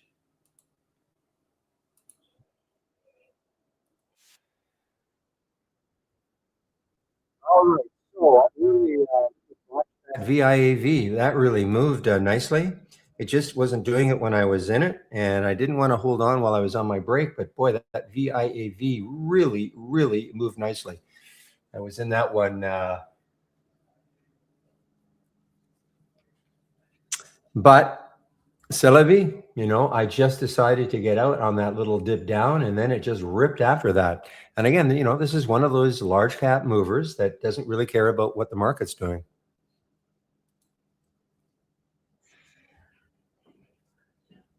Now, NXTS, maybe, guys, maybe it's, well, I shouldn't say maybe. I know it's having a bounce off 15, and it's at the VWAP again, okay? How many times, though, can, it get into the VWAP and then bounce off it? And maybe going for another $1 or $2 run. VWAP is 13. Well, it depends, I'm using pre-market data for the VWAP. So the VWAP is at 15. So if you're not using pre-market data, the VWAP is down here at 1372.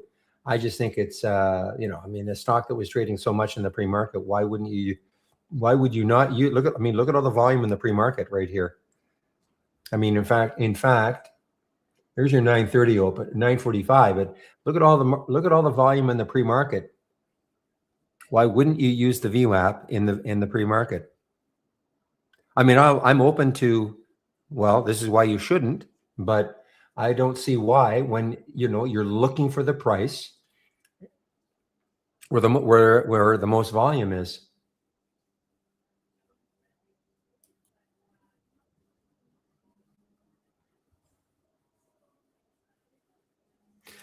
I thought maybe EHGO may hold the VWAP, but it did not.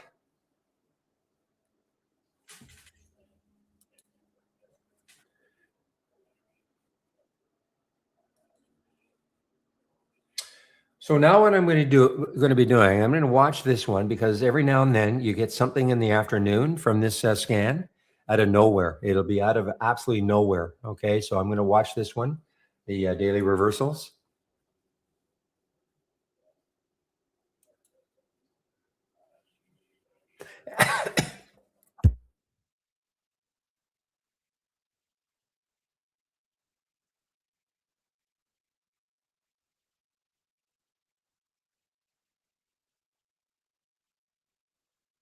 Whoa, excuse me. Well, it was definitely not radio announcer 101. You never cough into a mic, but I had a seed stuck.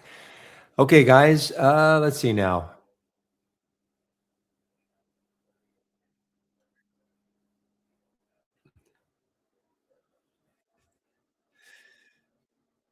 All right, well, I'm going to go over my homepage one last time today. And this promo code, I'm not sure how much longer it's going to be available. So you can get 22% off. I'm going to have to type it in because it's not on my homepage yet. And it won't be because I think it's probably over tomorrow. But there's the promo code you can use, Barry22, okay?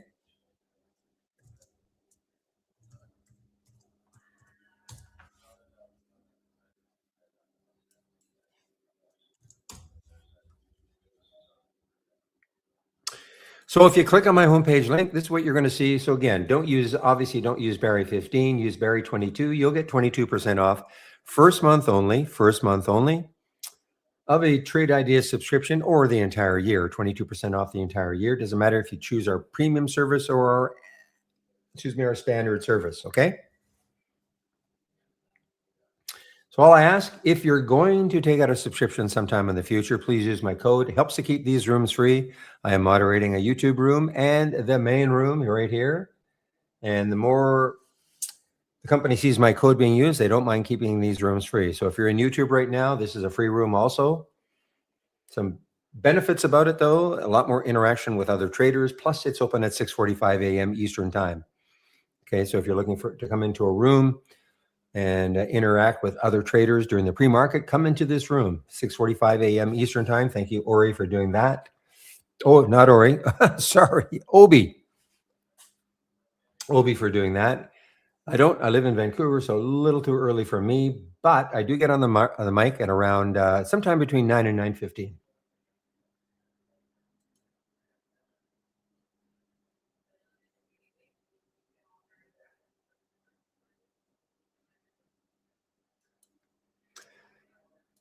So when you say that, William, are you talking about doing it today or are you talking about Thursday?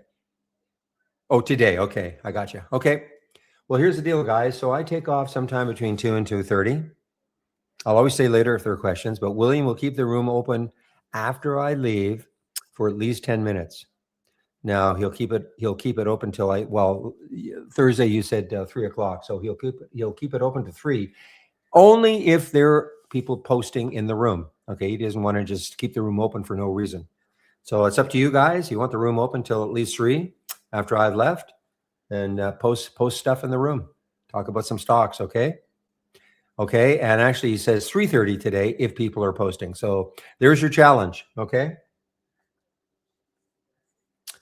And if you keep scrolling down off my homepage, you can sign up for the Trade of the Week. It is right here. And this is free. You'll get it before the market opens every Monday morning. And this week's Trade of the Week, I'm sure, is still doing pretty well. Had an opportunity to get it sort of on the open. Whoops. I don't know how that showed up.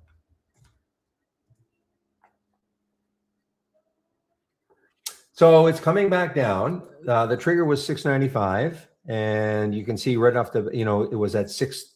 What was the price? Right. Well, that's 4 o'clock. So the trigger is really, in theory, when the market, like the 9:30 open. Well, between market hours, 9:30 to 4, but it did trigger. Okay.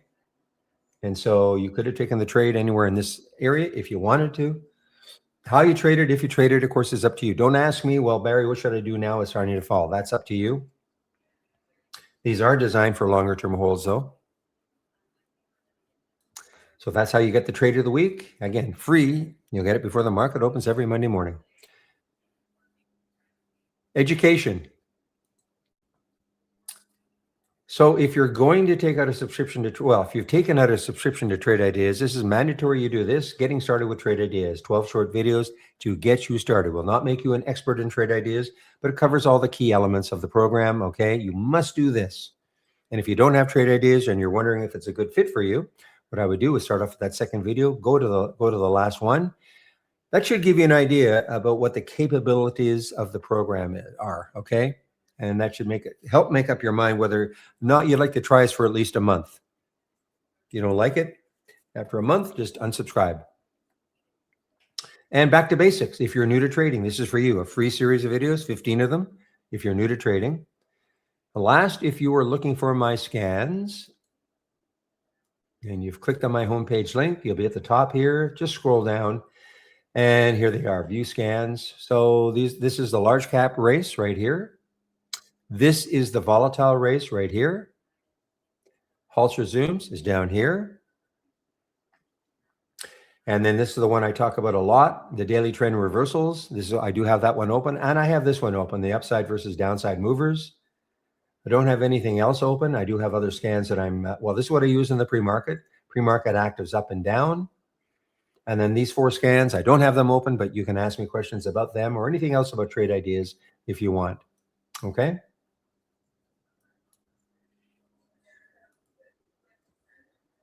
No, Keel was today, this morning. So you had an opportunity to get it. It looks like it. Yeah,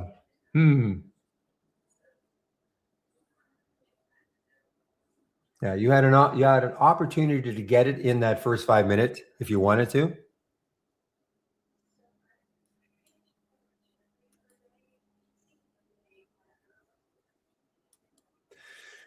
So are you saying you didn't receive it, Dave?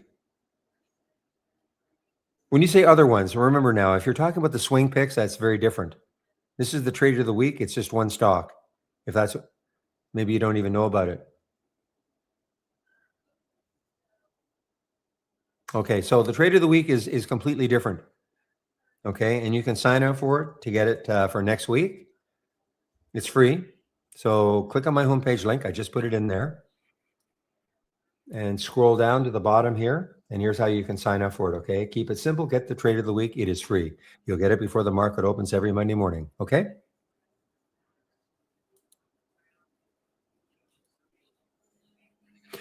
Now, Dave, are you a subscriber to Trade Ideas or just the swing picks?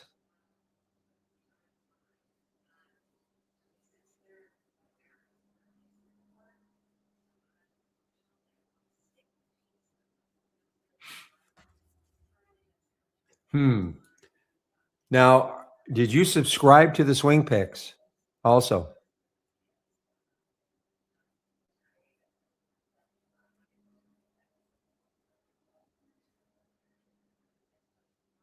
No, don't. No, don't. No, okay. Why I wanted to ask is that if you're a subscriber to Trade Ideas, the swing picks are here. You don't have to. It's not a separate subscription if you are a subscriber to Trade Ideas. So watch what I do. I'm going to click on New from the toolbar, and then click on Dock Channel Bar, and then I'm going to click on the Show More. These are all the theme-based channels that we've got. And where are the swing picks? There we are. If you click on Swing Picks, there's the channel called Swing Picks.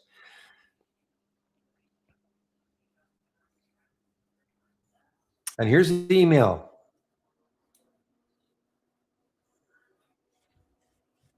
Okay, this is the email. Well, not the email. This is part of your service. The reason I ask is that if you didn't have Trade Ideas and you just wanted the swing picks, okay, that's it, then it's $17 a month. What I didn't want you to be doing is I didn't want you to already have a subscription to Trade Ideas, and then you're also subscribing to this, because you don't have to. You don't have to subscribe to it if you are already a member of Trade Ideas. Okay, just wanted to make sure you're not sort of spending $17 that you don't have to spend. Okay, but it sounds like you're not.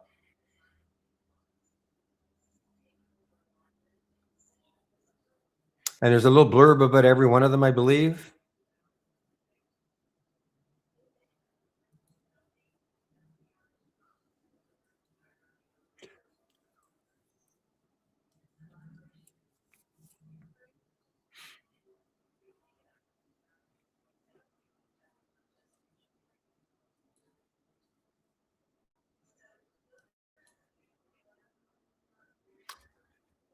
Well, this one is K-Tech Solutions, KMRK. It's look at the volume that's coming into this one right now. KMRK out of the consolidation boom, and it's a low float, 4.6 million, China stock.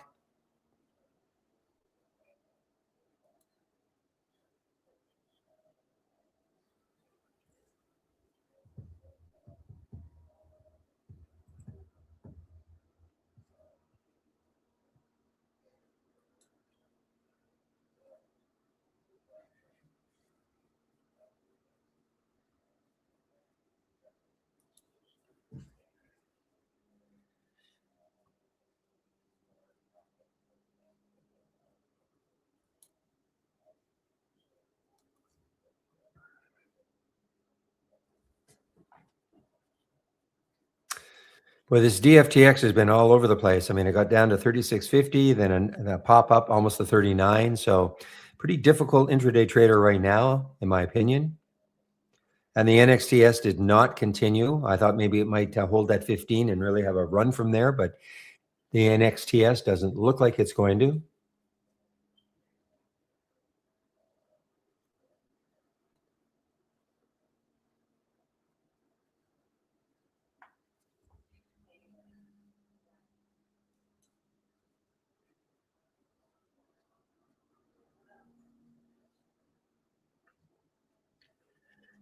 Boy, what a 15-minute chart for this one, this RWT.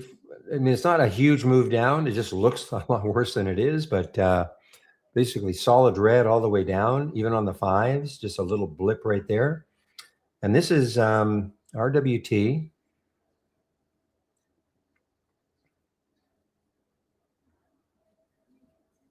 Yeah, too close. That next low is about 468 on the monthly chart, so a little too close. Otherwise, I might have taken a shot at a short on this one, just underneath the $5 level.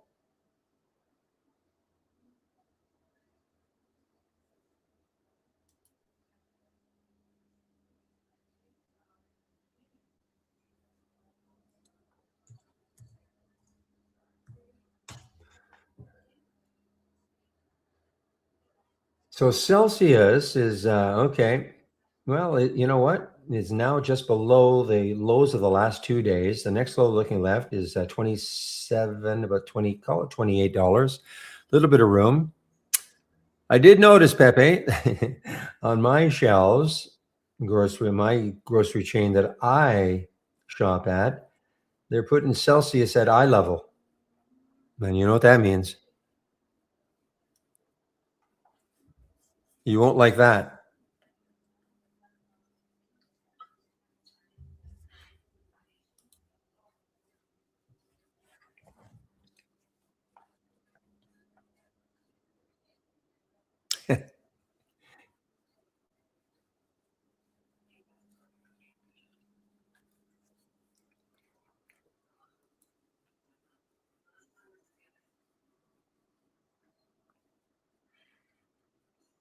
Just a quick story. When I was playing football, this team, and one of the guys was also a product rep for, can't remember which, whoever makes Oreos, Christie or whatever.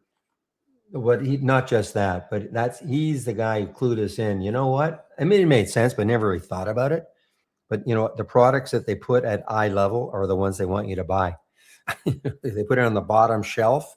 You have to search for it. Those are the ones that aren't selling as much. And the Oreo cookies were right at eye level. Nabisco, thank you.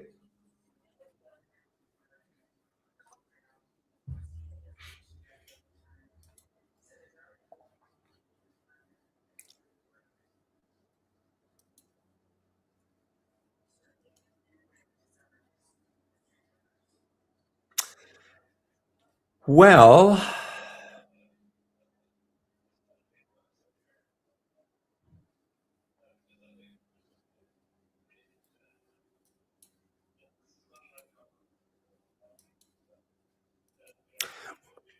oh yeah, he used to say there was intense competition with other, whoever made other types of cookies.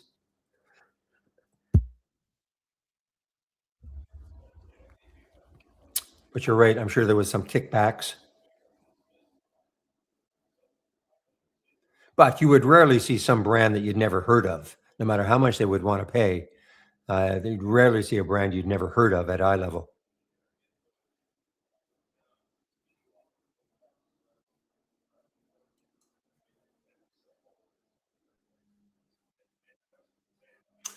WPRT. Haven't seen this one for a while, guys. So this one, in fact, I don't even remember seeing this on Thursday.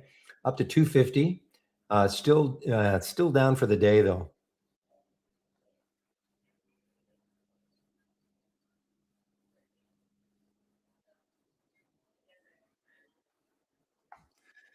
Am I reading this wrong? WPRT. How can it be down $1.53?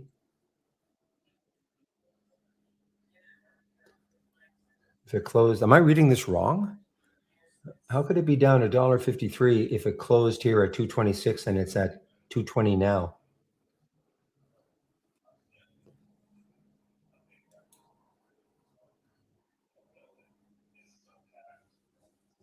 Never heard of it, Grumpy. So it doesn't mean we don't have it, but I've never heard of it.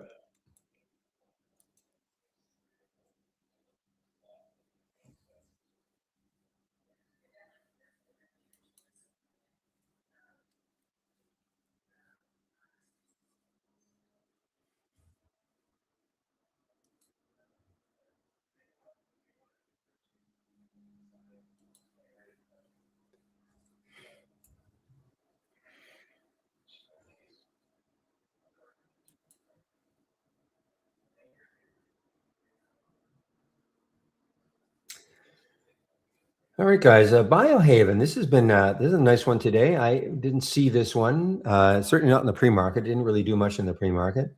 But BHVN over the VWAP. See how they came into the VWAP and it's just been rising off it. However, little downturn now.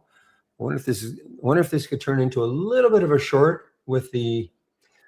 Yeah, I wouldn't do it. Why? Because look at the VWAP. I know it was there, but I wanted to see what the price was. It's only 20 cents away, so that could act as support. So if I wanted to short this, I'd like to see the VWAP or something else a lot further down. So I won't short it.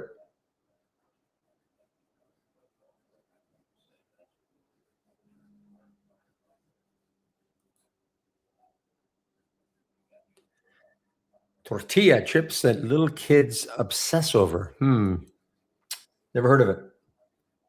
What are they called? Takis?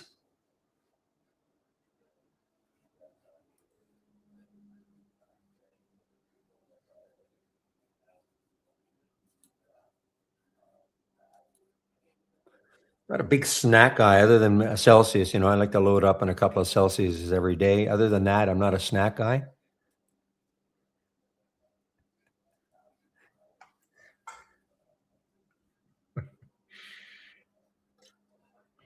I enjoy tormenting Pepe. I don't do that.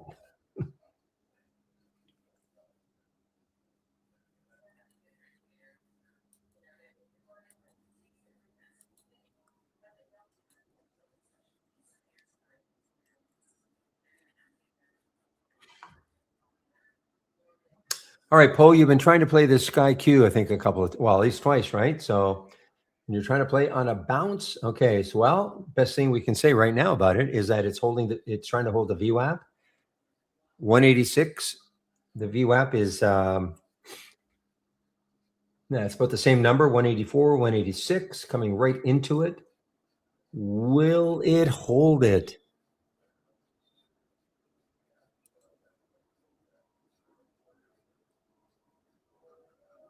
Oh, not confiscated, not to give out. Here's why I thought maybe has Apple a day changed to Takis a day?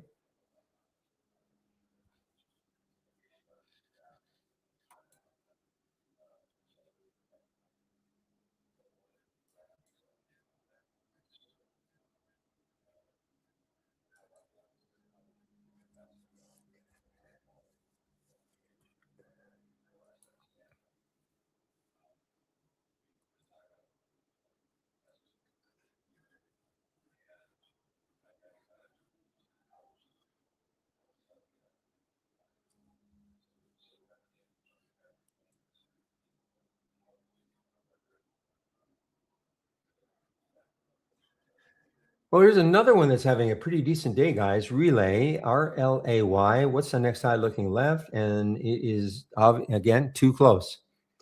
But boy, this is having a nice day.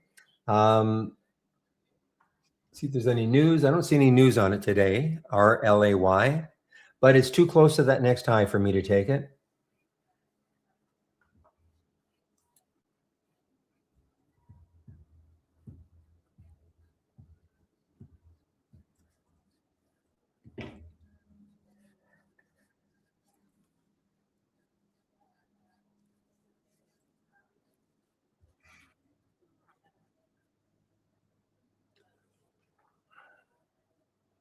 Just looking for one in here in the large cap that is maybe just a little bit over the whole number.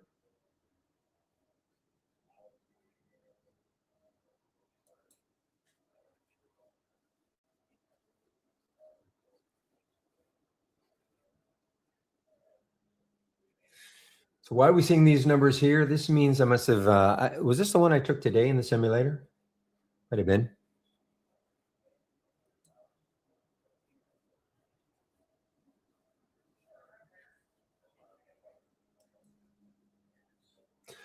Will, are you still around? I was just wondering if you are, if you went over to YouTube and asked Chris some questions about Brokers Plus, just in, because again, he can cover it in a lot more detail than I can.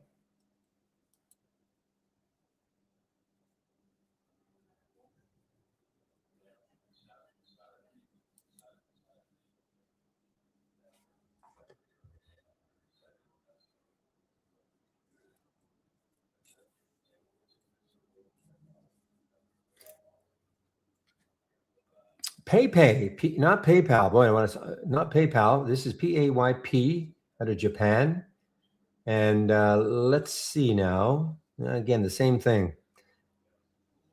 Next high on the daily chart, too close. Nice little consolidation, a little bit of consolidation though, but it's just too close for me to take this.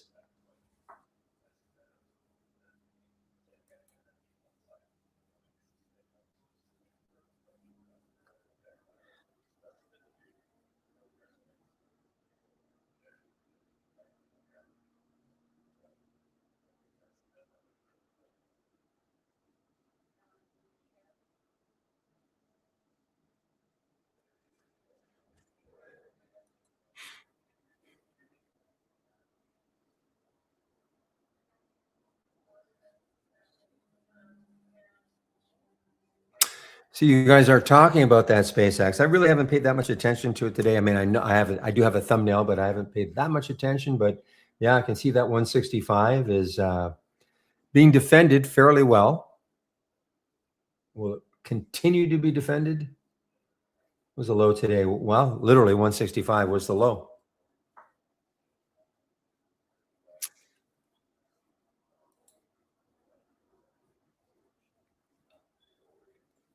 Dip, ENTX. Okay, let's take a look at. Well, there's a dip.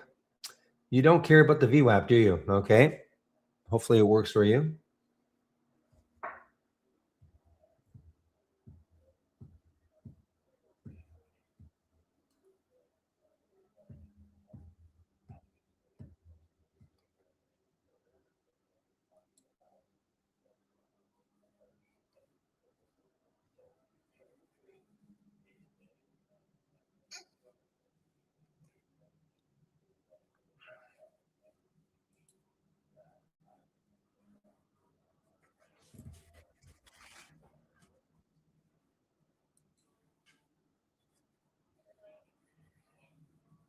Now, this is a nice little one coming out of consolidation. The RGNX. I know, I think it was 161 earlier, asked me about it. Definitely. I mean, there's the VWAP and a lot of consolidation over the VWAP and a little pop over 9 now. And the, the weekly high certainly way up here, 1135.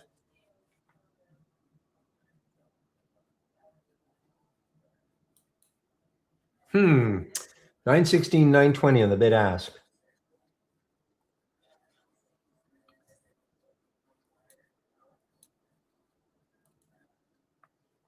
Why not?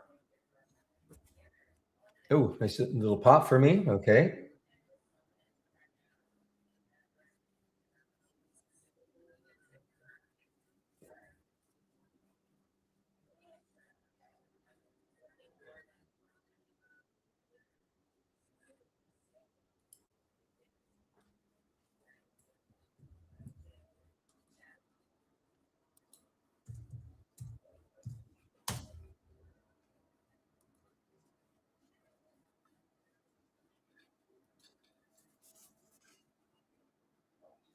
Float is 46 million, so it's not high, not low. A lot of volume, 6.4 times normal up to this time of day.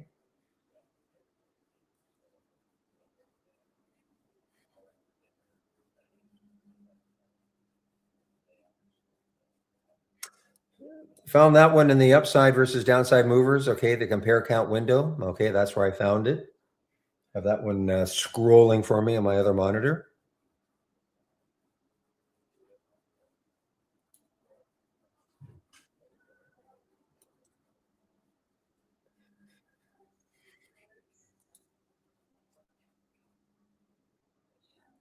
Supergroup, SGHC, Global Digital Gaming Company, okay?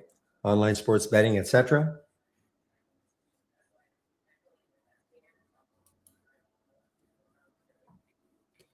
Well, this could be interesting. I mean, it's a lot of consolidation, and over the View app, the only issue I've got is it's so close to that whole number.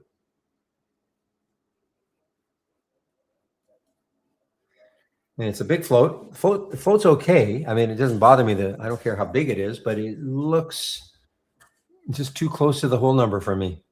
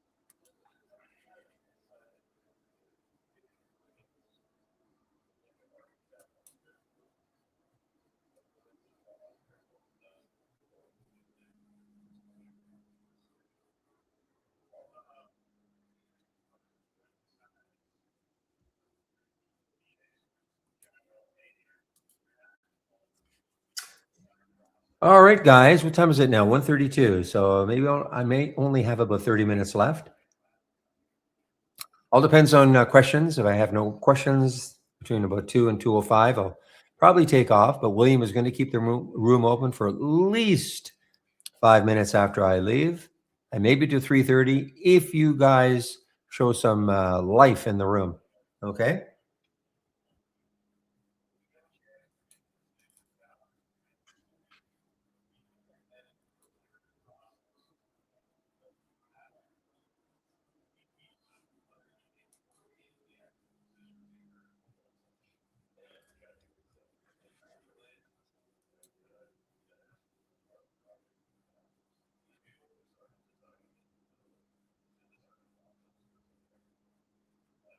Okay, here's one just over the whole number. Let's see what it looks like. CGEM.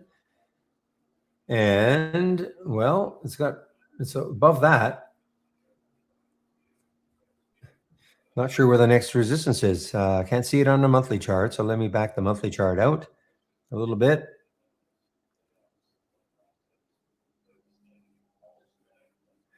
1750, and that happened in November of 2024. So a year and a half ago or so. That is the next high looking left on a monthly chart for CGEM. Not a lot of room. I mean, yeah, 1750, on a monthly chart, only 50 cents to that next high. There could be days or weeks in here that could block it. So not as interested to take it now.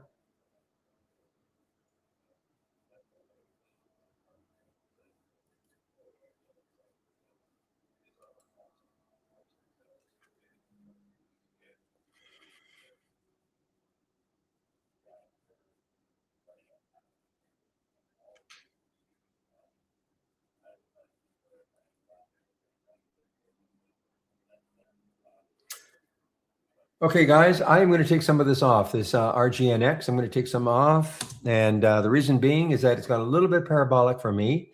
I'm in, fairly late. If I were in down here, I probably wouldn't take anything off. But that bar right there is losing touch with the top of the wave. The wave is getting a little bit fat. So I've taken some off the RGNX. And let's see if it has more room to, well, it has more room to run, of course, on a weekly chart. Let me back my daily out and just see where that high is. Yeah, so there is still room. I mean, even on a daily chart, 1025 is the next high. So certainly some room, guys, for the RGNX.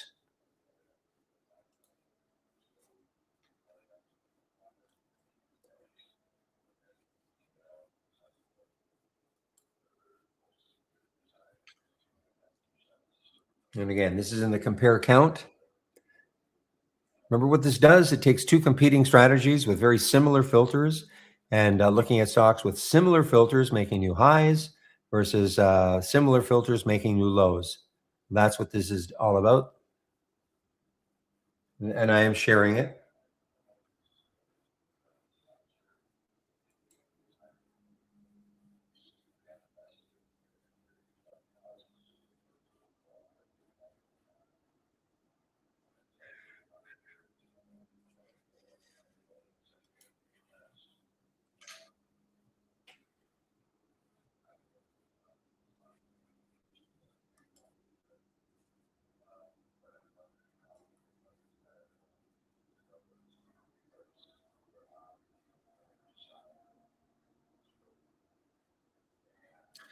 Yeah, this is starting to get a little parabolic here, guys. You can just see these widening 5-minute bars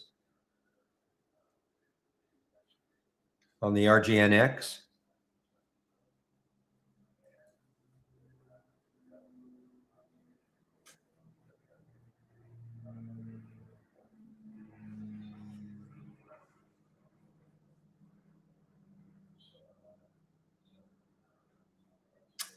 The SPY is just kind of stuck in this area, chopping up and down. Buy, sell flags.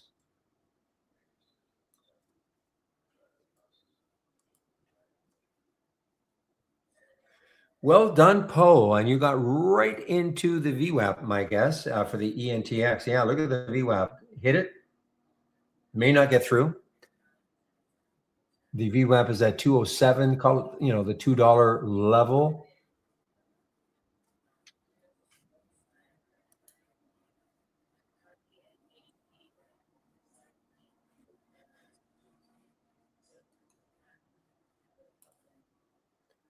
I will put a price alert over the VWAP and see if it takes us out on some volume because it might have a late day run. Got up to 280, so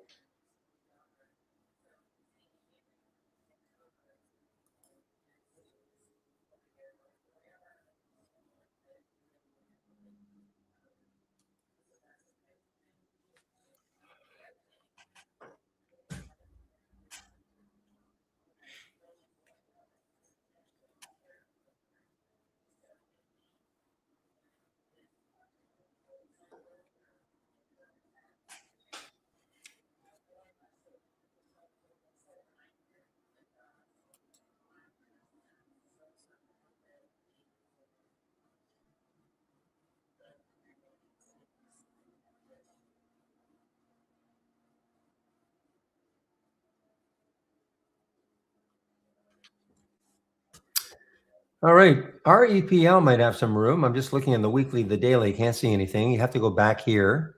This month right here, July of last year, and you have a high of 1336. So about $2 to that high. That is for the REPL.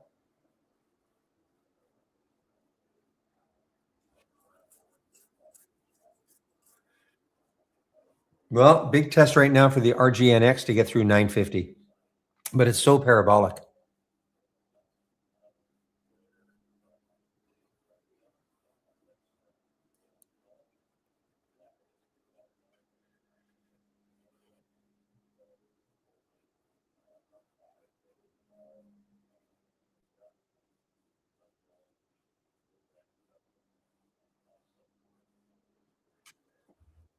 Oh, I see. I'm sorry. This is a SPAC. I didn't realize it. FGMC. This is a SPAC, one of those SPACs, blank check company.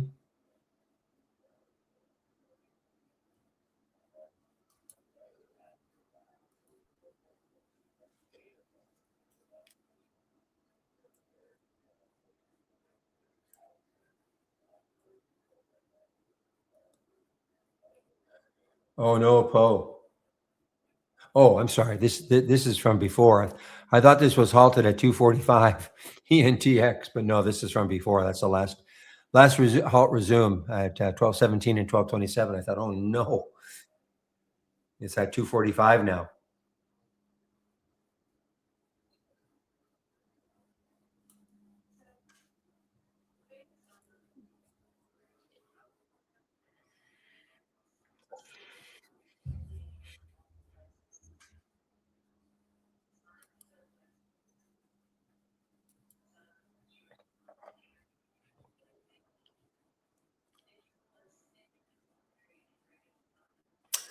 RCUS. How about this one, guys? Just over the whole number. See what's happening with this one, RCUS. But yeah, the next high looking left is 2670. Well, that's not bad. But that, yeah, 2670. I mean, it's at 2616 now. 2615 is literally that. Well, it's right at that high of the weekly. 2670. That's not bad in terms of room. Not a high float, not a low float. Oh, RGNX took out so far 1950.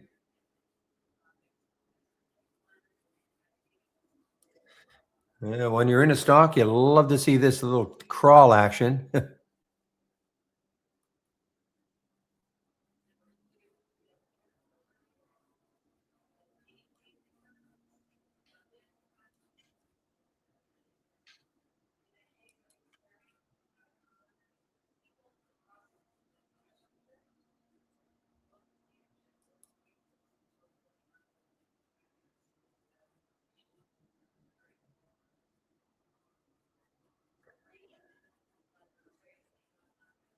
I think this had some news, right? RGNX. I think it had some news. Wainwright notes doesn't need more studies for BLA resubmission. Okay.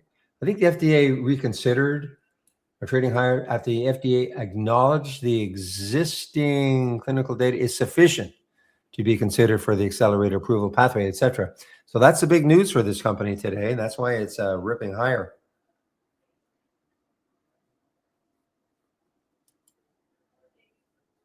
I don't know if 161 is still in the room, but I know he brought it to my attention quite a bit earlier. That's my opinion on it. I think I said something about, well, there's the VWAP.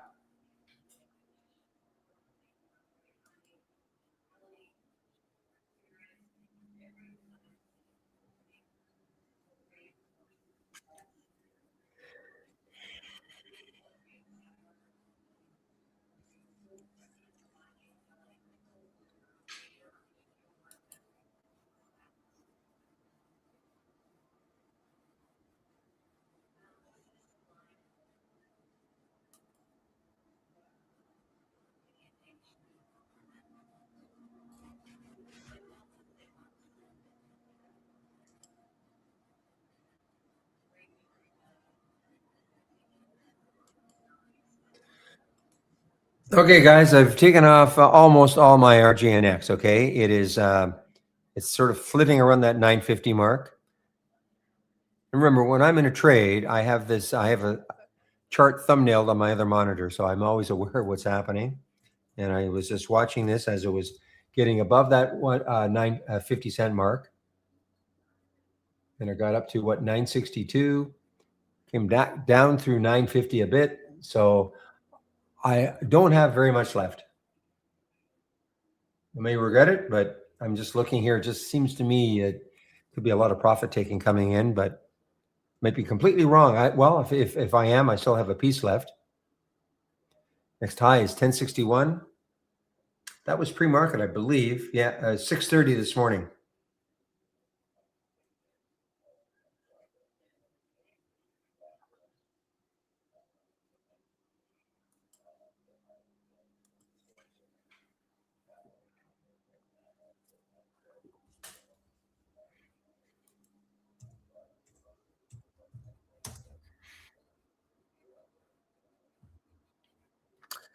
Well, here is the way to go long SpaceX. If you thought it was going to finally bounce, you can see it looks exactly, well, not the price, of course, but exactly the same sort of formation that SpaceX, the stock, is having. So it looks like 15 is trying to hold it.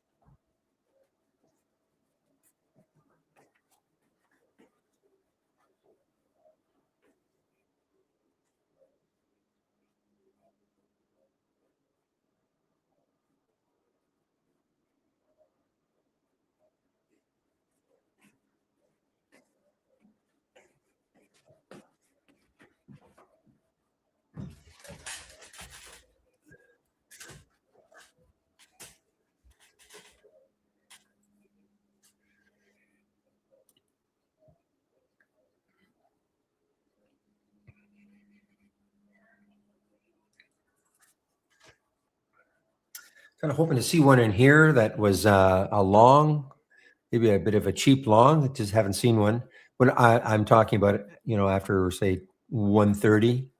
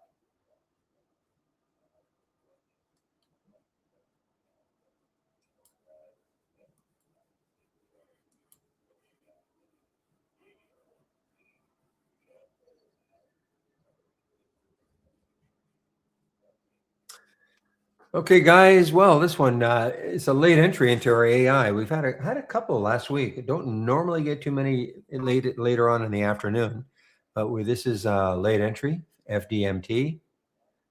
What's the volume like? Not bad.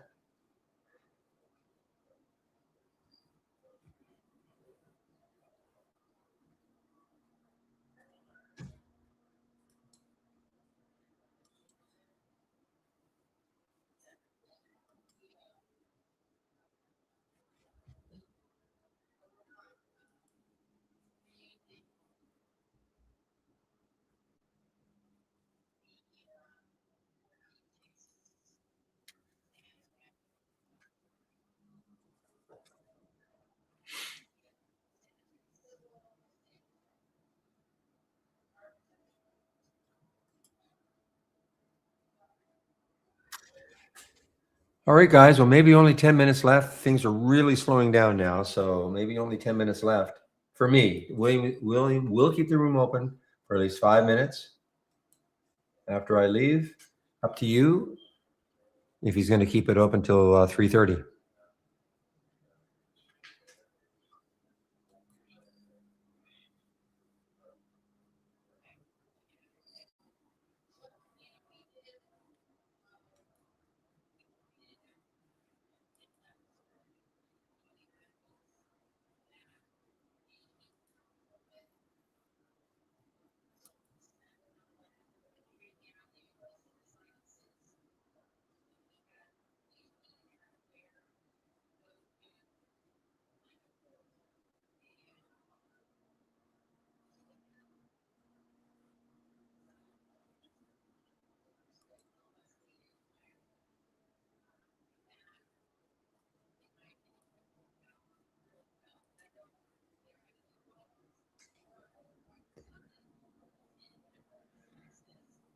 Oh, I see. Okay.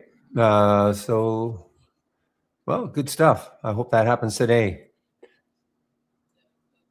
William is saying that people kept talking. He was only going to keep the room open till 3 on Thursday, but he kept it open till 3:30 because people kept talking.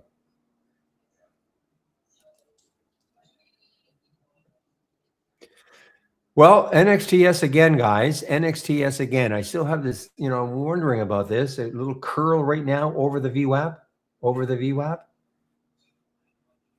And I mean, it's it's a low float, very, very low float. Problem is, if you look at the volume bars, look how they've basically gone down, down, down on the 15, and really you can hardly even see them on the 5. Now, it doesn't mean there's no volume. I mean, that's 135,000, but what we're looking for is a volume bar to stand out, which would indicate that maybe there's some more enthusiasm coming back in for a while anyway. So that is for the NXTS, but I don't see any volume coming in. Not big volume.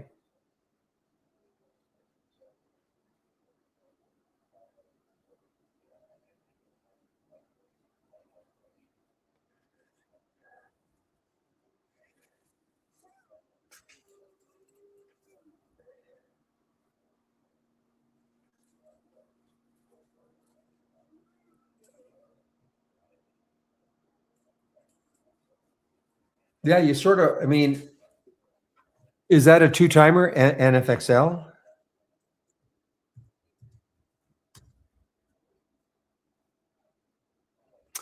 Yeah, two-timer. So yeah, I see what you, boy, I mean, these are so popular now.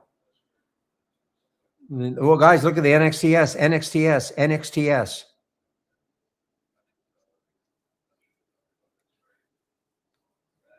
And look at is the market taking, no, I thought maybe the market was having a bit of a lift, but look at SPCX now. SPX is lifting also off the 165 mark in a big way.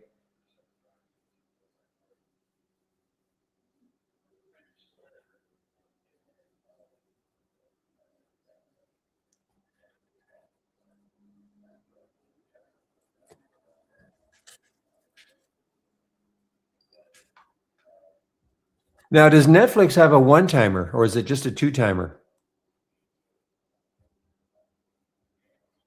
Like all these companies that have two times, do they have one-timers also? The reason I ask is that it means they're so much cheaper than buying, the stock. And you usually have plenty of liquidity.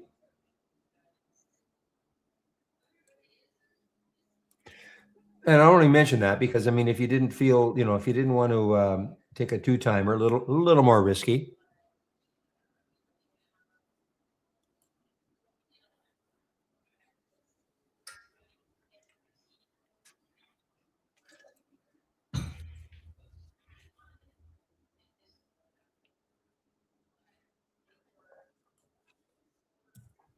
Yeah, that 165 level was really defended well by the SPCX.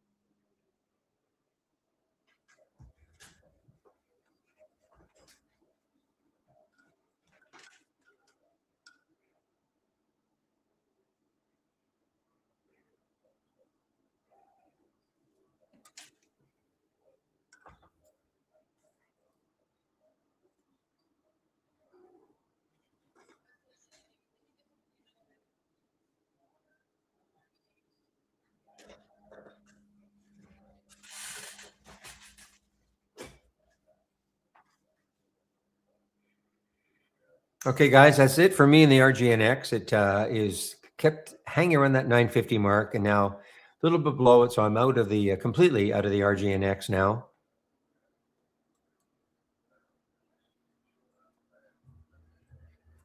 Okay, what next? I don't think there's going to be anything next for me. I'm going to be taking off probably in about 5 minutes if there are no more questions. So I have another 5 minutes left or so. William will keep the room open after I leave for a while anyway. How long? It all depends on you guys.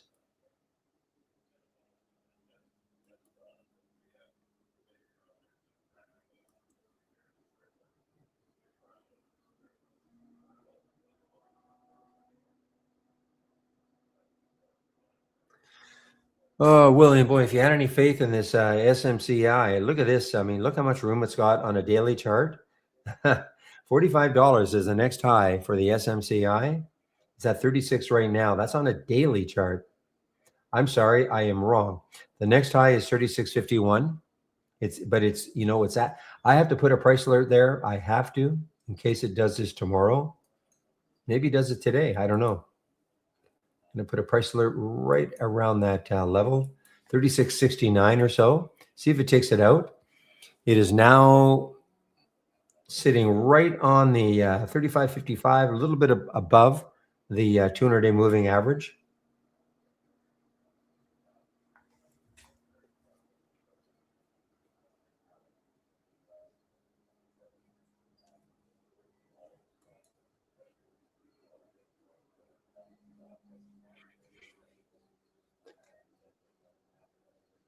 Now, what if I told you I'll guarantee it's going to go to $45 by the end of the week?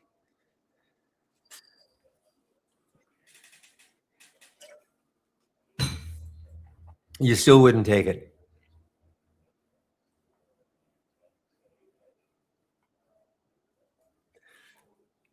Yeah, but offended enough to turn down the money?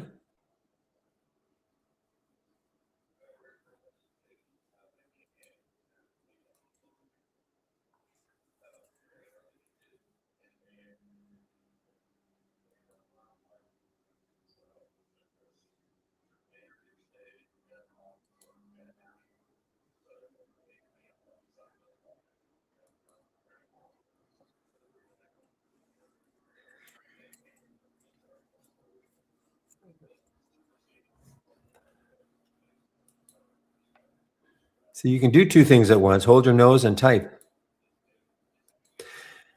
All right, guys. Well, it is getting close. I don't see any more questions, so I may just head off right now. Beautiful day here, so I may just head out right now, unless I see any questions. Love this name, Wing Yip Food Company.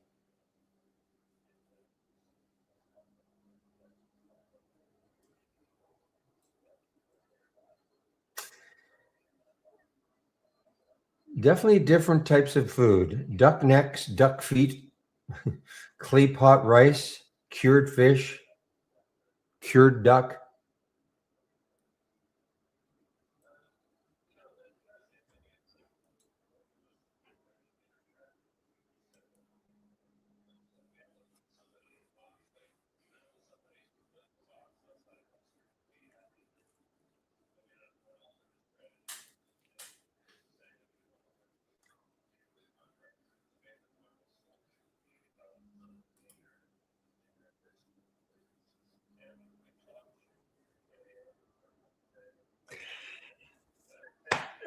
Not. We had Japanese on the weekend, so not. I think we're done. Back to meat and potatoes for a while.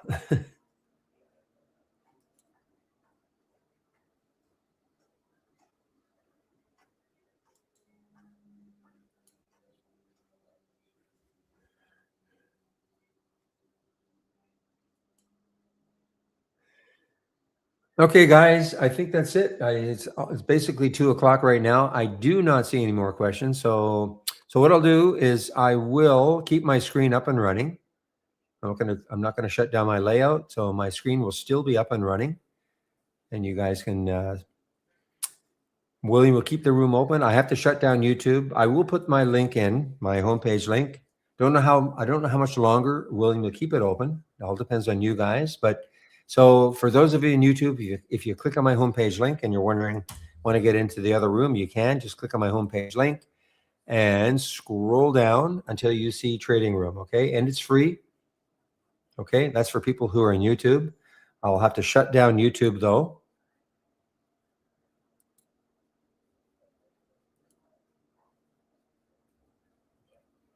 Okay, ending the stream in YouTube.